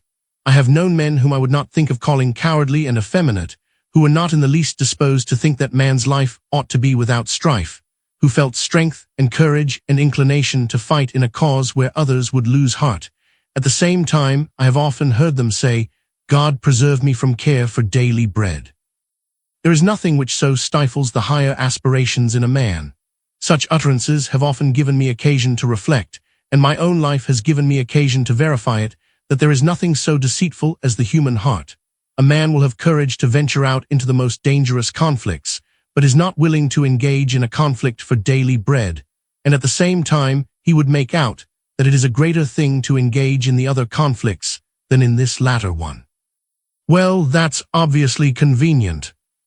One chooses an easier conflict which nevertheless, in the eyes of the multitude, seems more dangerous. One persuades oneself that this is the truth. One conquers, and so of course is a hero, and a hero of a very different sort than if he had conquered in that other paltry conflict which is unworthy of a man. Indeed, when besides care for daily bread one has within oneself such a hidden enemy to combat, it is no wonder one wishes to be rid of this other conflict. Yet a man ought, at least, to be honest enough with himself to admit that the reason why he shunned this conflict was that it is far harder than the other. But if it is harder, then the victory also is far more beautiful. In case a man is not himself tried in this conflict, He owes every combatant the admission that his conflict is the most dangerous. He owes him this amend honorable. If one looks at care for daily bread as an affair of honor in a still stricter sense than any other combat, one has already made some progress. Here, as in every other case, the important thing is to be in the correct position, not to be wasting one's time on wishes, but to comprehend one's task. If this task is apparently lowly and insignificant, petty and disheartening, then one knows that this only makes the strife more difficult and victory more beautiful. There are men who are honored by the insignia of orders, and there are men who shed honor upon the orders. Let that man apply this to himself, who, while he feels strength and inclination to engage in glorious conflicts, must be content with the most lowly of all, the conflict for daily bread. Then, too, the conflict for daily bread has the highly educative characteristic that the reward is so small, or rather is nothing at all, the combatant striving merely to procure the possibility of being able to continue to strive. The greater the reward of battle, and the more it is external to man, so much the more does the combatant dare to rely also upon all the ambiguous passions which dwell in every man. Ambition, vanity, pride, these are powers which possess a prodigious elasticity which is able to drive a man far. He who strives for daily bread sees at once that these passions fail him. For how could he suppose that such a strife might interest others or arouse their admiration? If he has no other powers, he is disarmed. The reward is so small, for when he has drudged and toiled and moiled, he has perhaps earned precisely what is needful to keep him alive, in order again to be able to toil and moil. The conflict for daily bread is so ennobling and educative, because it does not permit a man to deceive himself with regard to his own situation. If he sees nothing higher in this conflict, it is wretched, and he is right in regarding it as an affliction to have to strive to be able to eat his bread by the sweat of his brow. But this strife is so ennobling because it compels him to see something else in it, compels him, if he will not throw himself away entirely, to see in it a combat of honor, and to perceive that the reward is so small in order that the honor may be the greater. So he strives indeed to acquire a competence, but what after all he is striving for first and foremost is to acquire himself, and we who have not been subjected to this test, but yet have preserved a feeling for the truly great will look on, and if he permits it, we will honor him as an honorary member of society. He has, then, a double conflict. He may lose in the one conflict, and yet at the same time conquer in the other. If I were to imagine the almost unimaginable, that all his efforts to earn a livelihood were to fail, then indeed he has lost, and yet at the same time he may have won the most beautiful victory it is possible to win. It is upon this I will fix my glance, not upon the reward he missed, for that is too trifling a thing. He who has a reward before his eyes forgets the other conflict. If he does not win the reward, he has lost all. If he wins it, it nevertheless always remains dubious how he won it. Indeed, what conflict could be more educative than that for daily bread? How much of the spirit of childhood is required in order, sometimes almost to smile at all the earthly trouble and travail an immortal spirit has to put up with in order to live? How much humility in order to be content with that little which is earned with difficulty? How much faith in order to see a guidance of providence in one's own life too? For it is easy enough to say that God is greatest in the least manifestations, but to see him in them requires the strongest faith. What love for mankind to rejoice with the fortunate, and to be able to cheer those who are alike in misfortune. What an intense and penetrating consciousness of oneself to make sure one is doing all one can, what perseverance and what vigilance. For what enemy is more crafty than this solicitude? A man does not get rid of it with a few stirring movements, does not frighten it away by noise and racket. What grace and distinction one must have to turn away from it, and yet not shun it. How often the weapons must be changed. Now one must work, now wait, now brave it out, now pray. And with what delight and joy and ease and dexterity the weapons must be changed, for otherwise the enemy has conquered.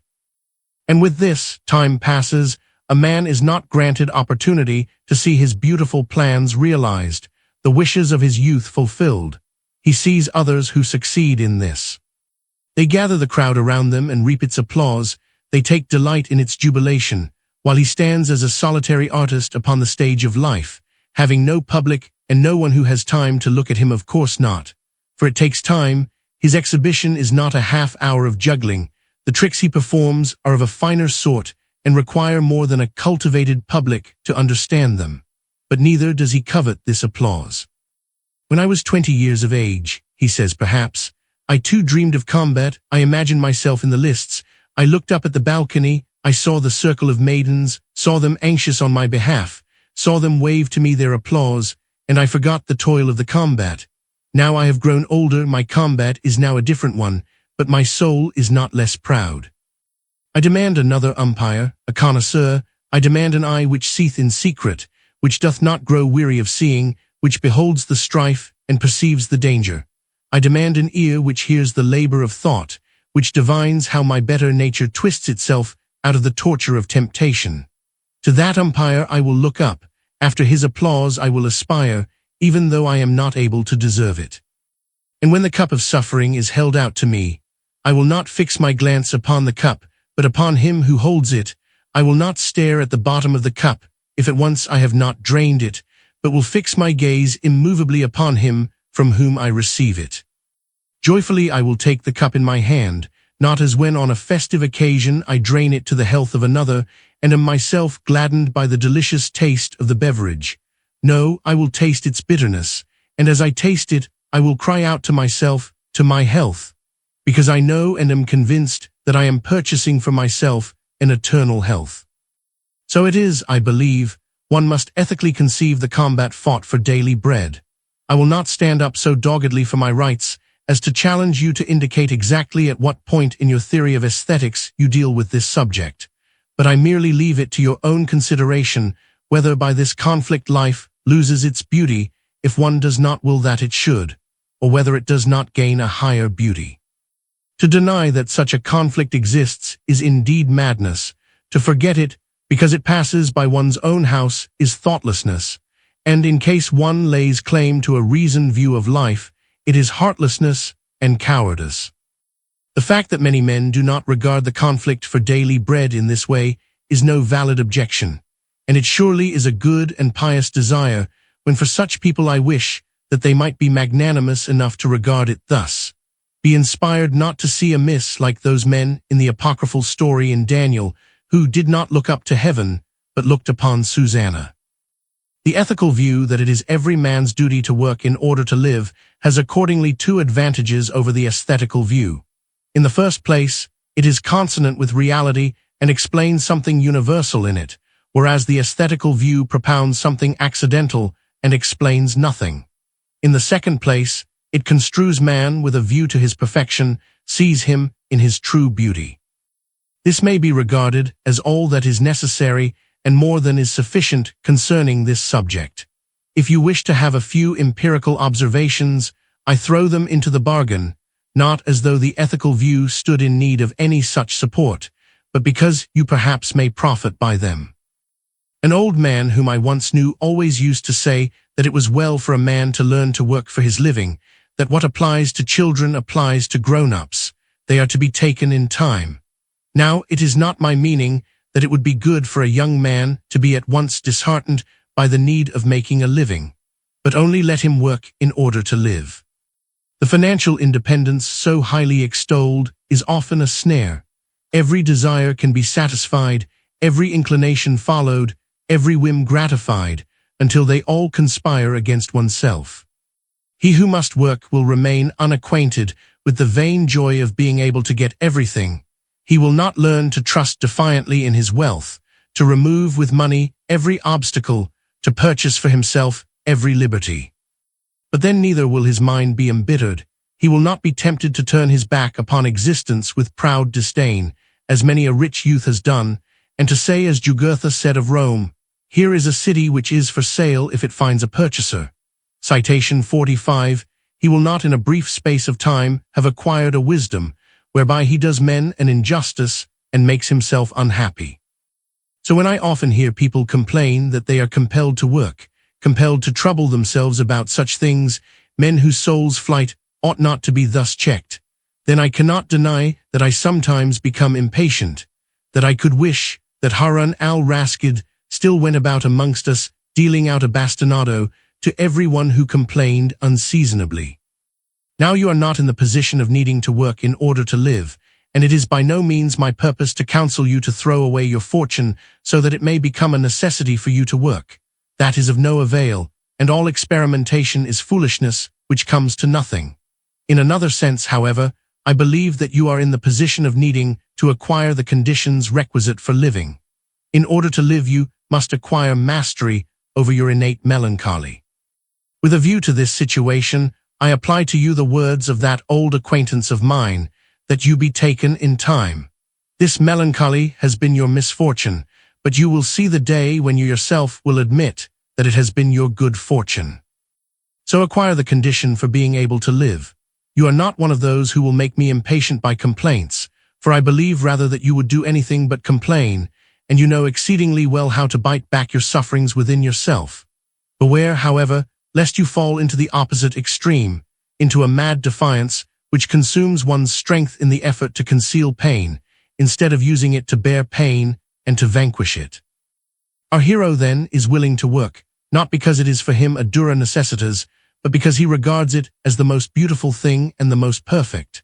The notion that he might not be able to regard it thus, because after all, he is compelled to put up with it, is one of those foolish and partly malicious misapprehensions which locate a man's value outside of him in the accidental. But precisely because he is willing to work, his occupation can be work, and not slave labor. He requires, then, a higher expression for his occupation, an expression which indicates the relation of his occupation to his own person and to that of other men, an expression which is able to define it for him as pleasure and at the same time to assert its importance. Here a deliberation will again be necessary. With the wise man of the $3,000, he counts it beneath his dignity to have any dealings, but our hero is like most people. To be sure, he has been taken in time, but nevertheless, he has acquired a taste for living aesthetically. He is like most people, ungrateful. Although it was the ethicist who helped him out of his former embarrassment, it is not to him he first has recourse. Perhaps as a last resort, he secretly relies upon the ethicist to help him out of this fix. For our hero is far from being so petty as not to be ready to admit that the ethicist really helped him out of his embarrassment, although he had no money to give him. He has recourse then to a more humane aestheticist, so this man will also know how to give him a dissertation about the importance of working. Without work, life at last becomes tiresome. One's work, however, ought not to be work in the strictest sense, but ought constantly to be a work which could be defined as pleasure. One discovers in oneself some aristocratic talent or another, whereby one distinguishes oneself from the mob. This one cultivates, not frivolously, for then one soon becomes tired of it, but with aesthetic seriousness.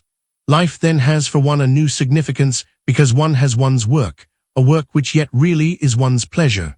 Being financially independent, one takes good care of this talent in order that, unhampered by the necessities of life, it may develop into its full vigor. This talent, however, one does not treat as a plank whereby one is saved in the shipwreck of life. One does not treat it as a toiling nag, but as a prancing steed. Our hero, however, has no such aristocratic talent. He is like most people. So the aestheticist knows nothing better for him to do than to put up with being classified by the mob's trivial definition of what it is to be a laboring man. But do not lose courage. This too has its importance. It is honest and respectable. Become a diligent and industrious man, a useful member of society. I already take delight in seeing you, for the more multifarious life is, the more interesting it is for the onlooker. Hence it is that I and all aesthetes hate a national costume, because it would be so tiresome to look at people if all were dressed alike. So then let every individual pursue his own occupation in life, for with that, life becomes all the more beautiful for me and my kind who make it their profession to be onlookers. Our hero, I should hope, becomes a little impatient at this treatment. He is indignant at the insolence of such a classification of men. Moreover, independence played after all a considerable role in the aestheticist's view of life, and independent is simply what he is not. Perhaps he cannot yet make up his mind to have recourse to the ethicist. He ventures to make one more attempt. He meets a man who says, "One must work in order to live, that's the way life is." Here he seems to have found the man he sought, for this is precisely what he thinks, so he is willing to pay attention to this discourse. One must work in order to live, that's the way life is, it is the seamy side of existence. One sleeps 7 hours every day, that is time wasted, but it has to be. One works 5 hours of the day, that is time wasted, it has to be. With 5 hours work one has one's livelihood, and when one has that, then one begins to live. So one's work had better be as dull and meaningless as possible, so long as one gets one's livelihood from it. If one has a special talent, one must not commit against it the sin of making it one's means of livelihood. No, one's talent must be coddled. That is a thing one possesses for its own sake. One takes greater joy in it than a mother takes in her child. One cultivates and develops it in the 12 hours of the day, sleeps 7 hours, is hardly human for 5 hours. And so life becomes after all pretty tolerable, yea, even rather beautiful. For the 5 hours' work is not so dreadful after all, for since one's thoughts are never on the work, one gathers strength for the avocation which is one's delight. Our hero is again no nearer his goal than before, for in the first place he has no special talent with which to fill up the 12 hours at home. In the second place, he has already got a more beautiful notion of what it is to work, and he is not willing to give that up. So he will likely resolve to seek help again from the ethicist. The ethicist speaks briefly, it is every man's duty to have a calling. More he cannot say, for the ethical as such is always abstract, and there is no such thing as an abstract calling for all men. He presupposes, on the contrary, that every man has a particular calling. What calling our hero should choose the ethicist cannot inform him, for this requires a detailed knowledge of the aesthetical components of his entire personality, and even if the ethicist had this knowledge, he would still refrain from choosing for him, since, by doing so, he would be renouncing his own view of life. What the ethicist can teach him is that there is a calling for every man, and when our hero has found his, the ethicist can admonish him to choose it ethically. For what the aestheticist had to say about the aristocratic talents is a confused and skeptical discourse about the very thing which the ethicist clearly explains. The life views of the aestheticists always imply differences. Some men have talents, others have not, and yet what distinguishes them is a more or less quantitative determinant. Hence it is arbitrary on their part to draw the line at a particular point, and yet the nerve of their life view consists precisely in this arbitrary distinction. Their life view therefore posits a discord in existence which they find themselves unable to resolve, and so they frivolously and heartlessly arm themselves against it. The ethicist, on the other hand, reconciles man with life, for he says, every man has a calling. He does not do away with the differences, but he says, in all the differences there is the common factor left, that each is a calling. The most eminent talent is a calling, and the individual who is in possession of it cannot lose sight of reality. He does not stand outside of the universal human, for his talent is a calling. The most insignificant individual has a calling. He shall not be cast out, not be reduced to living on a par with the beasts. He does not stand outside of the universal human, he has a calling. The ethical thesis that every man has a calling is the expression for the fact that there is a rational order of things in which every man, if he will, fills his place in such a way that he expresses at once the universal human and the individual. With this way of regarding it has existence become less beautiful. One has no occasion to rejoice in an aristocracy which is founded upon an accident and accidentally founded upon it. No, one has a realm of gods. When the talent is not construed as a call, and when it is so construed every man has a call, then the talent is absolutely egoistic. Everyone, therefore, who founds whose life upon a talent leads, so far as he can, a robber existence. He has no higher expression for the talent than that it is a talent. So this talent wants to come to the fore in its unique difference. Every talent has, therefore, a tendency to make itself the central factor. Every condition must be present to promote it, for only in this wild bursting forth consists the real aesthetic enjoyment of the talent. If there is a simultaneous talent with another direction, the two collide in mortal conflict, for they have no concentric direction, no higher expression in common. So our hero has got what he sought, a work whereby he might live. He has got at the same time a more significant expression for its relation to his personality. It is his calling, and so the accomplishment of it is associated with a satisfaction of his whole personality. He has got also a more significant expression for the relation of his work to other men, for since his work is his calling, he is thereby put essentially on a par with all other men. He is then doing by his work the same thing that every other man does. He is performing his calling.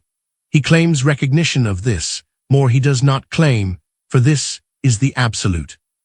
If my calling is an insignificant one, says he, I can be faithful to my calling and am essentially just as great as the greatest, without being for an instant so foolish as to forget the differences. That would do me no good, for were I to forget them, there would be an abstract calling for all, but an abstract calling is no calling, and I would have lost again just as much as the greatest stands to lose. If my calling is insignificant, I can be unfaithful to my calling, and if I am, I commit just as great a sin as does the greatest. I shall not be so foolish as to want to forget the differences, or to think that my unfaithfulness might have consequences just as dreadful for the whole as has the unfaithfulness of the greatest. That does me no good. I myself am the one who would lose most by it. The ethical consideration that everyone has a calling possesses a double advantage over the aesthetic theory of talent. In the first place, it explains forclare talent not as something occasional in existence, but as the universal. In the second place, it exhibits the universal in its true beauty. For talent is beautiful only when it is transfigured forclare as a call, and existence is beautiful only when everyone has a call. Such being the case, I beg you not to disdain a simple empirical observation, which so far as concerns the principal theme of this discourse you will have the kindness to regard as a superfluity. When a man has a calling, he generally has a norm outside himself, which, without making him a slave, does nevertheless prescribe in a measure what he must do, apportions for him the time, often gives him occasion to begin. If for once he does not make a success of his business, he hopes to do it better next time, and this next time is not too far distant. On the other hand, the man who has no calling must generally work very much more uno tenor, in case he proposes a task for himself. There is no place for him to break off except as he does it of his own accord. If he fails in it, then the failure is complete, and he has great difficulty in beginning again, since he lacks an occasion which prompts him to do so. So he is easily tempted to become a pedant, if he would not become an idler. It is such a common thing to accuse of pedantry people who have definite official duties. Generally, such a man cannot become a pedant. He, on the other hand, who has no official duties, is tempted to become a pedant in order to put up at least a little resistance to the too great freedom, by reason of which he may easily be tempted to go astray. One therefore may very properly be inclined to forgive him for his pedantry, since it is a sign of something good in him. But on the other hand, it may be regarded as his punishment for wanting to emancipate himself from the universal. Our hero found a more significant expression for the relation of his work to other men in the fact that it was a calling. Thus he has recognition, he has obtained his credentials. But now, when he is discharging the duties of his calling, he finds in that his personal satisfaction, but at the same time he requires an expression for the relation of this activity to other men. He requires to be accomplishing something. Here, perhaps, he will again go astray. The aestheticist will explain to him that this satisfaction of the talent is the highest thing, and that the question whether he is accomplishing anything or not is entirely secondary. He will, perhaps, adopt a practical bigotry which believes in its inept zeal that it is accomplishing everything, or he will assume an aesthetic air of importance which thinks that to accomplish anything in the world is something which falls to the lot of a few elect individuals, that there are certain eminent talents which accomplish something, the men left over are numerous, a superfluity in existence representing the prodigality of the Creator. But none of these explanations is of any use to our hero, for he is like most people. Let us again have recourse to the ethicist. He says, what every man accomplishes and can accomplish is to do his job, for in case it were true that certain men accomplish something and others do not, and the reason for this was an accidental difference, then skepticism has again obtained the upper hand. We must therefore say that looking at it, essentially every man accomplishes as much as another. I am by no means preaching indolence, but on the other hand, one must be cautious in using the expression accomplish. This has always been a theme for your derision, and as you once expressed it, you have studied profoundly integral and differential and infinitesimal calculus in order to reckon how much is accomplished on the whole by a clerk in the Admiralty who in the entire bureau is regarded as a smart worker. Use your talent for mockery only against persons who would make themselves important, but do not abuse it to confuse men's minds. The expression to accomplish indicates a relation between my action and another man outside of me.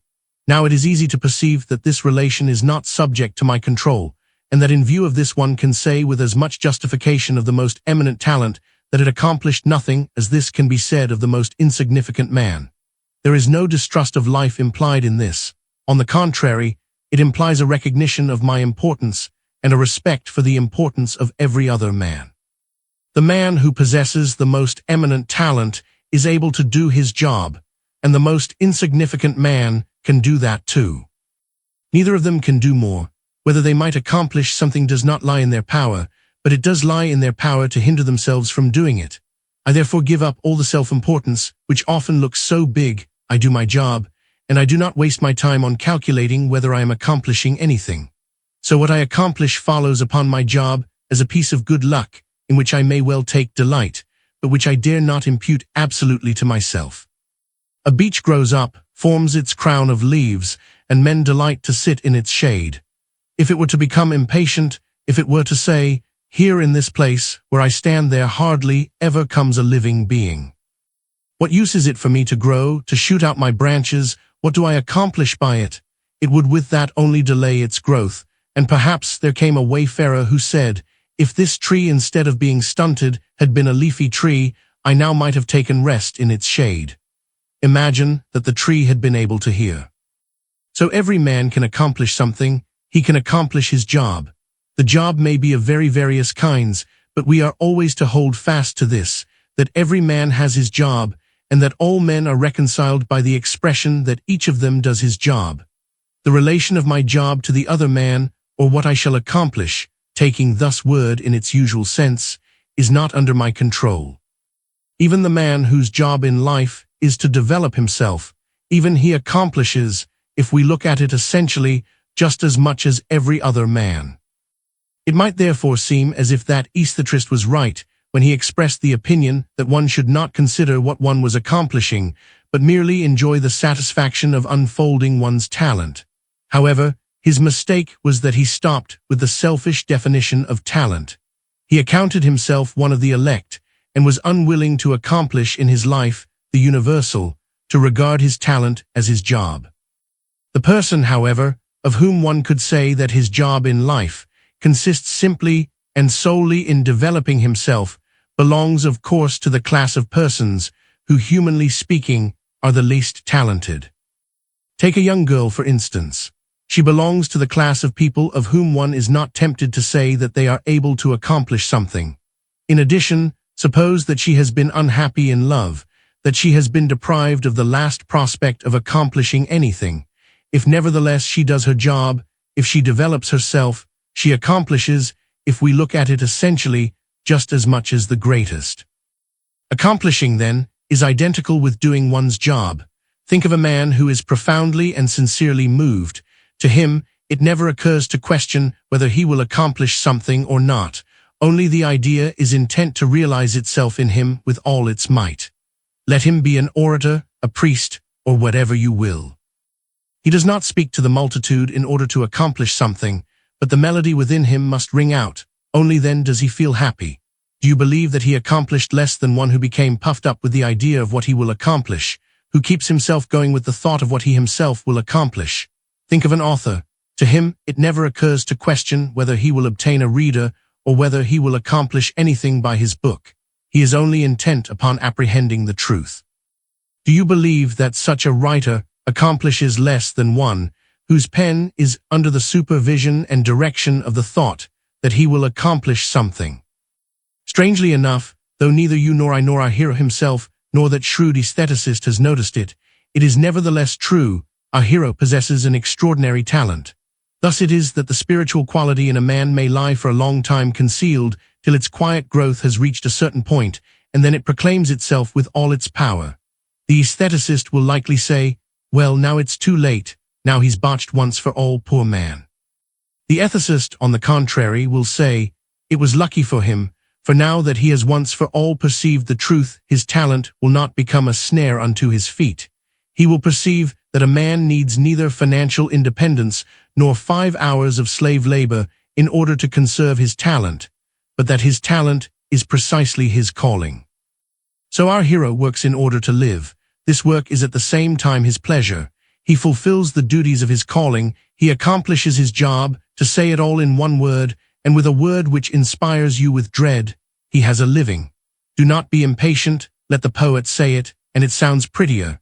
Instead of childhood's golden promise, he makes a living scant but honest. And then what next?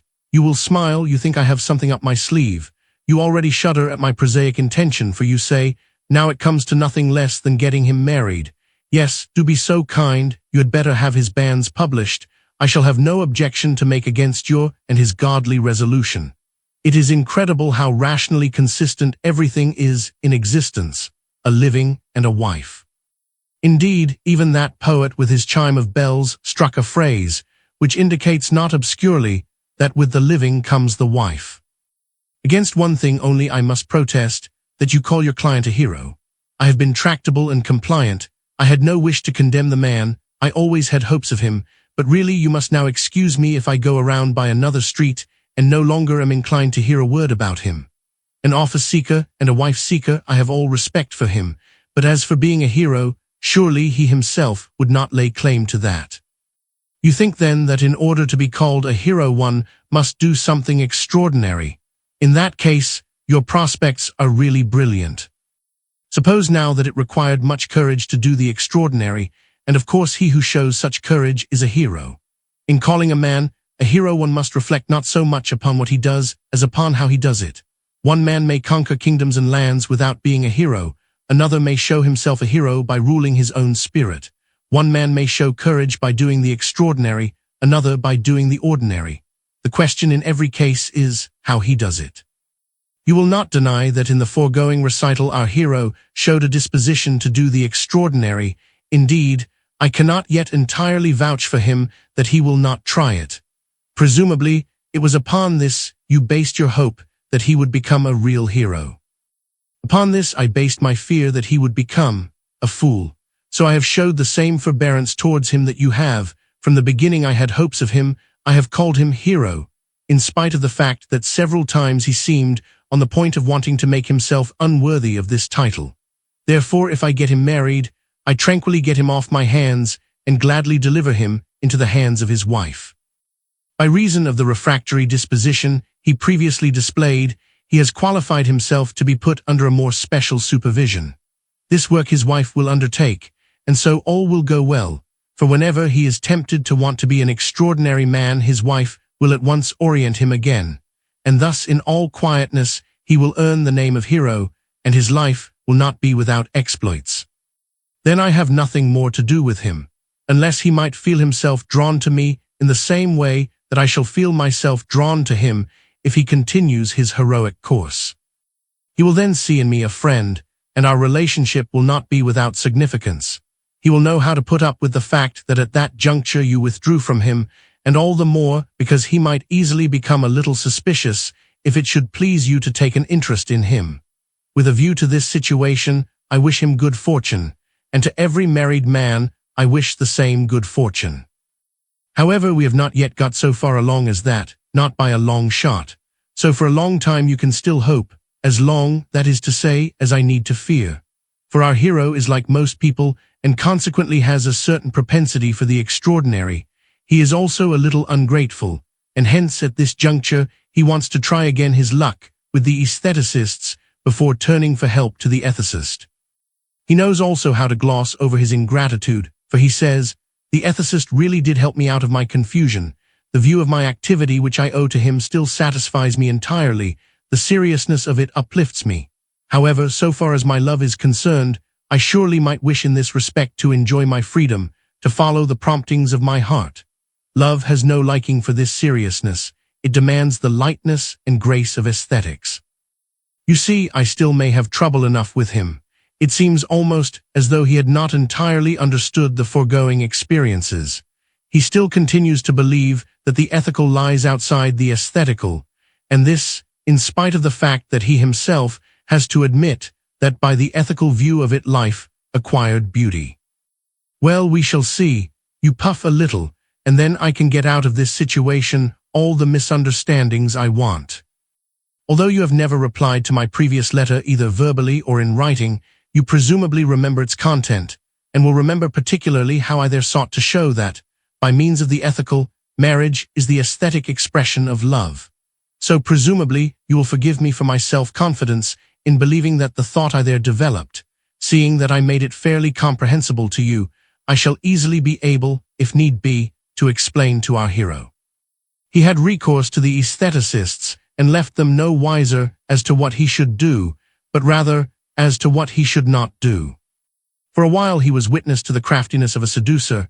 He listened to his indecent talk, but has learned to despise his art, has learned to see through him, to see that he is a liar when he feigns love, when he pretends to feelings in which perhaps there once was truth, when by them he belonged to another, to see that he deceives doubly, both her whom he would make believe that he cherishes such feelings, and her to whom they rightfully belong. That he is a liar when he makes himself believe that there is something beautiful in his lust. He has learned to despise the clever mockery which would make love a childish prank at which one could only smile. He has seen your favorite play, The First Love, by Scribe. He does not claim to have culture enough to appraise the play aesthetically, but he finds it unjust on the part of the poet to let Charles sink so low in the course of 8 years. He is ready to admit that such things may happen in real life, but he does not think that this is what one should learn from a poet. He finds that there is a contradiction in the play, for the fact that it represents Emmeline as at once a high-flown fool and a really lovable girl, as Rinville at the first glance is at once convinced that she is, in spite of his prejudice against her. He finds that in view of this, it is again an injustice to let Charles in the course of 8 years become a depraved man. It seems to him that the play ought not to be a comedy, but a tragedy. He finds that it is unjust of the poet to let Emmeline yield so frivolously to her misapprehension, forgive Rinville frivolously for deceiving her, and thus to mock frivolously her own feelings, build frivolously her whole future upon her own frivolity, upon Rinville's frivolity, and upon the frivolity of Charles. He finds that the original Emmeline is indeed sentimental and high-flown, but the reformed Emmeline, the shrewd type, is a being far inferior to the former notwithstanding all her imperfections. He finds it inexcusable on the part of the poet to represent love as a prank it takes a man 8 years to live into and half an hour to get out of, head over heels, without the slightest impression being left by this change. He was glad to observe that it was not exactly the men he most respects who laugh especially at such plays. For an instant the mockery made his blood run cold, but again he is sensible of the flood of feelings which arises in his breast. He is convinced that this pulsation is the life principle of the soul, and that he who would suppress it is dead and doesn't need to have himself buried. For a little while he let himself be lulled by the mistrust of life, which would teach him that there is nothing one can venture to build upon and so conceive a plan for one's whole life. His indolence and cowardice found this talk thoroughly acceptable. It was a comfortable costume to assume, and in men's eyes not unbecoming. However, he has examined this talk sharply. He has seen the hypocrite, the pleasure-lover who came in humble dress, the robber in sheep's clothing, and he has learned to despise this talk. He has perceived that it is an insult, and consequently is unfair to want to love a person for the obscure and not for the conscious elements in her nature, to want to love in such a way that one could think of the possibility that this love might cease, and that one might then dare to say, "I can't help it." Feeling is not under a man's control. He has perceived that it is an insult, and consequently is unfair to want to love with one side of the soul, but not with the whole soul, to treat one's love as fractional quantity, and yet take the whole love of another, to want to be to a certain degree a riddle and a secret. He has perceived that it would be unfair for him to have 100 arms, so that he might embrace many. He has only one bosom, and wishes only for one whom he may embrace.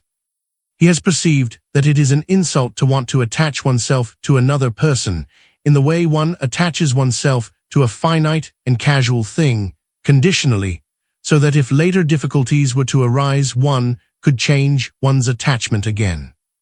He does not believe that for a man who loves it is possible to change, unless it be for the better. And were this to come to pass, he believes in the power of the relationship to make it all right again.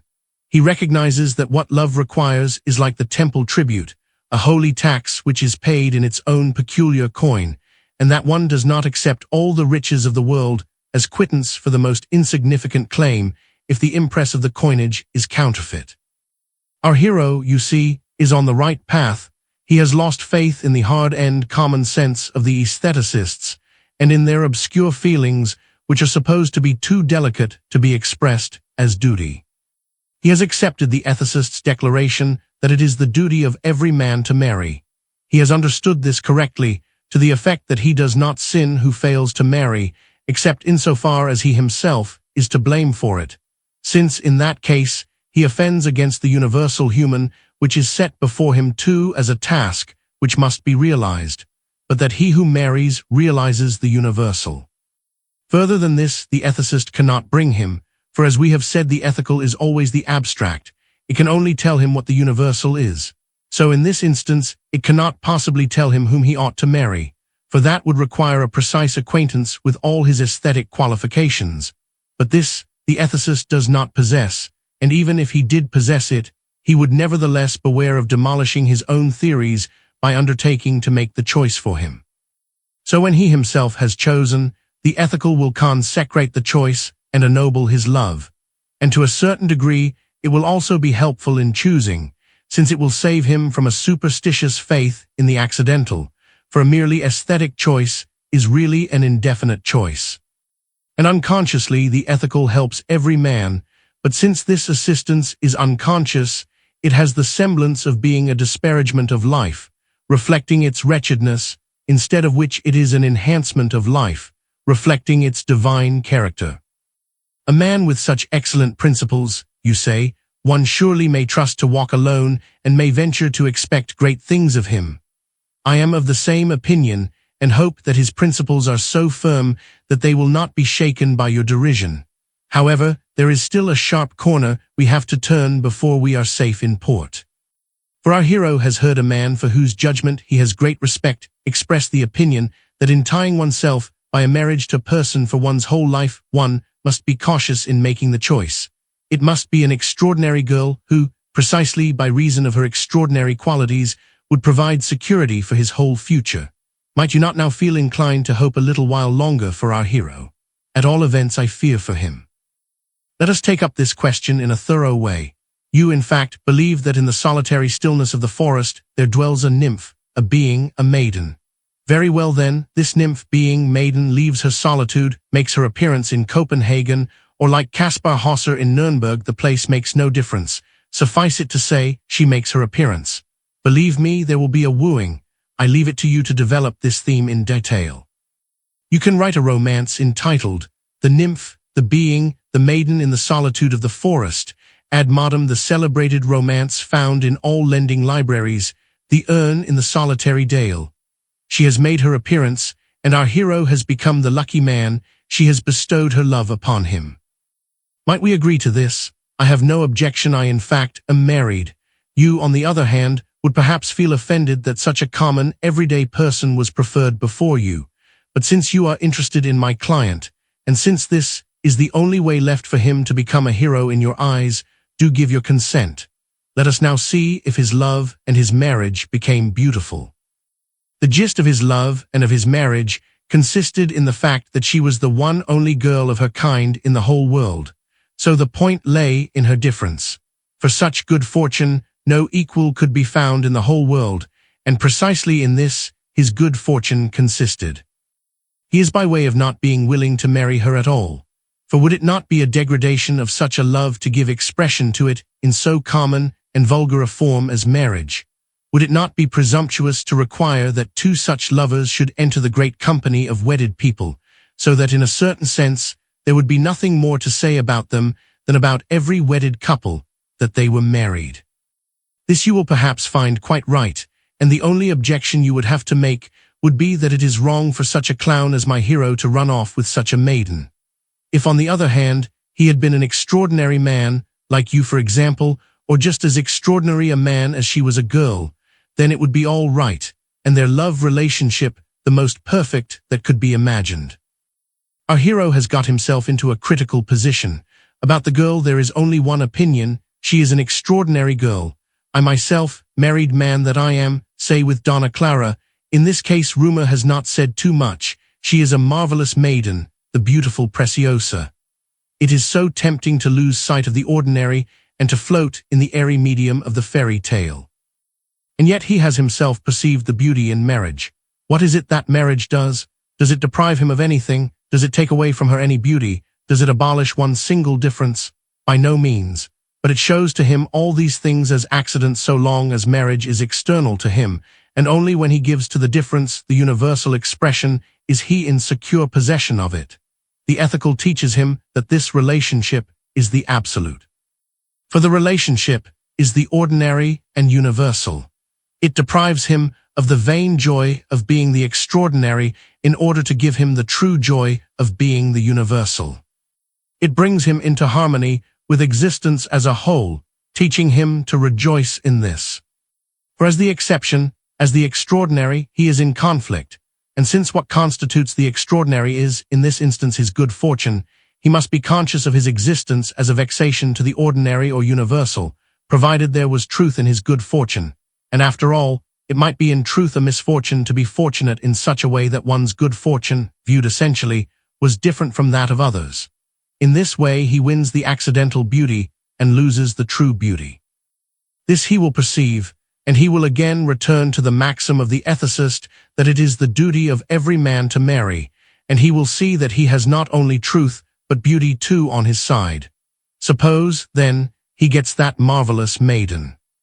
He will not be enamored of the differences, he will rejoice right heartily in her beauty, in her charm, in the wealth of intelligence and the warmth of feeling she possesses. He will count himself fortunate, but essentially he will say, I am not different from any other married man, for the relationship is the absolute. Suppose he gets a less gifted girl, he will be joyful in his good fortune, for he will say, even though she stands far beneath others, essentially she makes me just as happy, for the relationship is the absolute. He will not fail to appreciate the importance of the differences, for just as he perceived that there was no abstract calling, but that every man has his, so he will perceive that there is no abstract marriage. Ethics tells him merely that he shall marry. Ethics explains for Claire to him the universal in the difference, and he transfigures for Claire the difference into the universal. So the ethical view of marriage has several advantages over every aesthetic interpretation of love. It elucidates the universal, not the accidental. It does not show how a couple of very singular people with extraordinary traits might become happy, but how every married couple may become so. It regards the relationship as the absolute, and so does not apprehend the differences as garances, but comprehends them as tasks. It regards the relationship as the absolute and hence beholds love with a view to its beauty, that is, its freedom. It understands historical beauty. So our hero lives by his work. His work is at the same time his calling, hence he works with pleasure. The fact that it is his calling brings him into association with other men, and in performing his job he accomplishes what he could wish to accomplish in the world. He is married, contented with his home, and time passes swiftly for him. He cannot comprehend how time might be a burden to a man or be an enemy of his happiness. On the contrary, time appears to him a true blessing. He admits that in this respect he owes a great deal to his wife. It is true, I forgot to mention it, there was a misunderstanding about the nymph from the forest. He did not become the fortunate man. He had to content himself with a girl who was like most girls, in the same sense that he as a man is like most people. However, he is very joyous for all that.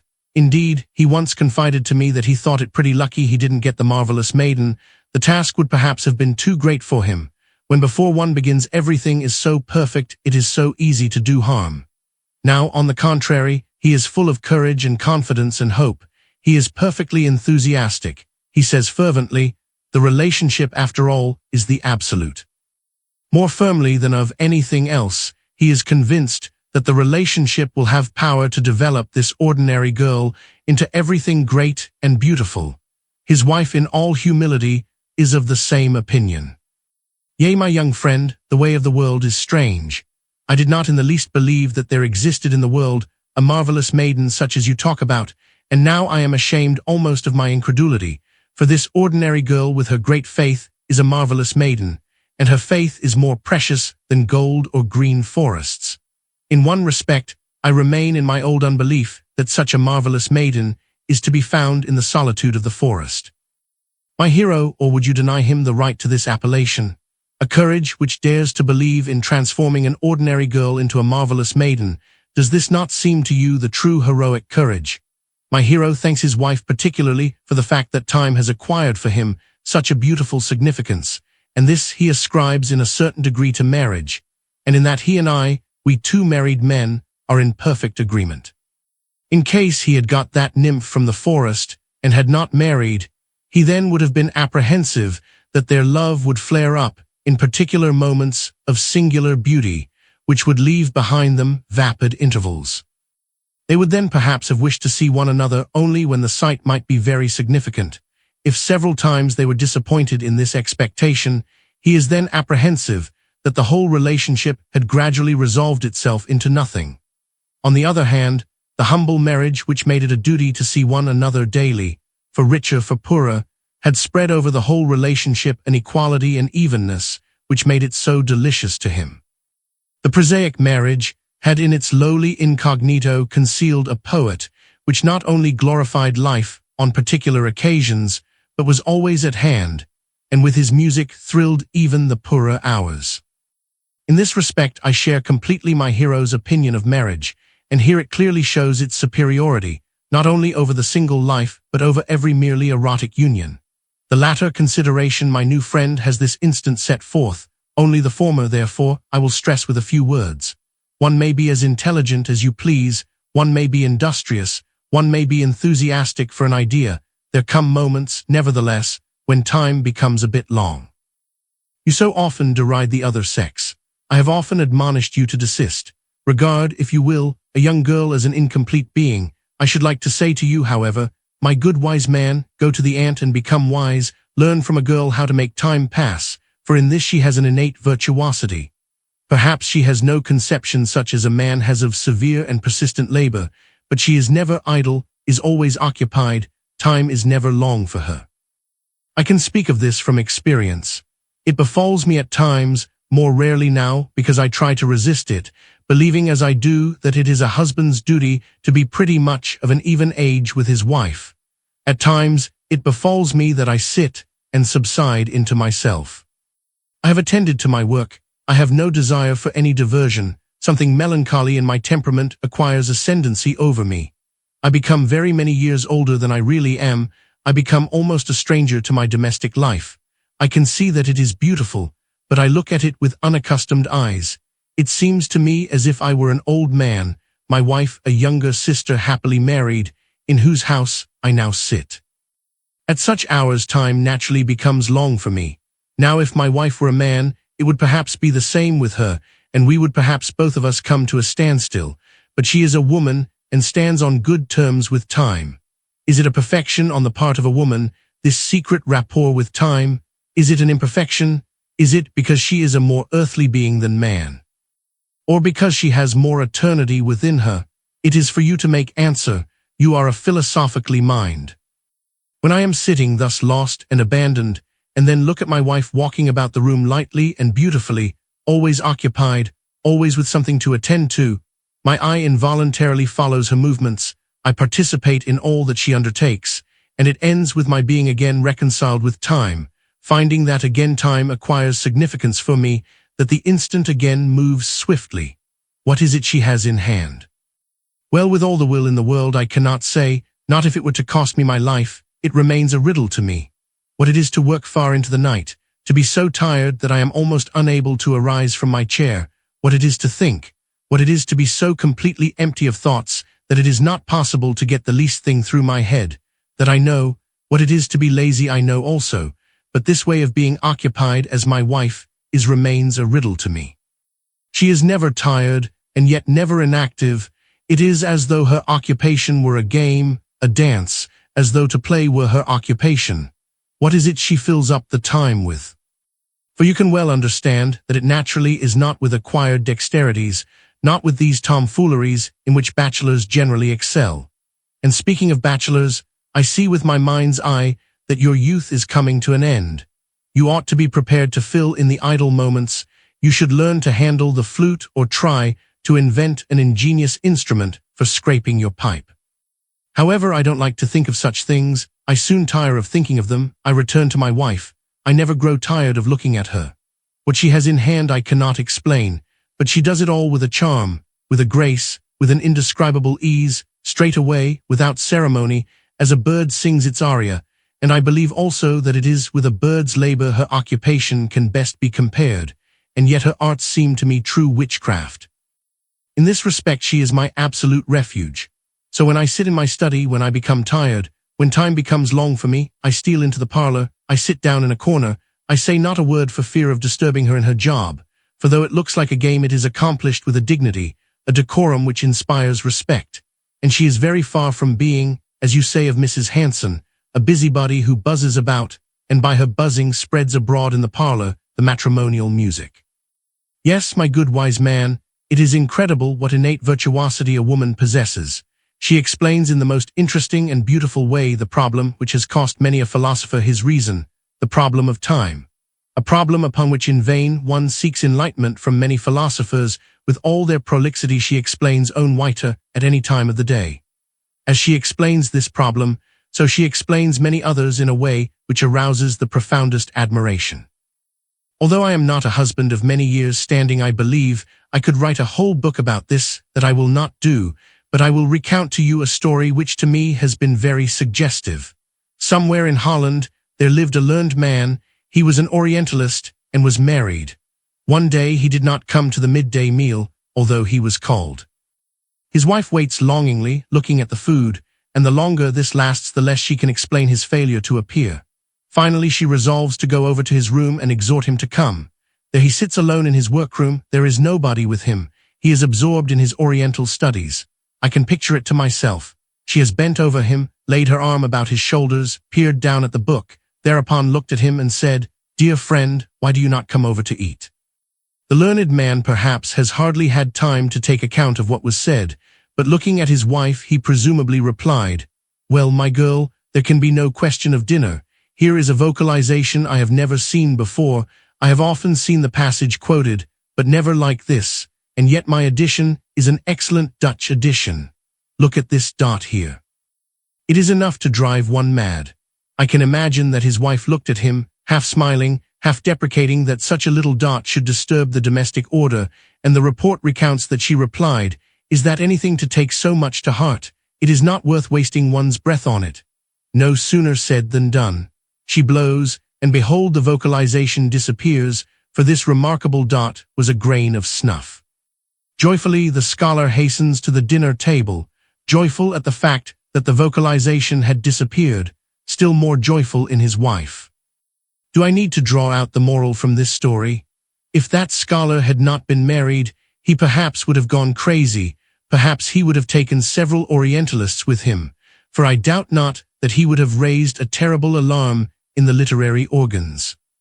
You see why I say that one ought to live on good terms with the other sex, for be it said between us, a young girl explains everything and doesn't give a fig for the whole consistory, and if a man is on good terms with her, he delights in her information, but if not, she makes sport of him.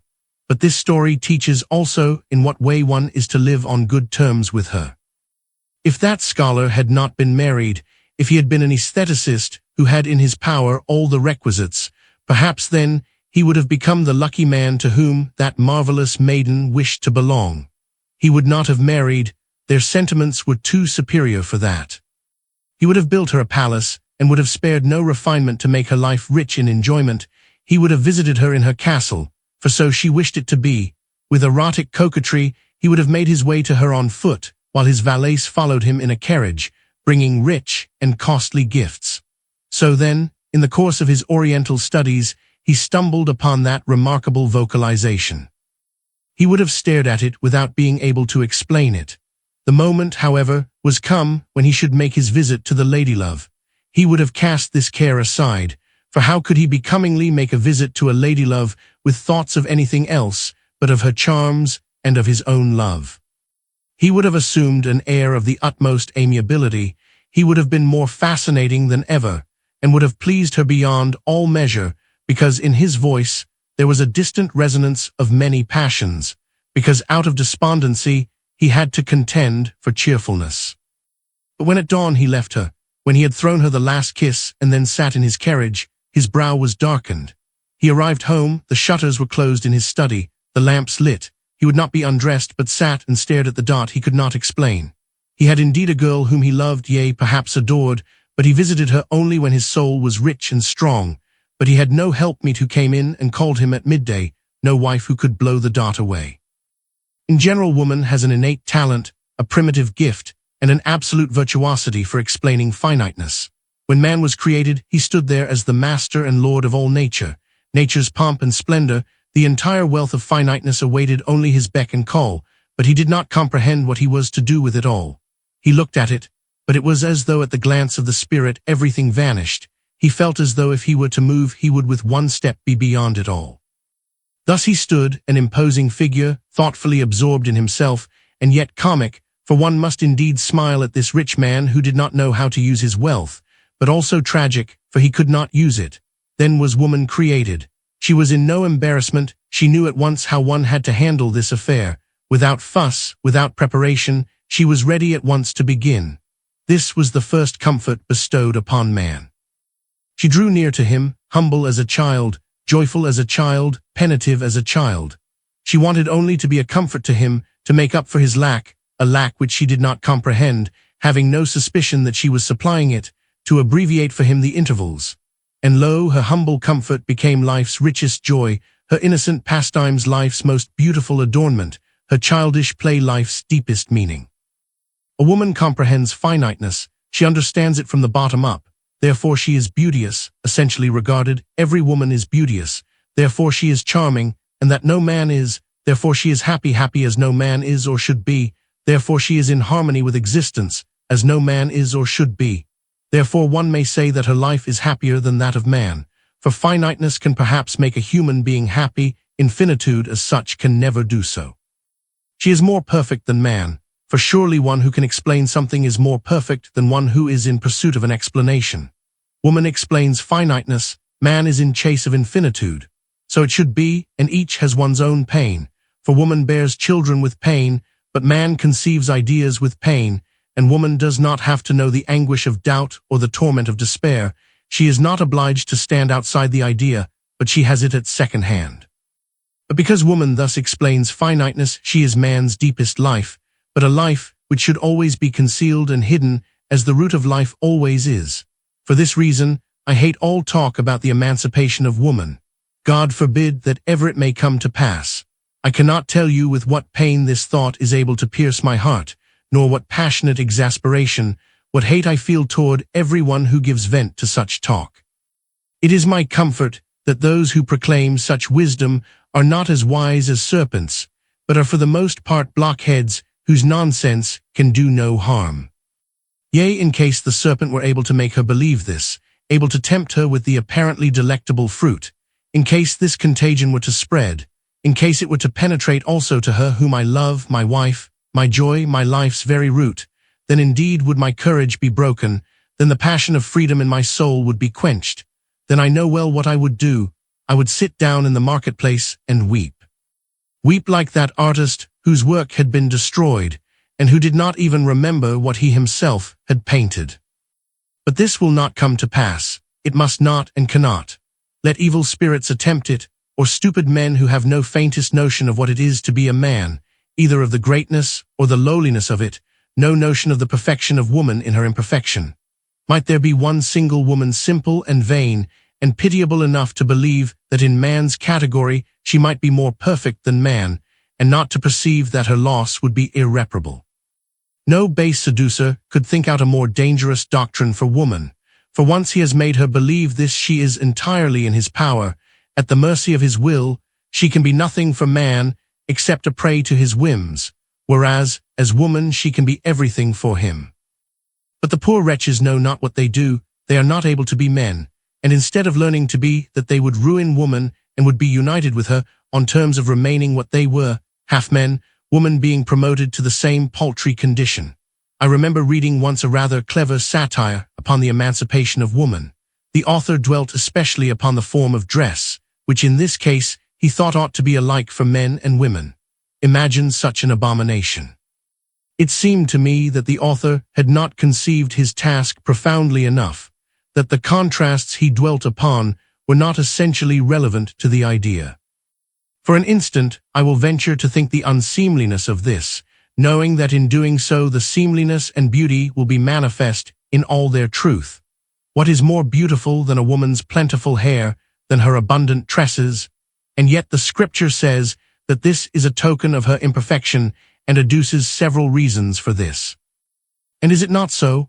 Look at her when she bows her head toward the earth, when the luxuriant braids almost touch the ground, and it looks as though they were tendrils of a flowering plant by which she was firmly attached to the earth. Does she not stand there as a more imperfect being than man, who looks up to heaven and barely touches the earth?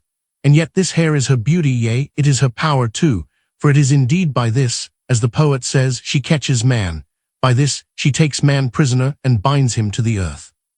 I should like to say to such blockheads as preach emancipation, behold, there she stands in all her imperfection, a lowlier being than man. If you have the courage, clip the rich tresses, shear asunder these heavy chains, and let her run like a crazy woman, like a criminal, a horror to men. Let man give up the claim to be the lord and master of nature. Let him yield this place to woman. She is its mistress, it understands her, and she understands it, every hint of hers it follows. For this reason she is everything to man, for she bestows upon him finiteness. Without her, he is an unstable spirit, an unhappy creature who cannot find rest, has no abiding place. I have often had joy in viewing woman in this light. To me, she is a symbol of the congregation, and the spirit is in great embarrassment when it has not a congregation to dwell in, and when it dwells in the congregation, it is the spirit of the congregation. Hence it is, as I have already remarked, that the Scripture does not say that a maiden shall leave father and mother, and shall cleave unto her husband, as might be expected, since the woman is in fact the weaker. No, it says, a man shall leave his father and mother, and shall cleave unto his wife, for insofar as she gives him finiteness, she is stronger than he. Therefore nothing can provide so beautiful an image of the congregation as does woman. If people would view the matter thus, I really believe that many prospects for the beautification of divine worship would be opened up. What bad taste it is in our churches that the congregation, when it does not represent itself, is represented by the parish clerk or the bellringer. It ought always to be represented by a woman. In our church services, the congregation has always failed to make upon me a truly salutary impression, and yet there was one year of my life when I came pretty close to my idealized conception. It was in one of our churches here in the city. The church itself attracted me greatly. The clergyman whom I heard every Sunday was a right reverend personality, a unique figure, who knew how to bring out old and new from the experiences of an eventful life. He was perfectly in place in the pulpit. As a priest, he satisfied completely my soul's ideal demand. He satisfied it as a figure, satisfied it as an orator. I was glad every Sunday to think that I was to go to hear him. But what increased my joy and made perfect for me the impression of divine worship in this church was another figure, an elderly woman who likewise attended every Sunday. She used to come a little before the service began, and I likewise. Her personality was for me an image of the congregation, and thinking of her, I forgot the disturbing impression of the parish clerk at the church door. She was a woman of a certain age, apparently about 60 years old, but was still beautiful, her features noble, her look full of a certain humble dignity, her countenance expressive of deep, pure, feminine character. She looked as if she had experienced much, not precisely stormy events, but as a mother who had borne life's burdens, and yet had preserved and attained the ability to rejoice over the world. So when I saw her coming far down the aisle, when the sexton had met her at the church door, and now as a servant was deferentially escorting her to her seat, then I knew she would also pass the pew where I sat. So when she went by, I always rose and bowed to her. For me, there was so much implied in this bow, it was as though I would beg her to include me in her supplications. She entered her pew, giving a kindly greeting to the sexton. She remained an instant on her feet. She bowed her head, held a handkerchief an instant before her eyes as she prayed. It would take a pithy preacher to make so strong and salutary an impression as did the solemnity of that venerable woman. It sometimes came into my mind that perhaps I too was included in her prayer, for to woman it belongs essentially to pray for others. Think of her in whatever position of life you will, at whatever age, think of her in prayer, and as a rule you will find her praying for others, for her parents, for her loved one, for her husband, for her children, always for others. To man it belongs essentially to pray for himself. He has his definite task, his definite place. The character of his resignation is therefore different. He strives even in prayer. He relinquishes the fulfillment of his wish, and what he prays for is strength to renounce it. Even when he wishes something, this thought is constantly present. Woman's prayer is far more substantial. The character of her resignation is different. She prays for the fulfillment of her wish. She is resigned to the thought that she can do nothing about it. But for this reason, she is also far more apt to pray for others than is man. For if he would pray for another, he essentially would pray that there might be granted him strength to bear and joyfully to triumph over the pain due to the fact that his wish was not fulfilled. But such a prayer of intercession is imperfect if regarded as intercession, though as a prayer for oneself, it is true and right. In this respect, man and woman march as it were in two ranks. First comes woman with her intercession, moving the divinity, as it were, with her tears. Then comes man with his prayer, bringing to a stop the first rank when it would fearfully betake itself to flight. He has a different tactic, which always results in victory. This is due again to the fact that man is in pursuit of infinitude. If woman loses the fight, she must learn from man to pray, and yet intercession belongs to her so essentially that even in this case her intercession for man will be different from his own prayer. In a certain sense, therefore, woman is more believing than man, for woman believes that with God all things are possible. Man believes that for God there is something impossible. Woman becomes more and more intense in her humble craving. Man gives up more and more until he finds the immovable point from which he cannot be expelled. This is due to the fact that it belongs essentially to man to have doubted, and all his wisdom will bear an impress of this. The joy I derived from the beauty of divine worship in that church was, however, of short duration. In the course of the year that priest was transferred, the venerable matron, my pious mother I might almost call her, I saw no more. I often thought of her, however. Later, when I was married, she often hovered before my mind. If the church paid attention to such matters, our worship would surely gain in beauty and solemnity. Imagine yourself at a baptism where such a venerable woman stood beside the priest and said the Amen, instead of having the bell ringer bleat it out, as he now does. Imagine yourself at a wedding where she assisted. Would not this be beautiful?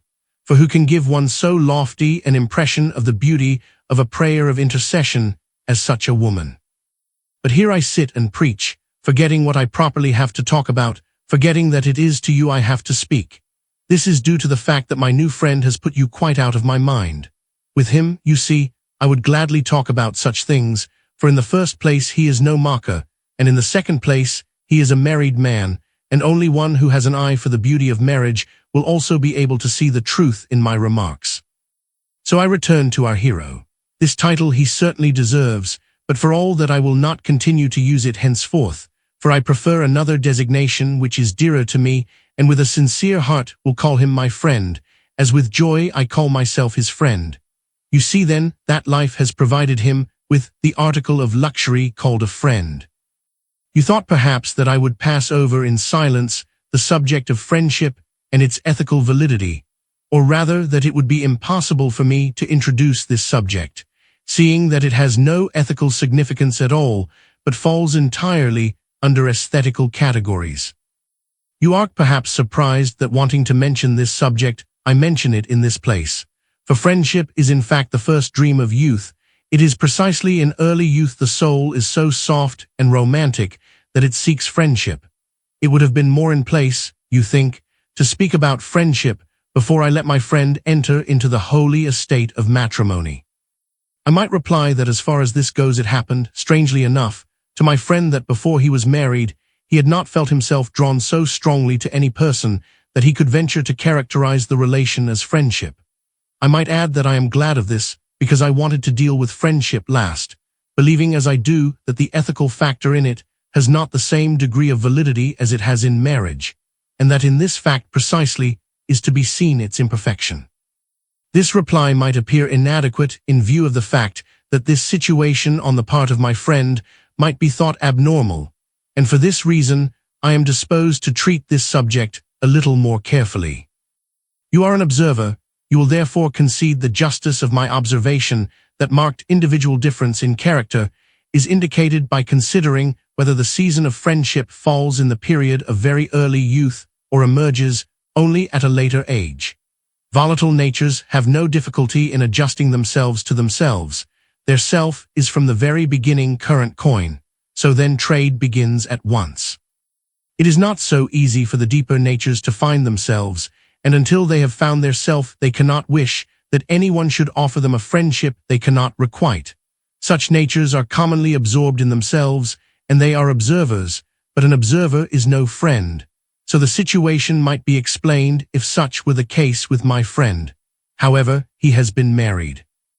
Now the question is whether there is something abnormal in the fact that friendship only appeared after this. For in the foregoing discussion, we agreed that it was proper for friendship to come about in later years, but we did not speak of its relation to marriage. Let us here make use again of our common observation. We must now take into consideration a man's relation to the other sex. To those who, at a very early age, seek the relation of friendship, it not rarely happens that, when love begins to assert itself, friendship fades completely. They discover that friendship was an imperfect form, break off the earlier relationship, and concentrate their whole soul exclusively upon love. Others have the opposite experience.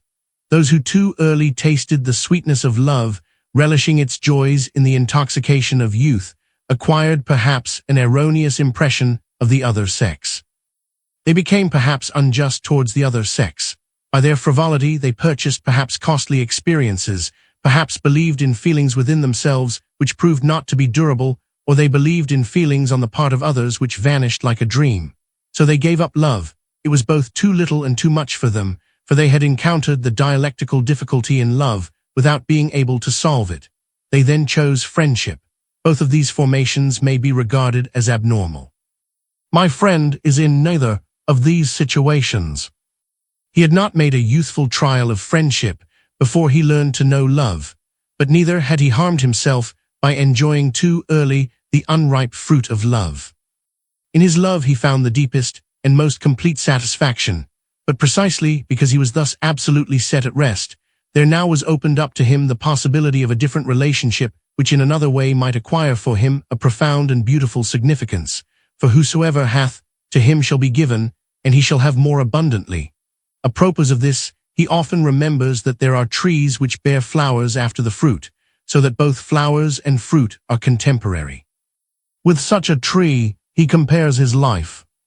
But precisely because it was by and with his marriage he learned to see the beauty in having a friend or friends, he has not been for an instant perplexed as to how he ought to regard friendship, or in doubt that it loses its significance if one does not regard it ethically. The many experiences of his life had pretty much destroyed his faith in the aestheticists, but marriage had entirely eradicated every trace of this from his soul. So he felt no inclination to let himself be infatuated by aesthetical jugglery, but acquiesced in the view of the ethicists. In case my friend had not been of such a mind, I might have found pleasure in referring him to you, for what you have to say on this topic is confused to such a degree that presumably he would have become completely perplexed at listening to you. You treat friendship as you do everything else. Your soul lacks ethical concentration to such a degree that one can get from you opposite explanations about the same thing, and you are in the highest degree a proof of the thesis that sentimentality and heartlessness are one and the same. Your view of friendship can best be likened to a witch's letter, and he who is willing to adopt this view must become crazy, as to a certain degree, the one who propounds it must be assumed to be. If when you are incited to it, one hears you propounding the divinity of love for young men, the beauty of encountering a kindred soul, one may be almost tempted to fear that your sentimentality will cost you your young life. At other times you talk in such a way that one would almost think you were an old practitioner who had become sufficiently acquainted with the emptiness and inanity of the world. A friend, you say, is an enigmatic thing. Like fog, he can be seen only at a distance, for only when one has become unfortunate does one remark that one has had a friend. It is easy to see that at the bottom of such a judgment upon friendship there lies a different requirement from that which you previously made. For you were talking about intellectual friendship, about the beauty of a spiritual erotic, with a common enthusiasm for ideas. Now you talk about a practical friendship on a business basis, about mutual assistance in the difficulties of earthly life. There is something true in both requirements, but if one cannot find for them a point of unity, it is doubtless best to conclude with your final result, a result which you deduce from each of your theses and from both in their reciprocal contradiction. The absolute condition for friendship is agreement in a moral view. If one has that, one will not be tempted to found one's friendship upon obscure feelings or upon inexplicable sympathies. Consequently, one will not experience these ludicrous reversals of one day having a friend and the next day having none. One will not fail to appreciate the importance of the inexplicable sympathies, for one is not in a stricter sense a friend of everybody who shares the same moral view, but it is not alone upon the enigmatic factor of sympathy one has to count. A true sympathy always requires consciousness of its motives and is thereby saved from being a vain enthusiasm. The moral view in which friends are united must be a positive view. Thus my friend and I have a positive view in common. Therefore, when we look at one another, we do not laugh like those augurs of the Roman story. On the contrary, we become serious. It was quite natural for the augurs to laugh, for their view of life was a negative one. You understand that very well, for it is one of your romantic wishes to find a kindred soul with whom one could laugh at the whole thing. And you say that the dreadful thing about life, the thing that almost terrifies one, is that hardly anybody notices how miserable it is, and of these few there is only a rare exception who knows how to retain his good humor and laugh at it all. If this longing of yours for a kindred soul is not satisfied, you know how to make the best of it, for it is in conformity with the idea that there can only be one who laughs. If there were more of that kind, it would be proof, in fact, that the world was not entirely miserable. Now your thought is in full swing and knows no limit, so you express the opinion that even laughter is only an imperfect expression of the derision the world deserves. If it is to be perfect, one ought properly to be serious. It would be the most perfect mockery of the world if one who propounded the deepest truth was not an enthusiastic believer but a doubter. And this would not be unthinkable, for no one can propound positive truth so admirably as a doubter. The only drawback is that he doesn't believe it. If he were a hypocrite, the mockery would rebound upon him. If he were a doubter, wishing perhaps to believe what he propounded, the mockery would be entirely objective. Existence would be mocking itself through him. He propounded a doctrine which could explain everything. The whole race could repose in it securely, but this doctrine could not explain the founder of it. If a man was so shrewd as to be able to conceal the fact that he was mad, he would be able to make the whole world mad. Having such a notion of life, it is difficult to find a friend with a common moral view. Or have you perhaps found such a friend in the mystical society of sigma upsilon, mu pi alpha rho alpha, nu epsilon kappa rho omega, mu epsilon nu sigma iota you sometimes talk about? Are you perhaps an association of friends who mutually regard one another as so shrewd that you know how to conceal your madness? There lived in Greece a wise man. He enjoys the singular honor of being reckoned among the 7 wise men if it is assumed that this number was 14. If my memory is not very much at fault, his name was Myson. An ancient author relates that he was a misanthrope. This author tells his story very briefly. It is related of Myson that he was a misanthrope and that he laughed when he was alone. When someone asked why he did so, he replied, "Just because I am alone." You see that you have a predecessor. You will aspire in vain to be admitted into the number of the 7 wise men, even though this were defined as 14, for Myson stands in your way. This, however, is of minor importance, but you yourself will perceive that he who laughs when he is alone cannot possibly have a friend, and that for 2 reasons. First, because he doesn't get a chance to laugh so long as the friend is present. Secondly, because the friend must be afraid that he is only waiting for him to go in order that he may have a chance to laugh at him. Therefore, behold, the devil must be your friend. I might almost be tempted to beg you to take this literally, for it is said also of the devil that he laughs when he is alone. It appears to me that there is something very disconsolate in such an isolation, and I cannot help thinking how dreadful it is when a man awakes to another life on the day of judgment, and again stands there quite alone. So then friendship requires a positive view of life, but a positive life view cannot be thought unless it has in it an ethical factor. To be sure, in our age one often enough encounters people who have a system in which there is no place for the ethical. Let them have 10 times a system, a life view they have not.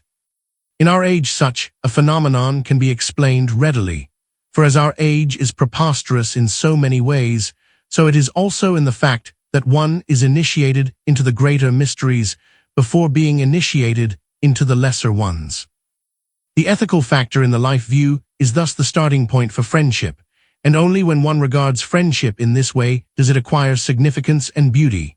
If one stops with the sympathetic, the mysterious, then friendship will find its most perfect expression in the relation which exists between the social birds, the so-called love birds, whose solidarity is so heartfelt that the death of one is also the death of the other. Although in nature such a relation is beautiful, it is unseemly in the world of spirit. Agreement in a moral view is the constituent factor in friendship. If this is present, the friendship endures even though the friend dies, for the transfigured friend lives on in the other. If this ceases to be, friendship is over even though the friend goes on living. If one regards friendship thus, one regards it ethically and therefore with a view to its beauty. It thus acquires both significance and beauty. Do I have to cite an authority on my side against you? Very well then, how did Aristotle interpret friendship? Did he not make this the starting point for his whole ethical view of life? For with friendship, he says, the concepts of justice are so broadened that they coalesce with it. He bases the concept of justice upon the idea of friendship. His category is thus in a certain sense more perfect than the modern view which bases justice upon duty, the abstract categorical. He bases it upon the social sense. One easily sees from this that for Aristotle the idea of the state becomes the highest idea, but this in turn is the imperfection in his category. However, I shall not venture to enter into such investigations as the relation between the Aristotelian and the Kantian interpretation of the ethical. I cited Aristotle only to remind you that he too perceived that friendship contributes to help one ethically in gaining reality. He who regards friendship ethically sees it as a duty. I might therefore say that it is every man's duty to have a friend. However, I prefer to use another expression which exhibits the ethical element in friendship and in everything else which was dealt with in the foregoing discussion, and at the same time emphasizes sharply the difference between the ethical and the aesthetical. I say that it is every man's duty to become revealed. The scripture teaches that every man must die, and then comes the judgment when everything shall be revealed. Ethics says that it is the significance of life and of reality that every man become revealed. So if he is not, the revelation will appear as a punishment. The aestheticist, on the contrary, will not attribute significance to reality. He remains constantly concealed, because however frequently and however much he gives himself up to the world, he never does it totally. There always remains something that he keeps back. If he were to do it totally, he would be doing it ethically. But this thing of playing hide and seek always avenges itself, and of course it does so by the fact that one becomes enigmatical to oneself. Hence it is that all mystics, when they do not recognize the claim of reality upon every man that he become revealed, stumble upon difficulties and terrors which no one else knows of. It is as though they discovered an entirely different world, as though their nature was reduplicated in itself. He who will not contend with realities gets phantoms to fight with. Herewith I am through for the present. To propound a doctrine of morals was never my intention. What I wanted to do was to show how the ethical, in the regions which border on the aesthetical, is so far from depriving life of its beauty that it bestows beauty upon it. It saves from every vain enthusiasm which would enfeeble the soul and bestows upon it health and strength. It teaches one not to overvalue the adventitious or to deify fortune, and even this the aestheticist is not able to do, for good fortune merely as such is an endless relativity. It teaches one to be joyful in misfortune. Regard what I have written as of no importance, regard it as notes appended to Ball's lesson book.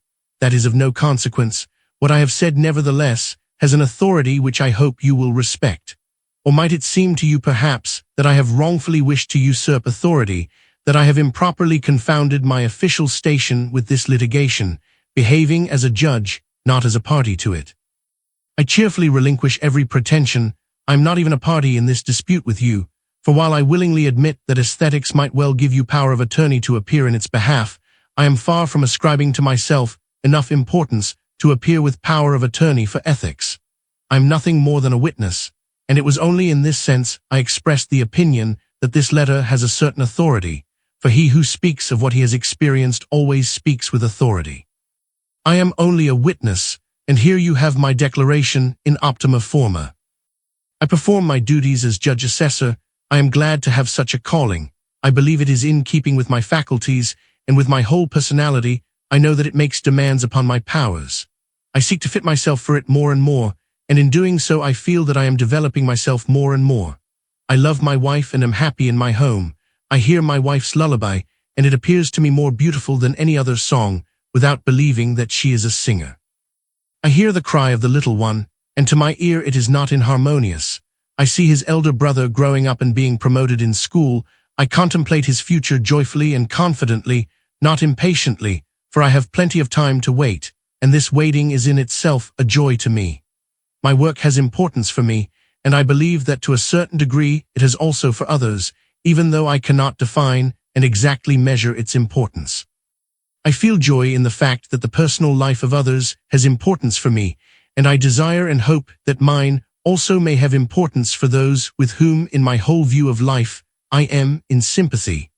I love my fatherland, and I cannot well imagine that I could thrive in any other land. I love my mother tongue which liberates my thought. I find that what I have to say in the world I can capitally express in this tongue. Thus my life has significance for me, so much so that I feel joyful and content with it. With all that, I live at the same time a higher life, and when sometimes it occurs that I inhale and infuse this higher life in the respiration of my earthly and domestic life, I count myself blessed, and art and grace coalesce before me. Thus I love existence, because it is beautiful, and hope for an existence still more beautiful. Here you have my declaration as a witness. If I could be dubious whether it was proper to make this deposition, it would be out of consideration for you, for I am almost afraid that it may hurt you to hear that life in its simplicity may be so beautiful. Accept, nevertheless, my testimony, let it cause you a little pain, but may it also have a joyful effect upon you. It has one quality which your life unfortunately lacks, trustworthiness. You can build upon it securely. Lately I have often talked with my wife about you. She is really very much attached to you. I hardly need to say this, however, for you have many gifts for pleasing when you want to, but you have still more eyes for observing whether you succeed. Her feeling for you has my entire approval. I do not readily become jealous, and in my case this would be inexcusable, not because I am too proud, as you think a man ought to be, proud enough, as you say, to be able to be quit at once with thanks, but because my wife is too lovable for that. I am not afraid. I believe that in this respect I dare say that even Scribe would despair over our prosaic marriage, for I believe that even for him it would be impossible to make it poetic. That he has extraordinary powers and talents, I do not deny. That according to my notion he abuses them, I do not deny either. Does he not do everything to make young women believe that the assured love of marriage is not enough to make life poetic, that marriage would be intolerable if one could not count upon little love affairs alongside of it? Does he not represent that a woman, even though she defiles herself and her marriage by a culpable love, still continues to be lovable? Does he not hint obscurely that, since generally it is by an accident such a relationship is discovered, a person in real life may hope that, when she has added her own slyness to what she has learned from his plays, she will succeed in remaining concealed all her life? Does he not seek in every way to alarm husbands? Does he not take the most respected women, against whom no one would dare to harbor the least suspicion, and represent that they are defiled by a secret guilt? Does he not show over and over again how vain the best means of defending marriage really are, how vain it is for a man to repose infinite confidence in his wife, and trust her above all things? And in spite of this, Scribe is pleased to say that every husband is only a sluggish and drowsy marmot, an imperfect being who is himself to blame for his wife going astray. I wonder if Scribe is so modest as to assume that nobody learns anything from his plays, for otherwise he must perceive that every married man must learn at once to discover that his position is anything but secure and peaceful, indeed that no police spy can lead such a restless and sleepless life as he is compelled to lead, unless he will be reassured by Scribe's consolation and himself seek a diversion like that of his wife. Concluding that marriage exists for the sake of divesting the union with others of every tiresome appearance of innocence, and making it quite interesting. However I leave Scribe alone, I am not capable of contending with him, but all the same I sometimes think with a certain pride that I, a humble and insignificant man, give the lie to the great writer Scribe by my marriage. Perhaps this pride is only beggar's pride. Perhaps I am so fortunate because I am an ordinary man, an outsider to poetry. So my wife is attached to you, and in this respect I am in sympathy with her feelings, all the more because I believe that her liking for you is due in part to the fact that she sees your weaknesses. She sees very clearly that what you lack is a certain degree of womanliness. You are too proud to be able to devote yourself to anyone. This pride does not tempt her in the least, for she regards the ability to devote oneself as the sign of true greatness. You perhaps will not believe it, but I assure you that I actually have to plead your cause against her. She affirms that in your pride you appraise all men and reject them.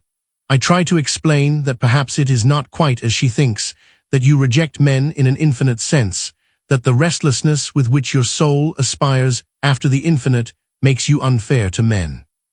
That she will not understand, and I can well comprehend it, for when one is so easily contented as she is, and how easily contented she is, you can see from this fact, among others, that she feels herself indescribably fortunate in being united to me. It is difficult to avoid condemning you. So my marriage too has its conflict, and in a way you are responsible for it. We shall get through that all right, and I have only to wish that to married couple you may never become an occasion of a different sort of strife. You might, however, contribute a little to settle this strife between my wife and me. Do not think that I want to insinuate myself into your secrets, but I have just one question I would put to you, which I believe you can answer without treading on your toes. Answer me honestly and without circumlocution. Do you really laugh when you are alone? You know what I mean. I do not ask whether it sometimes or even frequently occurs to you to laugh when you are alone, but whether you take satisfaction in this lonely laughter. For if not, then I have one, and I shall surely be able to convince my wife. Now whether you really do spend your time when you are alone by laughing I do not know, but at all events, that appears to me a way of wanting to be a little more than queer. For it may be that your life has developed in a way which prompts you to feel the need of solitude, but not, so far as I can judge, in order to laugh. Even the most cursory observation shows that your life is planned on an uncommon scale. You do not seem by any means to find satisfaction in following the highways, but rather in going your own gait. One can easily forgive a young man for a certain romanticism. It is another matter when it gets the upper hand to such a degree that it would pass itself off as the normal and the real. One owes it to a man who has thus gone astray to cry out to him, Cuspis finum, and to explain that the word finum does not mean death, for even that is not the hardest problem for a man, but that it means life, that there comes an instant when it is a question of really beginning to live, and that it is a perilous thing to have so dispersed oneself that it becomes a matter of the greatest difficulty to collect oneself, yea, that this has to be done with such speed and haste that one cannot get everything together, and consequently, instead of being an extraordinary man, one ends by being a defective specimen of humanity. In the Middle Ages, one went about it another way. One abruptly broke off life's regular development and went into a monastery. The faultiness of this step did not, of course, consist in the fact of entering the monastery, but in the erroneous conceptions associated with it. For my part, I can very well reconcile myself to the fact that a man forms this resolution. Indeed, I am able to regard it as very pretty. But on the other hand, I require of him that he be clear about what this means. In the Middle Ages, they thought that in choosing the cloister a man chose the extraordinary and himself became an extraordinary man.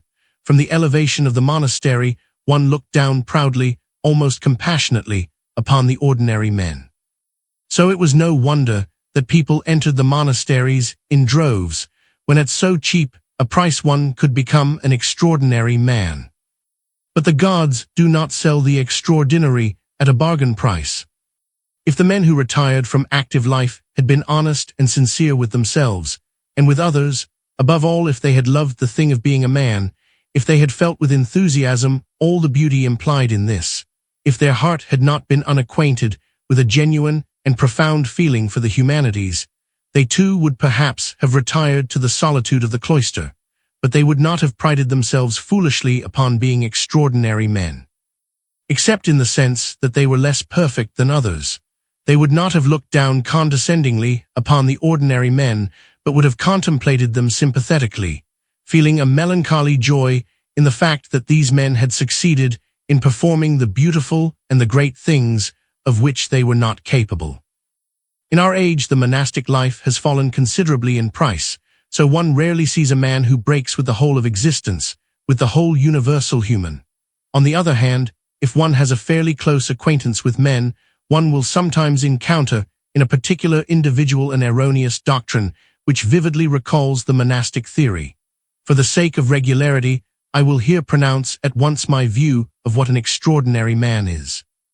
The truly extraordinary man is the truly ordinary man.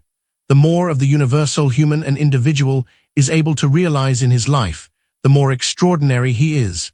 The less of the universal he is able to take up into his life, the more imperfect he is. He is then an extraordinary man, to be sure, but not in a good sense. If then a man who is desirous of realizing the task which is assigned to every man, the task of expressing the universal human in his individual life, were to stumble upon difficulties, if it seems that there is something of the universal which he is not able to take up into his life, what then does he do? In case his head is haunted by the monastic theories, or by an aesthetic view which is quite analogous to them, he is then joyful. From the first instant he feels haughtily that he is an exception, an extraordinary man. He is proud of it, just as childishly as if a nightingale which had acquired a red feather in its wing were to one rejoice in the fact that no other nightingale had the like of it. If, on the other hand, his soul is ennobled by love for the universal, if he loves the life of men in this world, what then does he do? He deliberates whether, and in how far this is true. A man may be to blame for this imperfection, or he may have it without blame, but it may be true that he is unable to realize the universal. If men in general were more conscious of themselves, many more perhaps would come to this conclusion. He will know also that indolence and cowardice may make a man believe such a thing, and that he can reduce the pain to an insignificance by transforming the universal into the particular and conserving an abstract possibility in relation to the universal. For in fact, the universal exists nowhere as such, and it depends upon me, upon my energy of consciousness, whether in the particular I will see the universal or merely the particular. Perhaps such a deliberation will not seem to him sufficient. He will venture to make an experiment. He will easily perceive that in case the experiment leads him to the same result, the truth will be impressed upon him all the more emphatically, and if he would coddle himself, it would be best perhaps for him to desist, since he will have to wince more than ever. He will know that no particular is the universal. So if he would not delude himself, he will transform the particular into the universal. He will see in the particular much more than is contained in it as such. For him, it is the universal. He will assist the particular by giving it the importance of the universal. If he notices that the experiment is not succeeding, he will have arranged everything in such a way that it is not the particular which wounds him, but the universal. He will be on his guard not to let any confusion take place, lest he be wounded by the particular, for its wound will be too light for him, and he will love himself too earnestly to count it of the greatest consequence to him that he get a light wound. He will love the universal too sincerely to wish to substitute the particular for it with the aim of escaping unscathed. He will be on his guard not to smile at the impotent reaction of the particular, will take care not to view the situation light-mindedly, even if the particular as such tempts him to do so. He will not allow himself to be disturbed by the strange misunderstanding that the particular has in him a greater friend than it has in itself.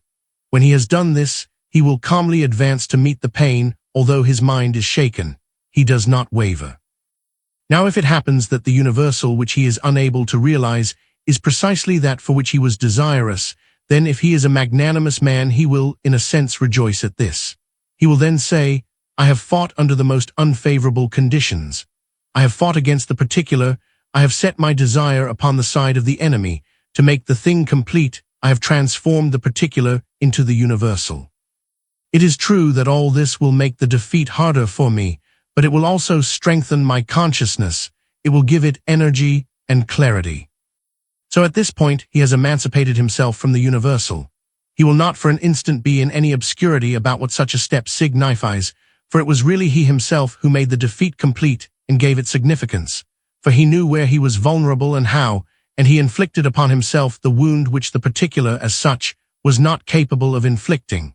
So he will be convinced that there is something of the universal which he is not able to realize. With this conviction, however, he is not through with the thing, for it will engender a profound sorrow in his soul. He will rejoice over the others to whom it was granted to accomplish this thing. He will perhaps perceive better than they how beautiful it is, but he himself will sorrow, not in a cowardly and despondent spirit, but deeply and frankly, for he will say, I love the universal nevertheless. If it was the happy lot of the others to bear witness to the universal by the fact that they realized it, well then, I bear witness to it by my sorrow. And this sorrow is beautiful, is itself an expression of the universal human, a movement of its heart within him, and it will bring about his reconciliation with it. With this conviction which he won, he is not through with the matter, for he will feel that he has laid upon himself a great responsibility. At this point, he says, I have put myself outside the universal, I have deprived myself of the guidance, the security and tranquility which the universal gives. I stand alone, without sympathy, I am an exception. But he will not become cowardly and disconsolate, he will go his lonely way with confidence. He has indeed produced the proof of the rightness of what he did, he has his pain. He will not be in any obscurity with regard to this step, he possesses a deposition which he can produce any moment. No alarm can confuse it for him, no absence of mind. Though he were to wake up in the middle of the night, he will instantly be able to render an account of everything. He will feel that the upbringing he is subjected to is hard, for the universal is a severe master when one has it outside of him. It constantly holds over him the sword of justice and says, Why wilt thou be outside? And even though a man says, It is not my fault, it ascribes the blame to him nevertheless, and requires itself of him. So he will sometimes return to the same point, producing the proof again and again, and will then cheerfully go further. He reposes in the conviction he has fought for, and he will say, What I rely upon, nevertheless, in the last resort is this, that there exists a righteous rationality, and I put my trust in its compassion, believing that it is compassionate enough to be just. For it would not be so dreadful if I were to suffer punishment which I had deserved because I had done wrong, but it would be dreadful if I should be able to do wrong in such a way that no one punished it. And it would not be so dreadful if in the infatuation of my heart I were to awaken with anguish and horror. But this is the dreadful thing, that I might so infatuate my heart that no one could awaken it. However, this whole conflict is a purgatorial fire, of which I can at least form a conception.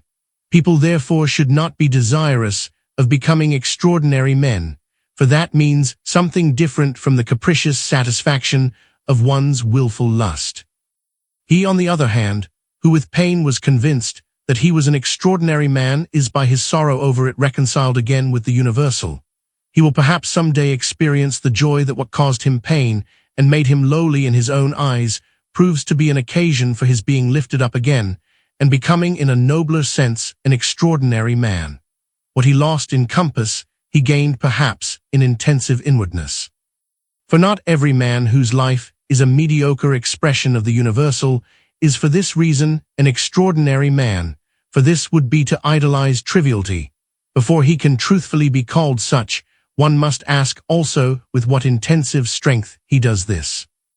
Now that other man will be in possession of that strength at the points where he is able to realize the universal. His sorrow will thus vanish again, it will be resolved into harmony, for he will perceive that he had reached the confines of his individuality. He knows indeed that every man develops himself with freedom, but he knows too that a man does not create himself out of nothing, that he has his self in its concretion as his task. He will again be reconciled with existence, perceiving that in a certain sense every man is an exception, and that it is equally true that every man is the universal human and at the same time an exception. Here you have my notion of what it is to be an extraordinary man.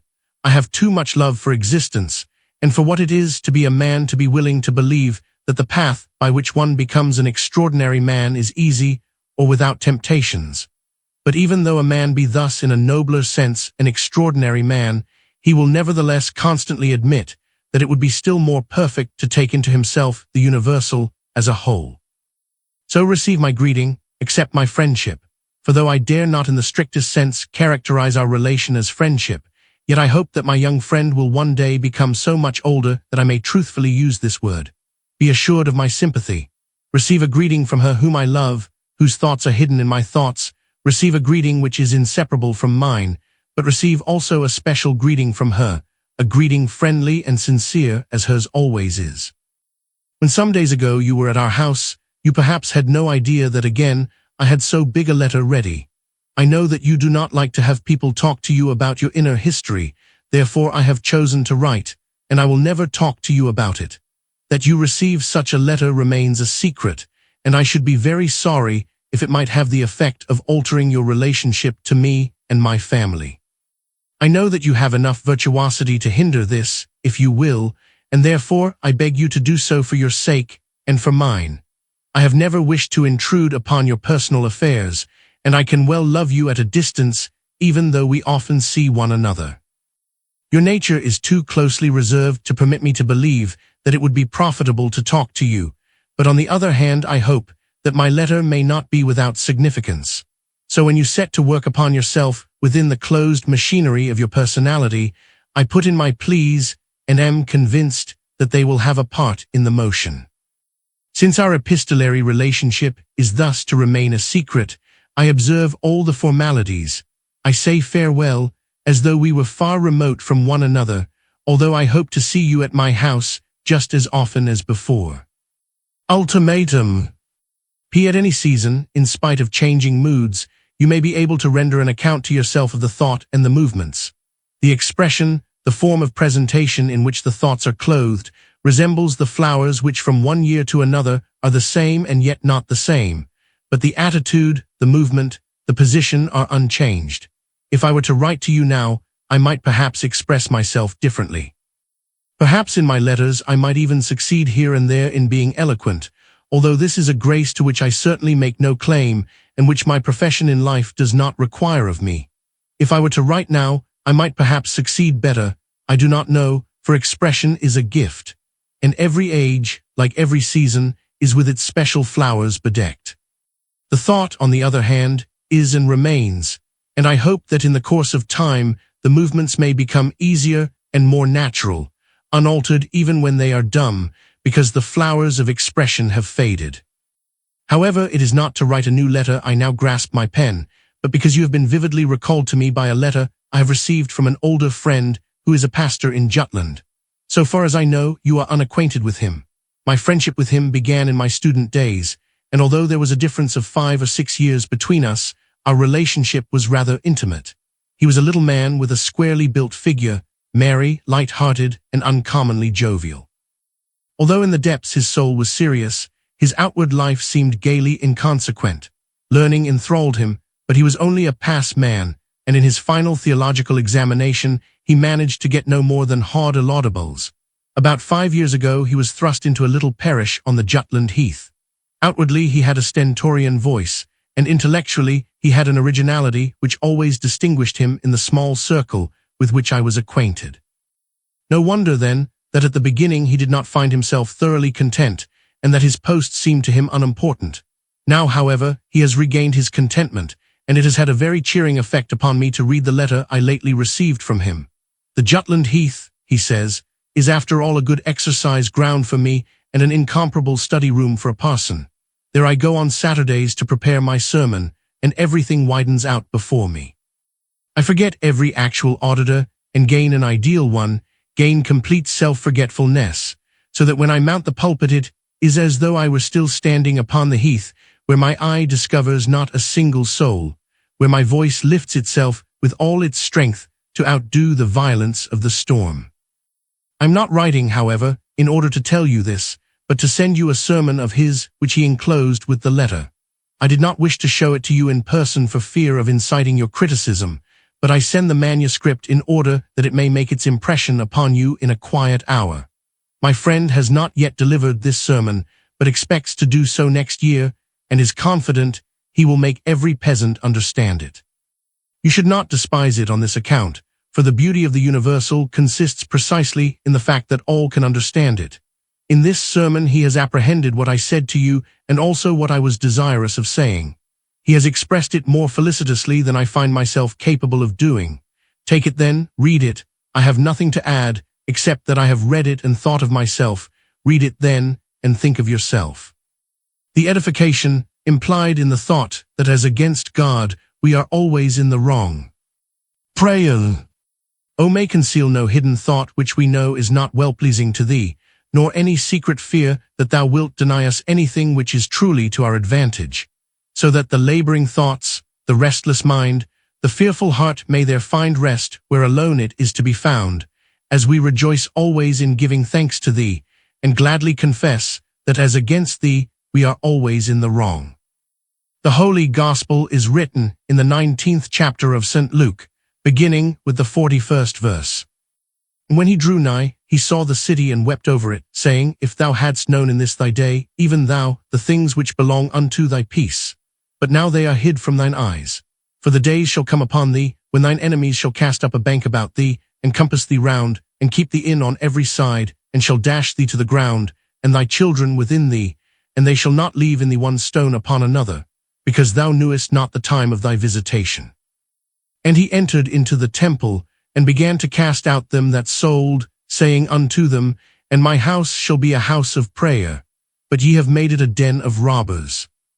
And he was teaching daily in the temple, but the chief priests, and the scribes, and the principal men of the city sought to destroy him, and they could not find what they might do, for the people all hung upon him, listening. What the Spirit through visions and dreams had revealed to the prophets, what they in a premonitory voice had proclaimed to one generation after another, the rejection of the elect people, the dreadful destruction of proud Jerusalem that was drawing nearer and nearer.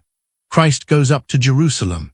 He is not a prophet who proclaims future events. His speech does not awaken anxiety and alarm, for what still is hidden he sees directly before his eyes.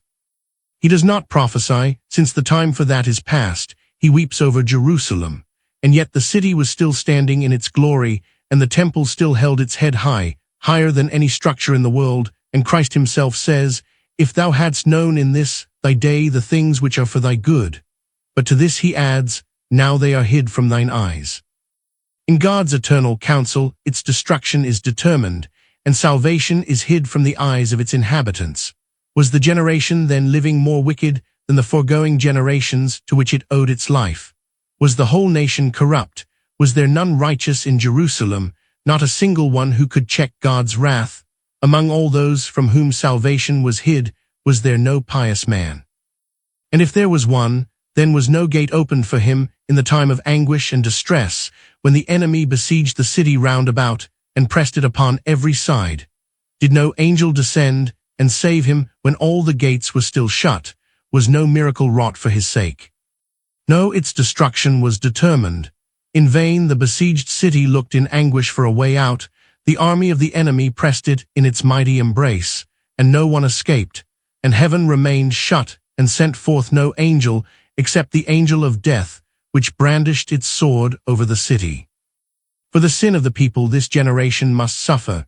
For the sin of this generation every individual in it must suffer. Shall then the righteous suffer with the unrighteous? Is this the jealousy of God, that he visits the sins of the fathers upon the children unto the third and fourth generation, in such a way that he does not punish the fathers but the children? What answer should we make? Should we say, there have elapsed now nearly 2,000 years since those days, such a horror the world never saw before and never again will see? We thank God that we live in peace and security, that the scream of anguish from those days reaches us only very faintly. We will hope and believe that our days and those of our children may pass in quietness, unaffected by the storms of existence. We do not feel strong enough to reflect upon such things, but we are ready to thank God that we are not subjected to such trials. Can anything be imagined more cowardly and more disconsolate than such talk? Is then the inexplicable explained by saying that it has occurred only once in the world? Or is not this the inexplicable, that it did occur? And has not this fact, the fact that it did occur, the power to make everything inexplicable, even to the most explicable events? If once it occurred in the world that man's lot was essentially different from what it ordinarily is, what assurance is there that this will not recur? What assurance that this is not the true thing, and what ordinarily occurs is the untrue? Or is the true proved to be such by the fact that it most often occurs? And does not that really often occur which those ages witnessed? Is it not what we all of us in so many ways have experienced, that what occurs on a great scale is experienced also in a minor degree? Think ye, said Christ, that those Galileans whose blood Pilate commanded to be shed were sinners above all the Galileans because they suffered these things? Or the 18 on whom the tower in Siloam fell and killed them, think ye that they were offenders above all the men that dwelt in Jerusalem? So then those Galileans were not sinners above other men, those 18 were not offenders above all the men that dwelt in Jerusalem, and yet the innocent shared the same lot as the guilty. It was a providential dispensation, perhaps you will say, not a punishment. But the destruction of Jerusalem was a punishment, and it fell with equal severity upon the innocent and the guilty. Hence, you will not alarm yourselves by pondering such things. That a man may have adversity and suffering, that these things as well as the rain may fall upon the just and upon the unjust, that you can comprehend, but that it should be a punishment, and yet the Scripture so represents it. Is then the lot of the righteous like that of the unrighteous? Has godly fear no promise for the life which now is? Is then every uplifting thought which once made you so rich in courage and confidence only an illusion, a juggler's trick in which the child believes, the youth still hopes, but in which one who is a little older finds no blessing, but only mockery and offense? This thought shocks you, but yet it cannot and shall not acquire power to beguile you. It shall not be able to dull your soul. Righteousness you will love, righteousness you will practice early and late. Though it have no reward, you still will practice it. You feel that it advances a claim which must in the end be satisfied. You will not snk back languidly and conclude that righteousness has promises, but that you had forfeited them by not doing righteousness. You will not strive with men, but with God you will strive, and will not let him go until he has blessed you. Yet the Scripture saith, Thou shalt not cavil with God. Is it not this you are doing? Is this then again a disconsolate speech? Is the Holy Scripture only given to man to humiliate him, to annihilate him? By no manner of means. When it is said, Thou shalt not cavil with God, the meaning of this is that you shall not wish to prove yourself in the right before him. There is only one way of supporting the claim that you are in the right before God, by learning that you are in the wrong. Yea, this is what you yourselves ought to wish. So when you are forbidden to cavil against God, this is an indication of your lofty station, and by no means affirms that you are a lowly being which has no importance for him. The sparrow falls to the ground in a way it is in the right before God. The lily fades in a way it is in the right before God. Only man is in the wrong, for to him alone is reserved that which to all other creatures was denied, to be in the wrong before God. Ought I to speak differently? Ought I to remind you of a wisdom which knows how to explain everything easily enough without doing injustice either to God or man? Man is a frail creature, it says, and it would be unreasonable of God to require of him the impossible. One does what one can, and if a person is once in a while a little remiss, God will never forget that we are weak and imperfect men. Ought I to admire most the lofty conception of the deity which this shrewd saying betrays, or the deep insight into the human heart, the searching consciousness which scrutinizes itself, and then comes to the comfortable conclusion that one does what one can?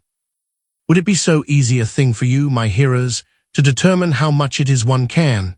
Were you never in such danger that almost in despair you exerted your strength to the utmost, and yet ardently wished you could do more?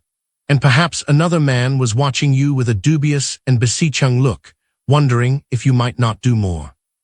Or were you never alarmed about yourself, so much alarmed that it seemed to you as if there were no sin so black, no selfishness so odious, that it might not sneak into you and as a foreign power gain mastery over you? Did you never sense this dread? For if you never sensed it, then do not open your mouth to reply, for you are unable to answer the question here put to you. But if you have sensed this dread, then, my hearers, I ask you, did you find repose in that saying, one does what one can? Or were you never in dread for others? Have you not seen those men tottering to whom you were wont to look up with trust and confidence? And did you not hear a low voice whispering to you, if even these men cannot accomplish the great, what then is life but vain toil and trouble, and what is faith but a snare which drags us out into the infinity in which we are unable to live? Far better, then, to forget, to relinquish every such pretension. Did you not hear this voice? If you did not hear it, then do not open your mouth to reply, for you are unable to answer the question here put to you. But if you have heard it, my hearers, I ask you, was this your consolation that you said, one does what one can? Was not this precisely the reason for your disquietude, that you did not know within yourself how much it is a man can do, that at one moment it seemed to you so infinitely much, at another so very little? Was it not for this reason your anxiety was so painful, that your soul could not penetrate your consciousness, that the more earnestly you desired to act, the more heartily you wished to, so much the more dreadful became the duplicity in which you found yourself involved, wondering whether you may not have done what you could, or whether you had done what you could, but no one came to your aid? Therefore no earnest doubt, no really deep concern, is put to rest by the saying that one does what one can. If a man is sometimes in the right, sometimes in the wrong, to a certain degree in the right, to a certain degree in the wrong, who then is to decide this except man? But in deciding it, may he not be to a certain degree in the right, to a certain degree in the wrong? Or is he, when he judges his action, a different man from the man who acted? Must doubt then prevail, constantly discovering new difficulties, and must concern walk alongside of the alarmed soul and imprint upon it the experiences it has had? Or might we prefer to be constantly in the right, in the sense that the irrational creatures are? We have, then, only the choice of being nothing before God, or the eternal torture of beginning over again every instant, but without being able to begin. For if we are to be able to determine definitely whether at the present instant we are in the right, this question must be definitely determined with a view to the preceding instant, and then further and further back. Doubt is again stirred up, concern is again aroused, so let us strive to set them at rest by meditating upon the edification implied in the thought that as against God we are always in the wrong. Being in the wrong, can any feeling be thought of more painful than this? And do we not see that men would rather suffer anything than admit that they are in the wrong? We do not approve of such stiff-necked pride either in ourselves or in others. We think it would be wiser and better to admit it when we really are in the wrong, and accordingly we say that the pain attendant upon this admission is like a bitter medicine which will prove to be healing. But we do not attempt to conceal the fact that it is painful to be in the wrong and painful to admit it. So we endure the pain because we know that it is for our good. We trust that someday we shall succeed in opposing a stronger resistance. Perhaps we may carry it so far that we very seldom are really in the wrong. This way of thinking is so natural, so obvious to everybody. There is something edifying in being in the wrong, for when we admit it, there is some prospect that it will occur more and more rarely. And yet it was not by this consideration we proposed to set doubt at rest. It was rather by meditating upon the fact that we are always in the wrong. But if the former way of looking at it was edifying for the hope it held out, that in time we might no longer be in the wrong, how can the opposite consideration also be edifying, which teaches us that with respect to the future, as well as the past, we are always in the wrong? Your life brings you into manifold relationships with other people, some of whom love right and justice, while others do not seem willing to practice them. They do you a wrong. Your soul is not callous to the suffering they inflict upon you, but you search and examine yourself and are convinced that you are in the right. You repose quietly and staunchly in this conviction. However much they injure me, you say, they shall not be able to deprive me of the peace of knowing that I am in the right and suffer wrong. There is a satisfaction, a joy, in this reflection which surely every one of us has tasted, and when you continue to suffer wrong, you are edified by the thought that you are in the right. This consideration is so natural, so comprehensible, so often put to the test, and yet it is not by this we would quiet doubt and allay concern, but by reflecting upon the edification implied in the thought that we are always in the wrong. Can, then, this opposite consideration have the same effect? Your life brings you into manifold relationships with other people, to some of whom you are drawn by a more heartfelt love than you feel for others. Now, if such a man who is the object of your love were to do you a wrong, it would pain you deeply, would it not? You would carefully rehearse everything that had occurred, but then would you say, I know of myself that I am in the right, this thought shall tranquilize me. Oh, if you loved him, this thought would not tranquilize you, you would explore anew every possibility. You would not be able to come to any other conclusion but that he was in the wrong, and yet this certainty would disquiet you. You would wish that you might be in the wrong. You would try whether you could not find something which might speak in his defense, and if you did not find it, you would first find comfort in the thought that you were in the wrong. Or if the responsibility were laid upon you of caring for the welfare of such a person, you would do everything in your power, and if in spite of that the other showed no appreciation and only caused you sorrow, would you cast up the account and say, I know that I have done right by him? Oh no. If you loved him, this thought would only distress you. You would grasp at every probability, and if you found none, you would tear up the reckoning in order to be able to forget it, and you would endeavor to edify yourself with the thought that you were in the wrong. So it is painful to be in the wrong, and the more painful the more frequently it occurs. It is edifying to be in the wrong, and the more edifying the more frequently it occurs. That is clearly a contradiction. How can it be explained, except by the fact that in the one case you are compelled to recognize that which in the other case you wish to recognize? But was not the recognition the same in both cases, and does the consideration that one wishes or does not wish exert any influence upon it? How is this to be explained, except by the consideration that in the one case you loved and in the other you did not? In other words, that in the one case you found yourself in an infinite relationship to a person, in another case in a finite relationship. So then, it is edifying always to be in the wrong, for only the infinite edifies, not the finite. If then there was a man whom you loved, and in favor of him you succeeded in deceiving your thought and yourself, you would still be in a perpetual contradiction, because you knew that you were in the right, but wished that you were in the wrong and wished to believe it. On the other hand, if it was God you loved, could there be any question of such a contradiction? Could you then have knowledge of anything else but what you wished to believe? Might he who is in heaven not be greater than you who dwell on the earth? Might his riches not be more abundant than your scant measure, his wisdom no deeper than your shrewdness, his holiness no greater than your righteousness? Must you not recognize this necessarily? But if you must recognize it, then there is no contradiction between your knowledge and your wish.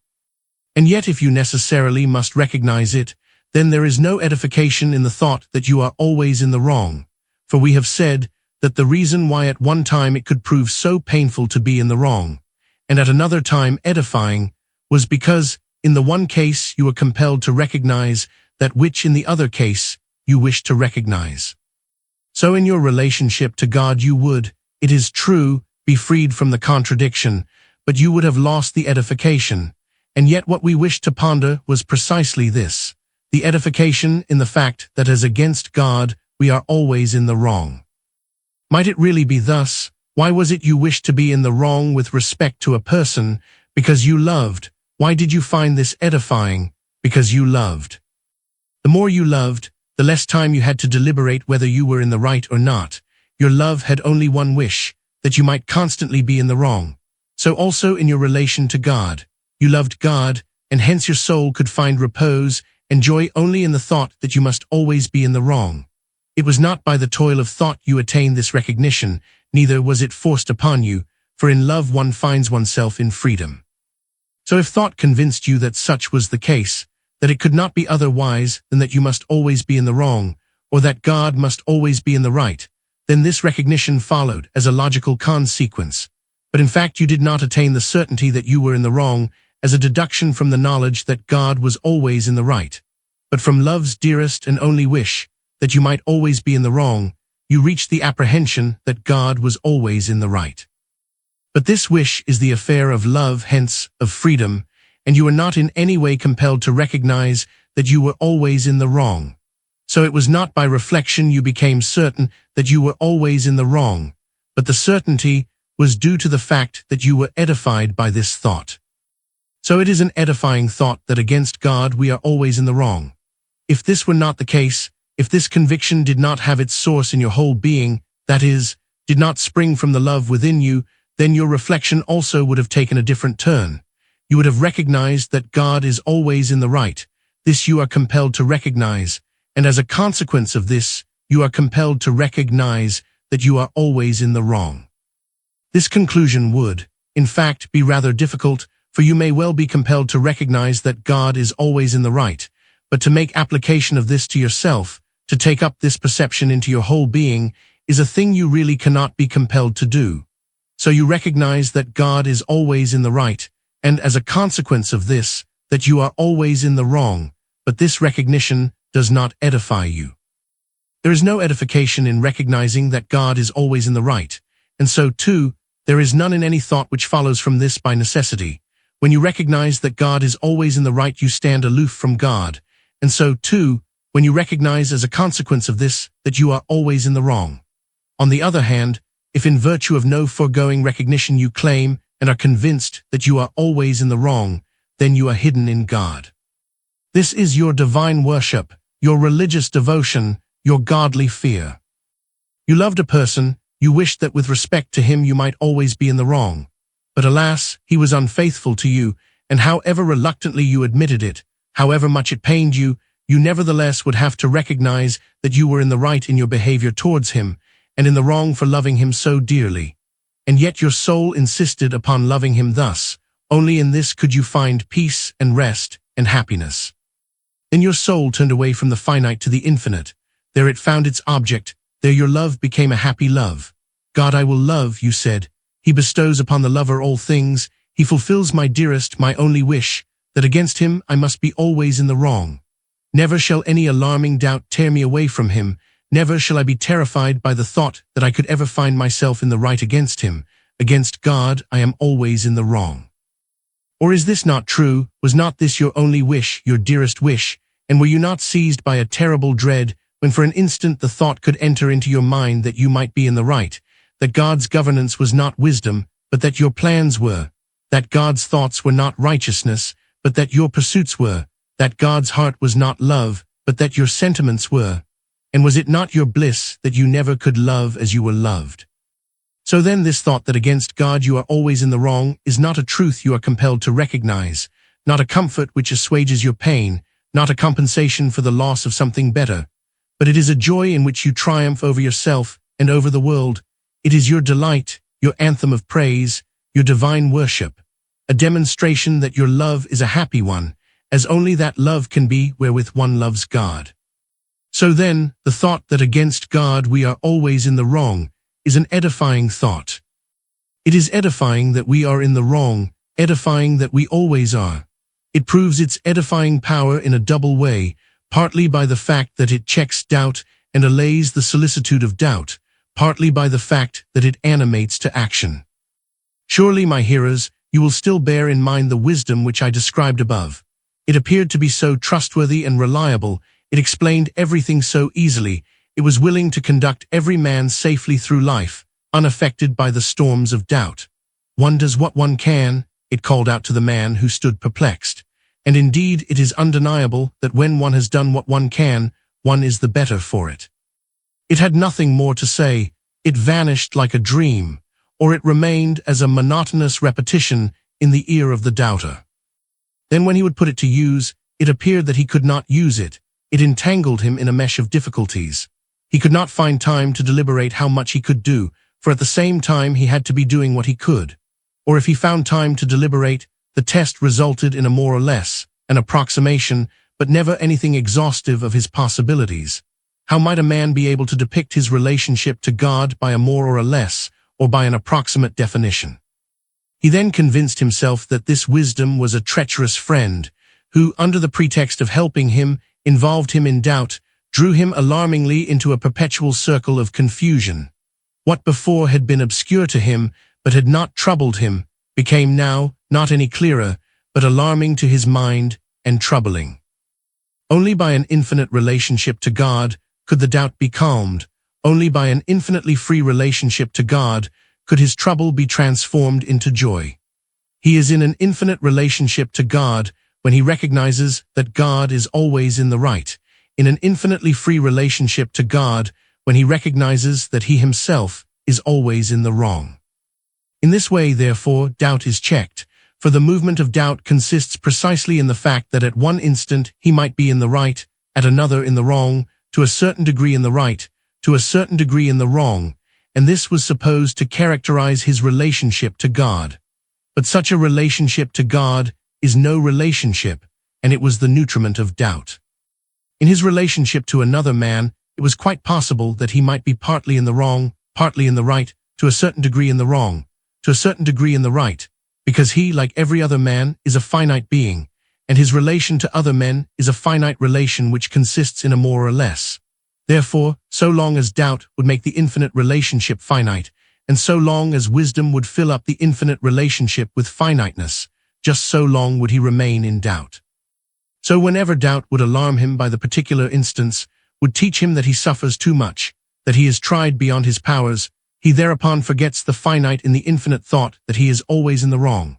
Whenever the affliction of doubt would make him sad, he thereupon raises himself above the finite into the infinite.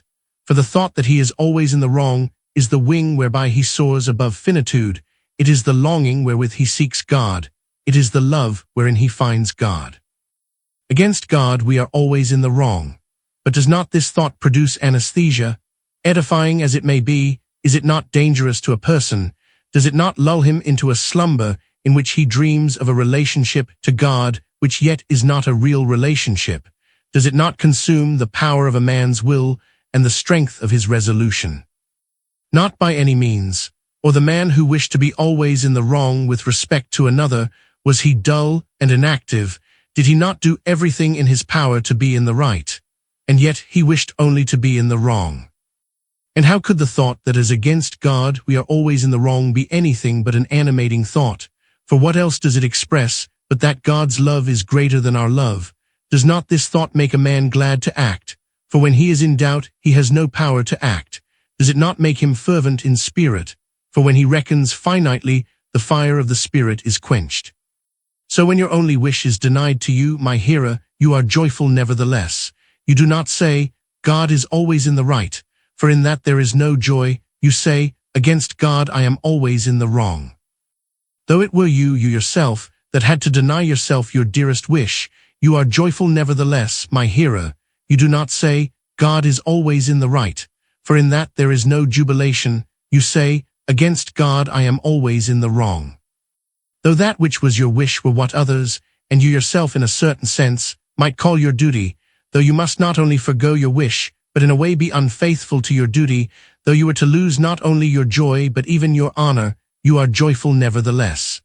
Against God, you say, I am always in the wrong.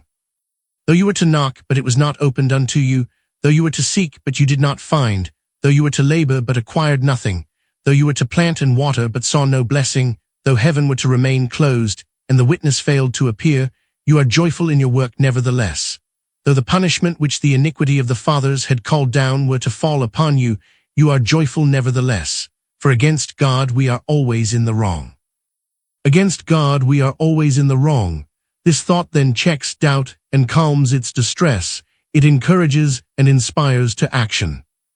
Your thought has now followed the course of this exposition, perhaps hurrying swiftly ahead when it was along familiar paths it led you, slowly and perhaps reluctantly when the way was strange to you. But nevertheless, you must admit that the case is as it was set forth, and your thought had no objection to raise against it. Before we separate, one question more, my hearer. Could you wish, that the case might be different? Could you wish that you might be in the right? Could you wish that that beautiful law which for thousands of years has supported the race, and every generation in the race, that beautiful law, more glorious than the law which supports the stars in their courses upon the vault of heaven, could you wish that this law might burst, with more dreadful effect than if that law of nature were to lose its force, and everything were to be resolved into horrid chaos? Could you wish this? I have no word of wrath with which to terrify you. Your wish must not proceed from dread of the presumptuous thought of willing to be in the right against God. I ask only, could you wish that it might be otherwise? Perhaps my voice does not possess enough strength and hardiness to penetrate into your inmost thought, but ask yourself, ask with the solemn uncertainty with which you would address yourself to a man who was able, you knew, by a single word to decide your happiness in life. Ask yourself still more seriously, for verily it is a question of salvation. Do not check your soul's flight. Do not grieve the better promptings within you. Do not dull your spirit with half wishes and half thoughts. Ask yourself, and continue to ask until you find the answer. For one may have known a thing many times and acknowledged it. One may have willed a thing many times and attempted it. And yet it is only by the deep inward movements, only by the indescribable emotions of the heart, that for the first time you are convinced that what you have known belongs to you, that no power can take it from you, for only the truth which edifies is truth for you. End of audio.